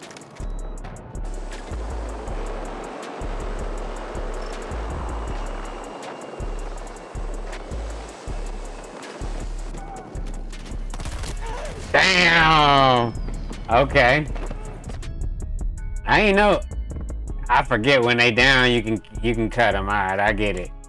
I get it. Thank you. A2 is getting taken. Let's go. Of course, I get killed by the blades, bro. I'm just trying to fucking get out of the helicopter. Fucking 2K. All right, here we go. Let's get A2 back. Did he know we had a thing over here or what? Where is he at? Where is he at? Can he cap it? Can he cap it with us here? No, he can't. Let's relax.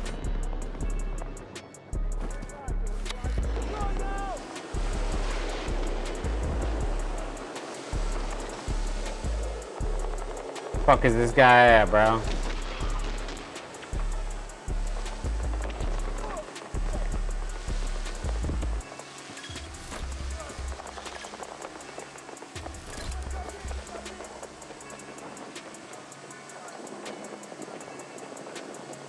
Where the fuck did he go always?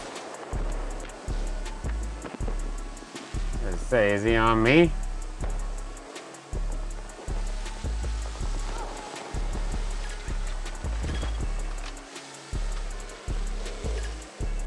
Oh, he's up above dying and shit. Fucking loser. God damn it, get up the ladder, nigga.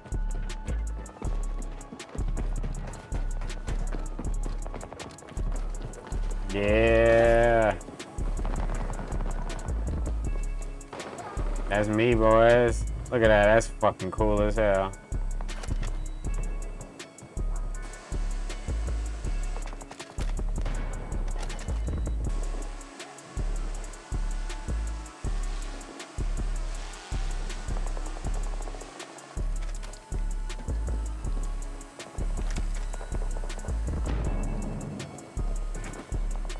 Hey.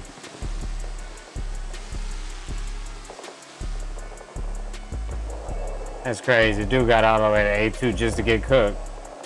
Here's my base.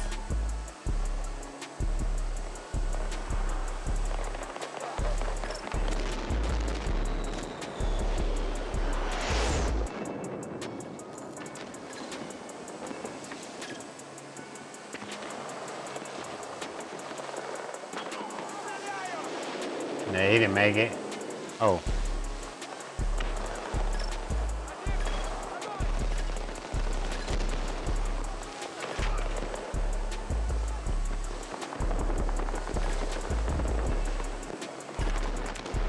Damn, Good job going in the tunnel, boys. But you ain't getting A2 from me. The fuck are they doing to each other? Oh, he's glitching. Alright, let me glitch. I wanna glitch too, what? Are they over here? They over here. Fuck. Got that glitching and shit without me? What it look like?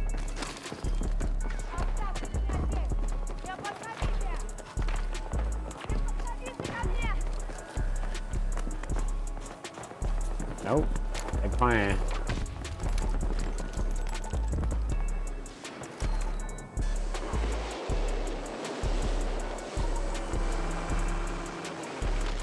Oh shit. Damn! He must have saw me on the motherfucking drone. That's what probably happened. Sheesh. Gotta be careful.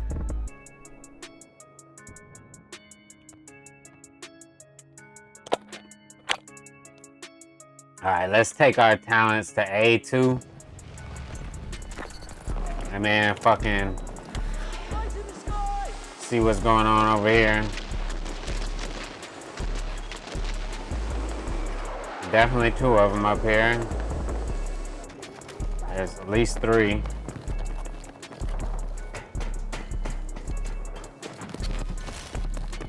Let's go. Damn. Got you.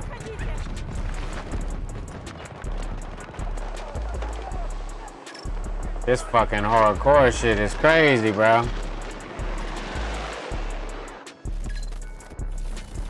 Oh, I was finna get him too. He spawned right next to me. That's crazy. Well, he ain't spawn. He parachute. It makes more sense too, right? All right. Nevertheless, I was having fun. My bad. Piss it all away and act like we can rewrite history and it doesn't matter. The only liberty people will have in the future will be through those rights, and that goes for everybody across the board. So this isn't about race or identity politics or fighting all over whatever this twinkly shiny things are of the day that they're trying to get everyone distracted with right now. This affects everybody. That's the new revolution, and we're gonna have to declare these rights again and again and again.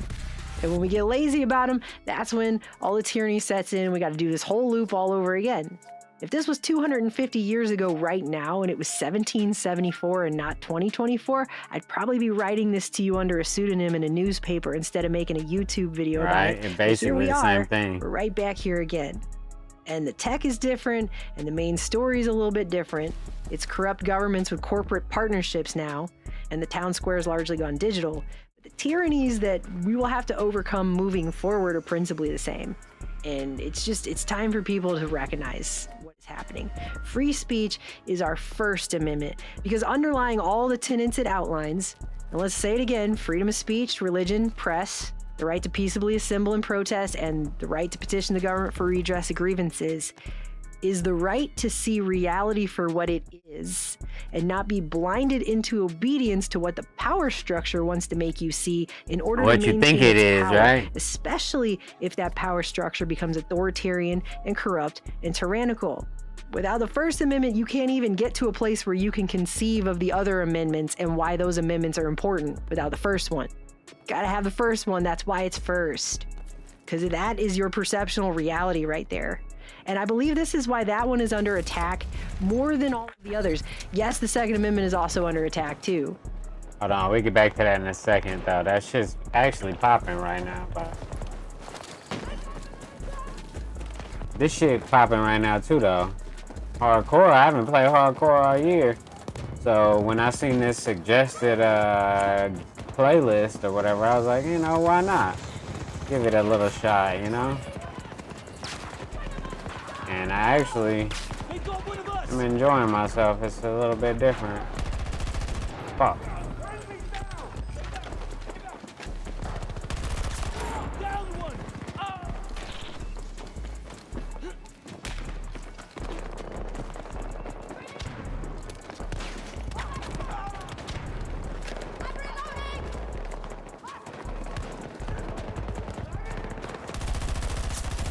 Mm-hmm. Got you.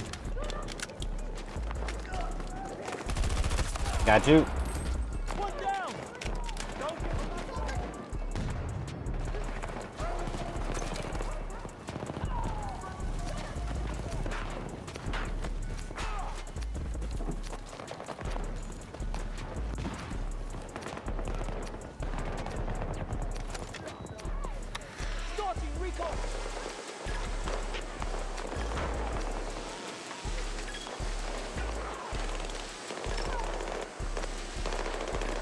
It's going down in B1.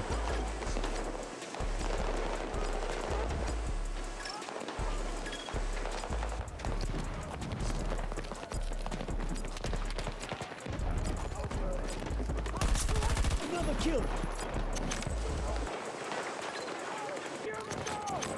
Fuck.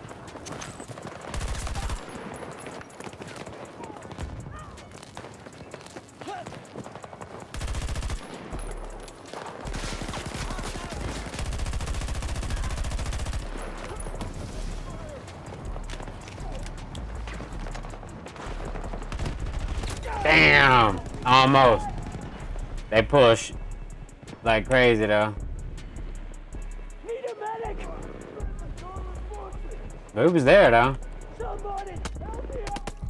Damn, the motherfucking medic couldn't get us quick enough.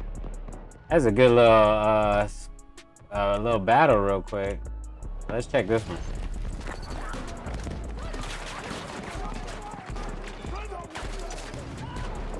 Taking casualties.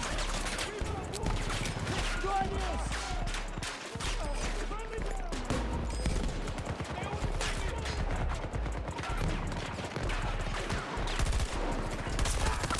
Damn. I pushed. Getting hella points though.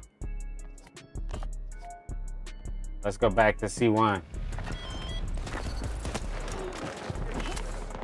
Glad I picked the right side to run to. About to be crazy. Extra little, you know what I'm saying, over here.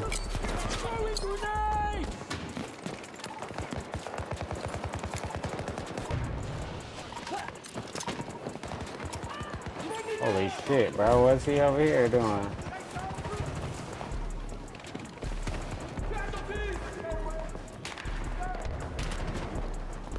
Alright, we good.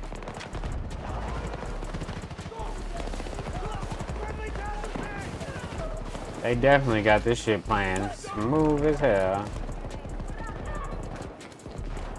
One of the smoothest games in the league right now, you know what I'm saying?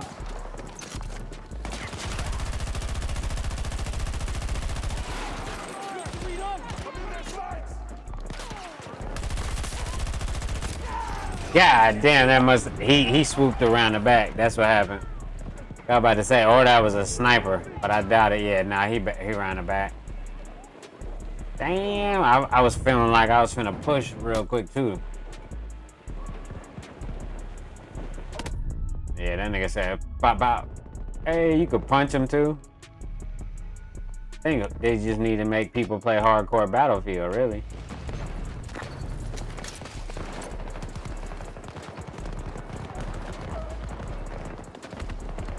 You know what I mean?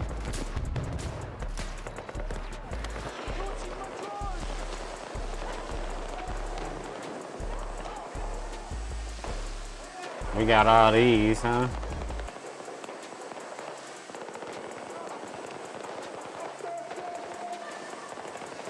Nothing over here.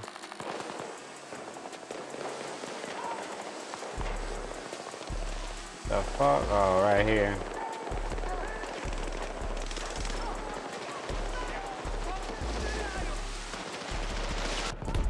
Damn, somebody shot my motherfucking drone.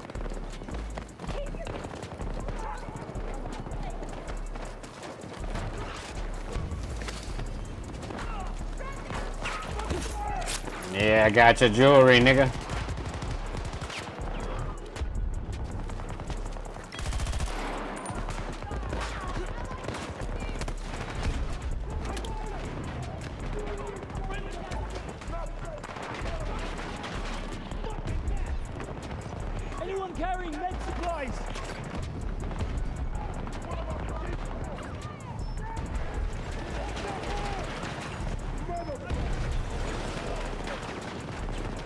That shit going crazy out there.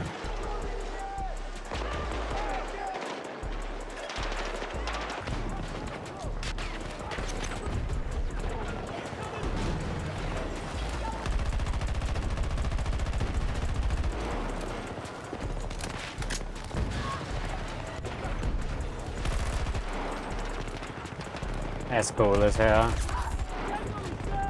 Battlefield is cool as hell, bro.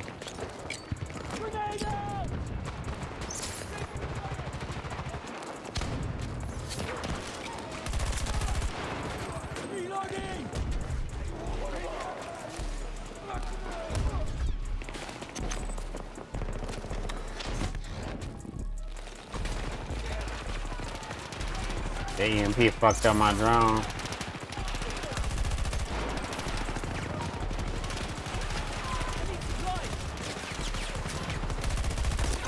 Damn! Seen that motherfucker too. I need a heal, bro. Somebody press X.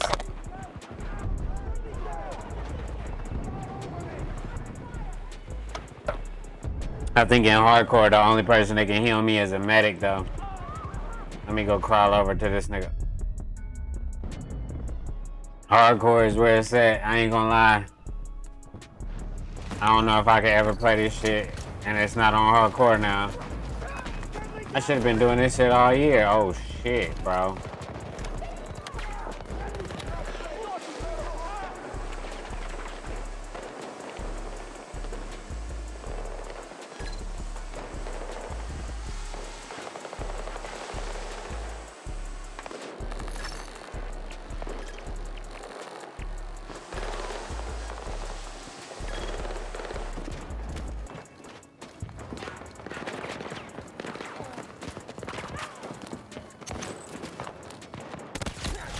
Oh, I slid right in front of that nigga, bro.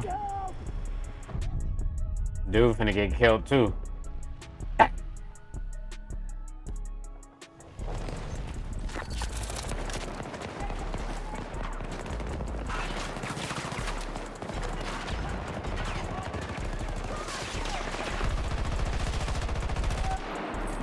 Have to reload. That's why I've been doing it like that. I've been fucking holding B instead of just tapping it and you can slide. I didn't even know it. Crazy.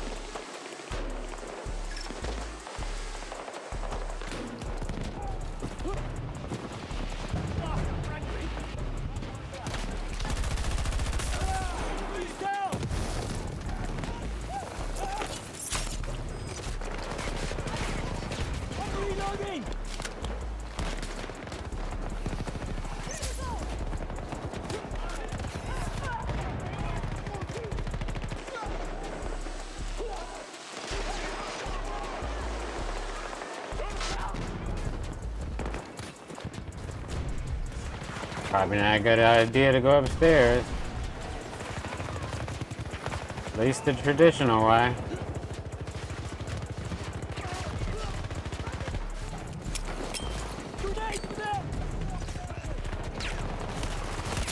Damn.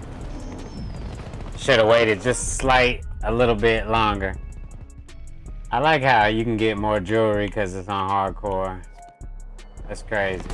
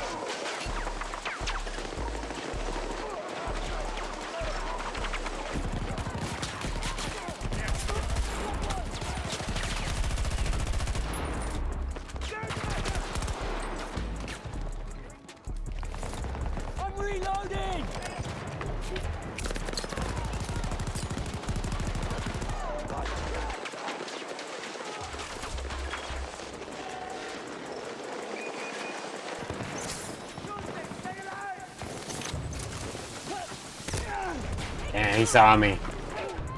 I was finna cook his shit though. Definitely having a good time though.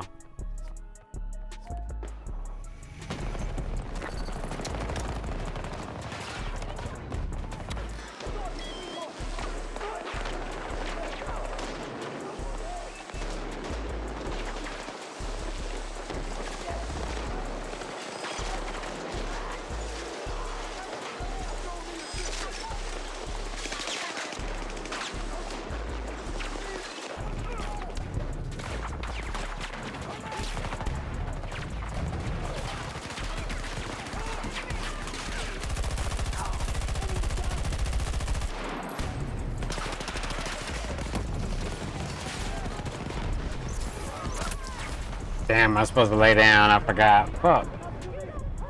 Ah, fire bullets in hardcore. That reminds me. I mean, not fire bullets, but incendiary grenades.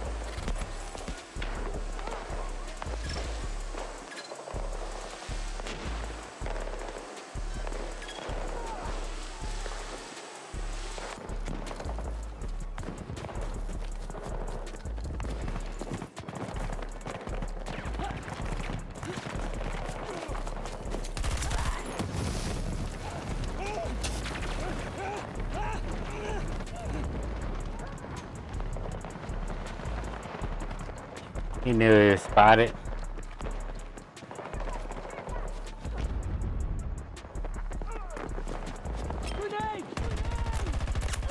Got your ass too, trying to be slick. Ah.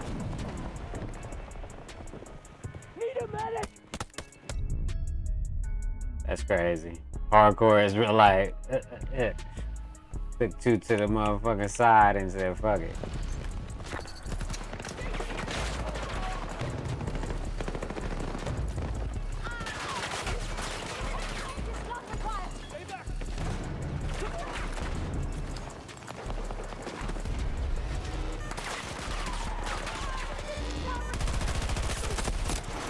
Damn, headshot. There go a motherfucking medic. Oh, he down. I don't know, man. I don't know, man. I like it, though. It's just my, this ain't the best build for this game mode, that's all.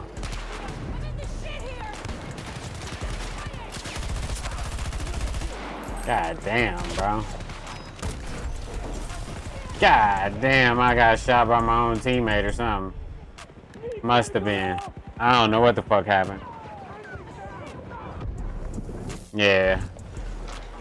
I think so.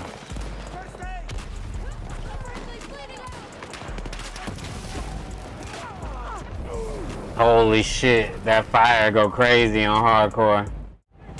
If you anywhere near some fire, you about to burn up.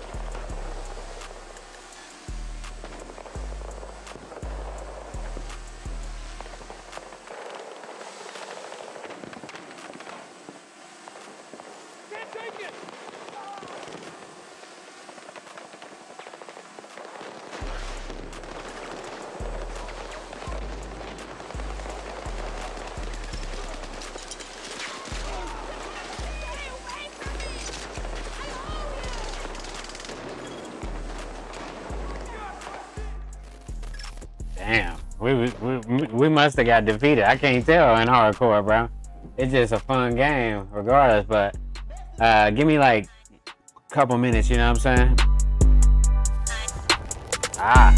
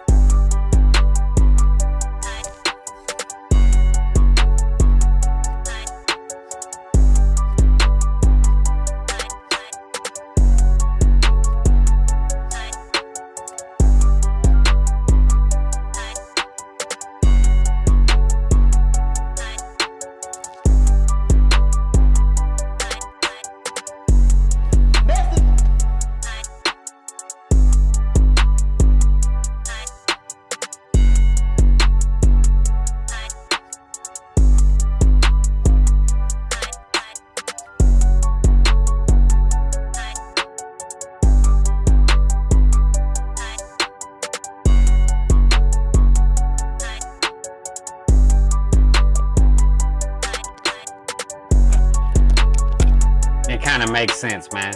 They'll let me fly the drone for as long as I want, because niggas be flying in them jets for as long as they want. And you know, if you good at flying a jet, they'll let you fly the jet the whole game type shit too. So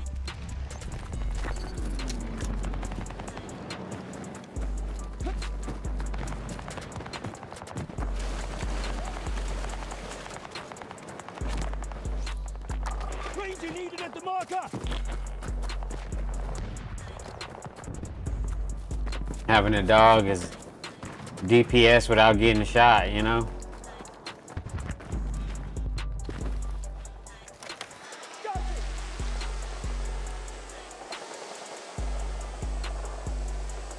I think we're going to see one next. Let's go. They're Everybody already at C1.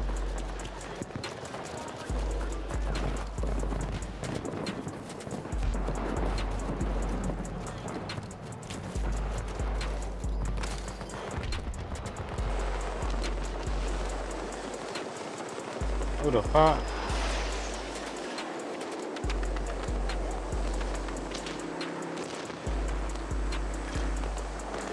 Damn, 2 of them. I ain't got nothing for him. Damn, they killing my shit. He must have seen me in the bushes. Ain't no other way. Damn. Hardcore is super unforgiving, but that's the fun. Like in the game mode, is that it's a little bit more unforgiving. Still fun. Like I said, I ain't mad if I die though. Shit happens. Especially in hardcore. Fuck, another tank. That's gotta be an enemy tank. Oh, it's a stealth.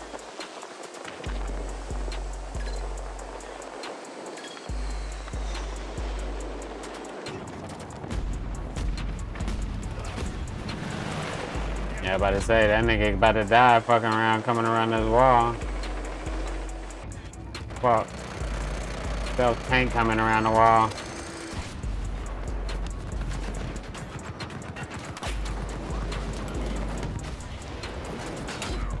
Damn, let me get up in here.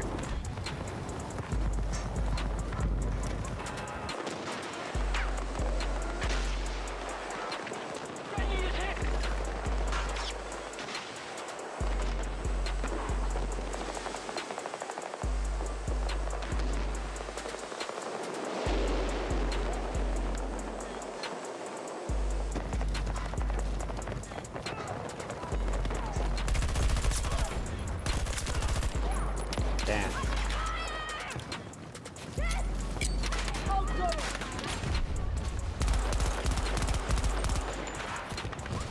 Shit. Let me get the fucking through the fence. Oh. Fuck it. Holy.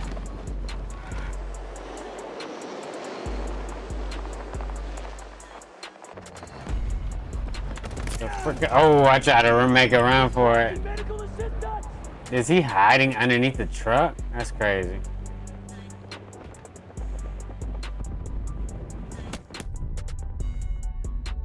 Real shit.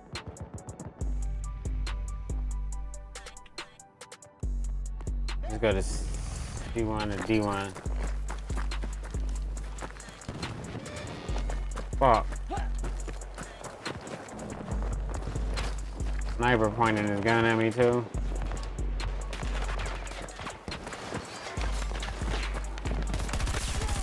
Got your shit in the face, boy. He had backup or something. Nah, he just got a marksman over there. That's all. Hopefully somebody's planning on coming to C1 that can save my life. We'll see.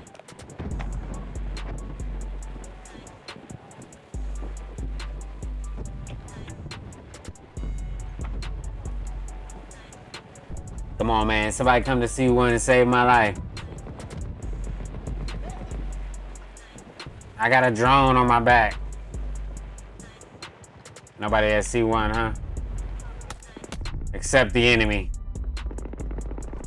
Alright.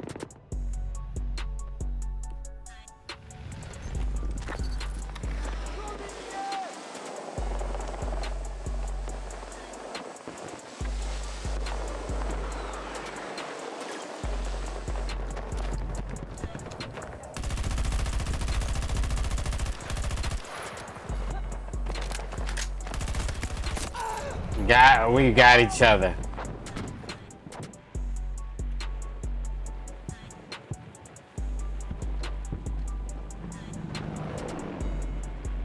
The helicopter sound was on point right there. No cap.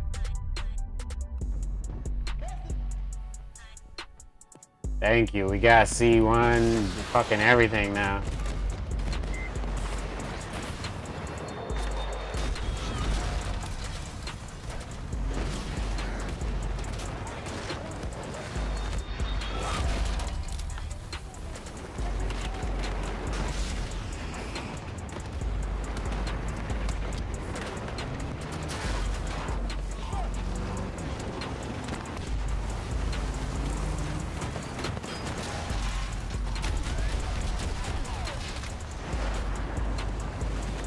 I hopped up out that motherfucker so fast.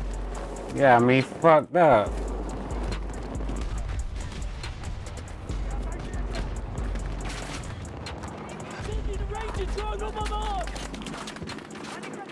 I can't save you, I'm a ranger, bro, my bad.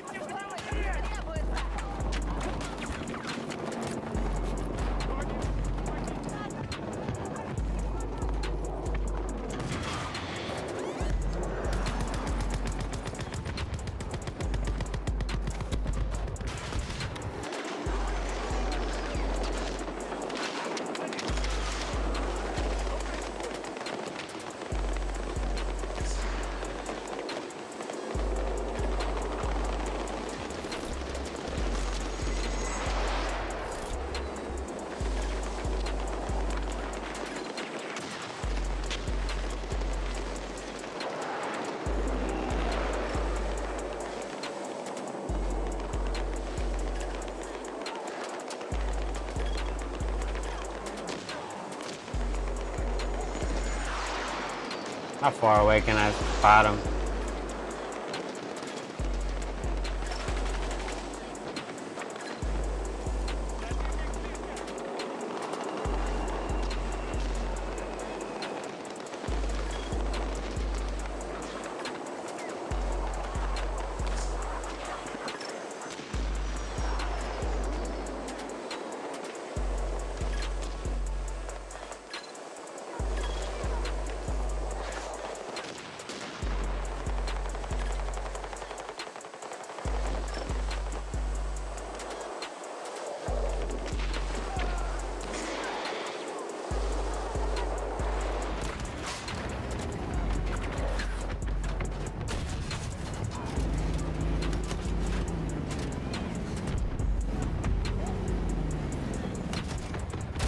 Took a hit!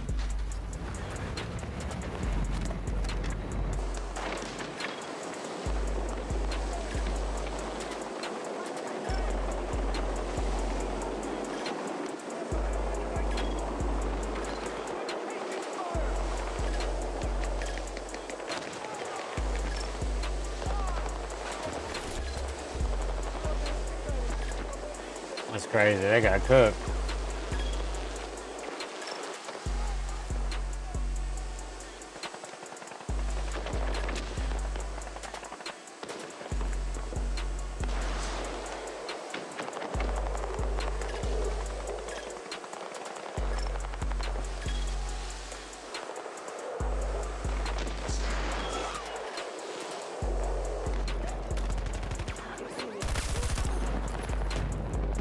Got him.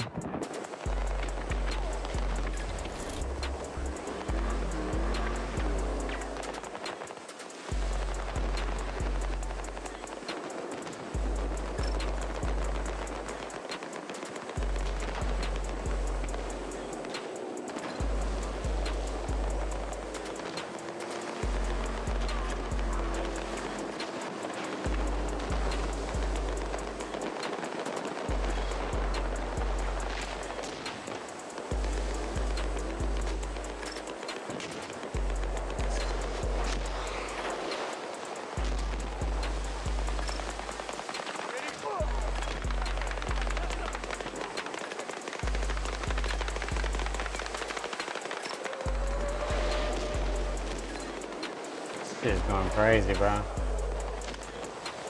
Oh yeah, we got that shit.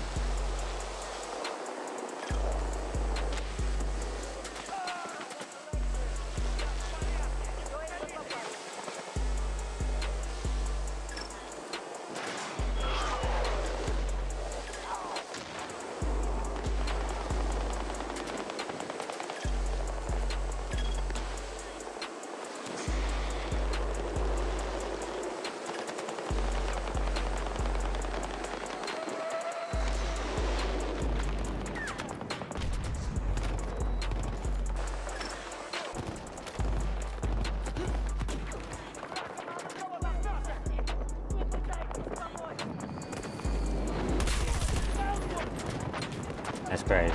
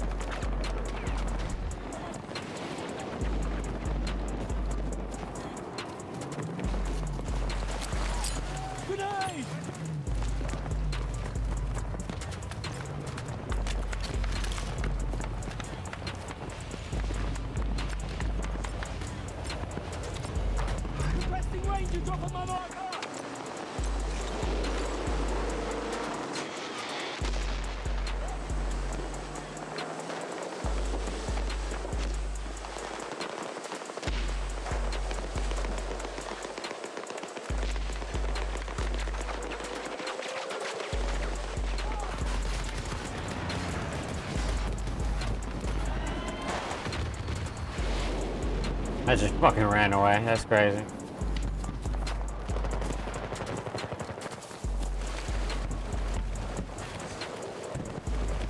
It's a close game, low key.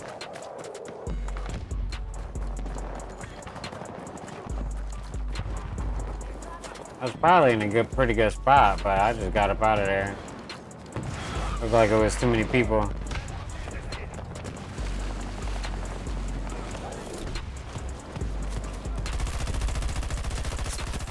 Okay.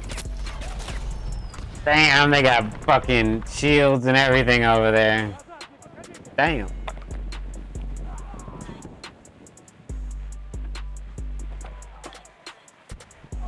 I knew it, bro. I knew it. It's time for people to recognize what is happening. Free speech is our First Amendment because underlying all the tenets it outlines, and let's say it again, freedom of speech, religion, press, the right to peaceably assemble and protest, and the right to petition the government for redress of grievances. Yeah, it makes sense. Is the right to see reality for what it is and not be blinded into obedience to what the power structure wants to make you see in order to maintain its power, especially if that power structure becomes authoritarian and corrupt and tyrannical. Without the First Amendment, you can't even get to a place where you can conceive of the other amendments and why those amendments are important without the first one. Gotta have the first one, that's why it's first. Right. Because that is your perceptual reality right there. And I believe this is why that one is under attack more than all of the others. Yes, the Second Amendment is also under attack too, for obvious reasons, but the First Amendment is first for a reason. There's a reason the Second Amendment is second and the First Amendment's first. There's an order there. And all revolutions, all of them begin in the mind first. All of them begin in the perceptual reality first. How people see themselves in relation to each other and the reality and the environment, all of that, that's where it starts, right? John Adams said the same exact thing back in the day. This is a quote. He wrote, "The revolution was effected before the war commenced. The revolution was in the hearts and minds of the people. This radical change in the principles, opinions, sentiments, and affections of the people was the real American Revolution," because it started in their mind first. All of the things that had to change to understand the concepts that needed to be understood for that whole situation to happen, happened in their minds first. Without that level of perception and understanding and consciousness, none of the other stuff would have occurred. So the only way that anything changes is when the minds of the people are capable of seeing and comprehending the tyranny of a corrupt power structure for what it is. Otherwise, we just go back to the mental state of children, and the king can do no wrong.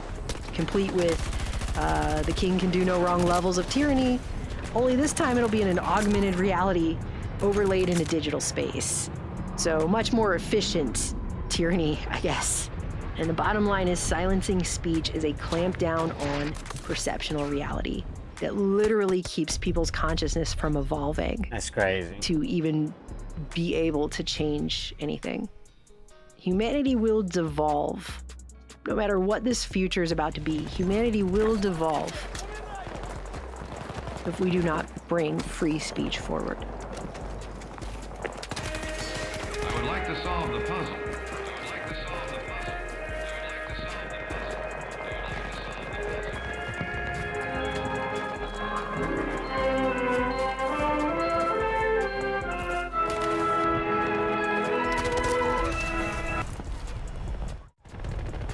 All right, my bad. Let's try to get a win real quick. Oh, we're fucking around. Let's go.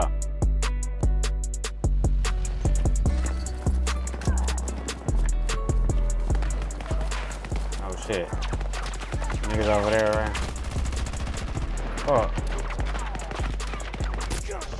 Damn. Over here trying to fuck on my gadgets and shit. Got my shit cooked. I like Battlefield Hardcore though. I gotta get back in my groove though. I was in a groove a minute ago.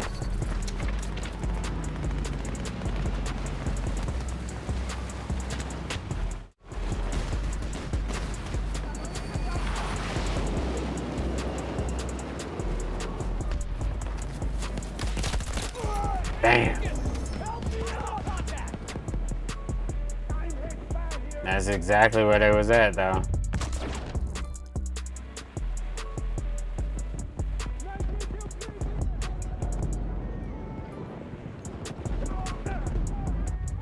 They definitely basically stole a Battlefield. Damn, nigga got cooked. He was about to save me too. Ooh. Damn. We back though. We back. What the fuck just hit me? That's not how it usually go. But we won.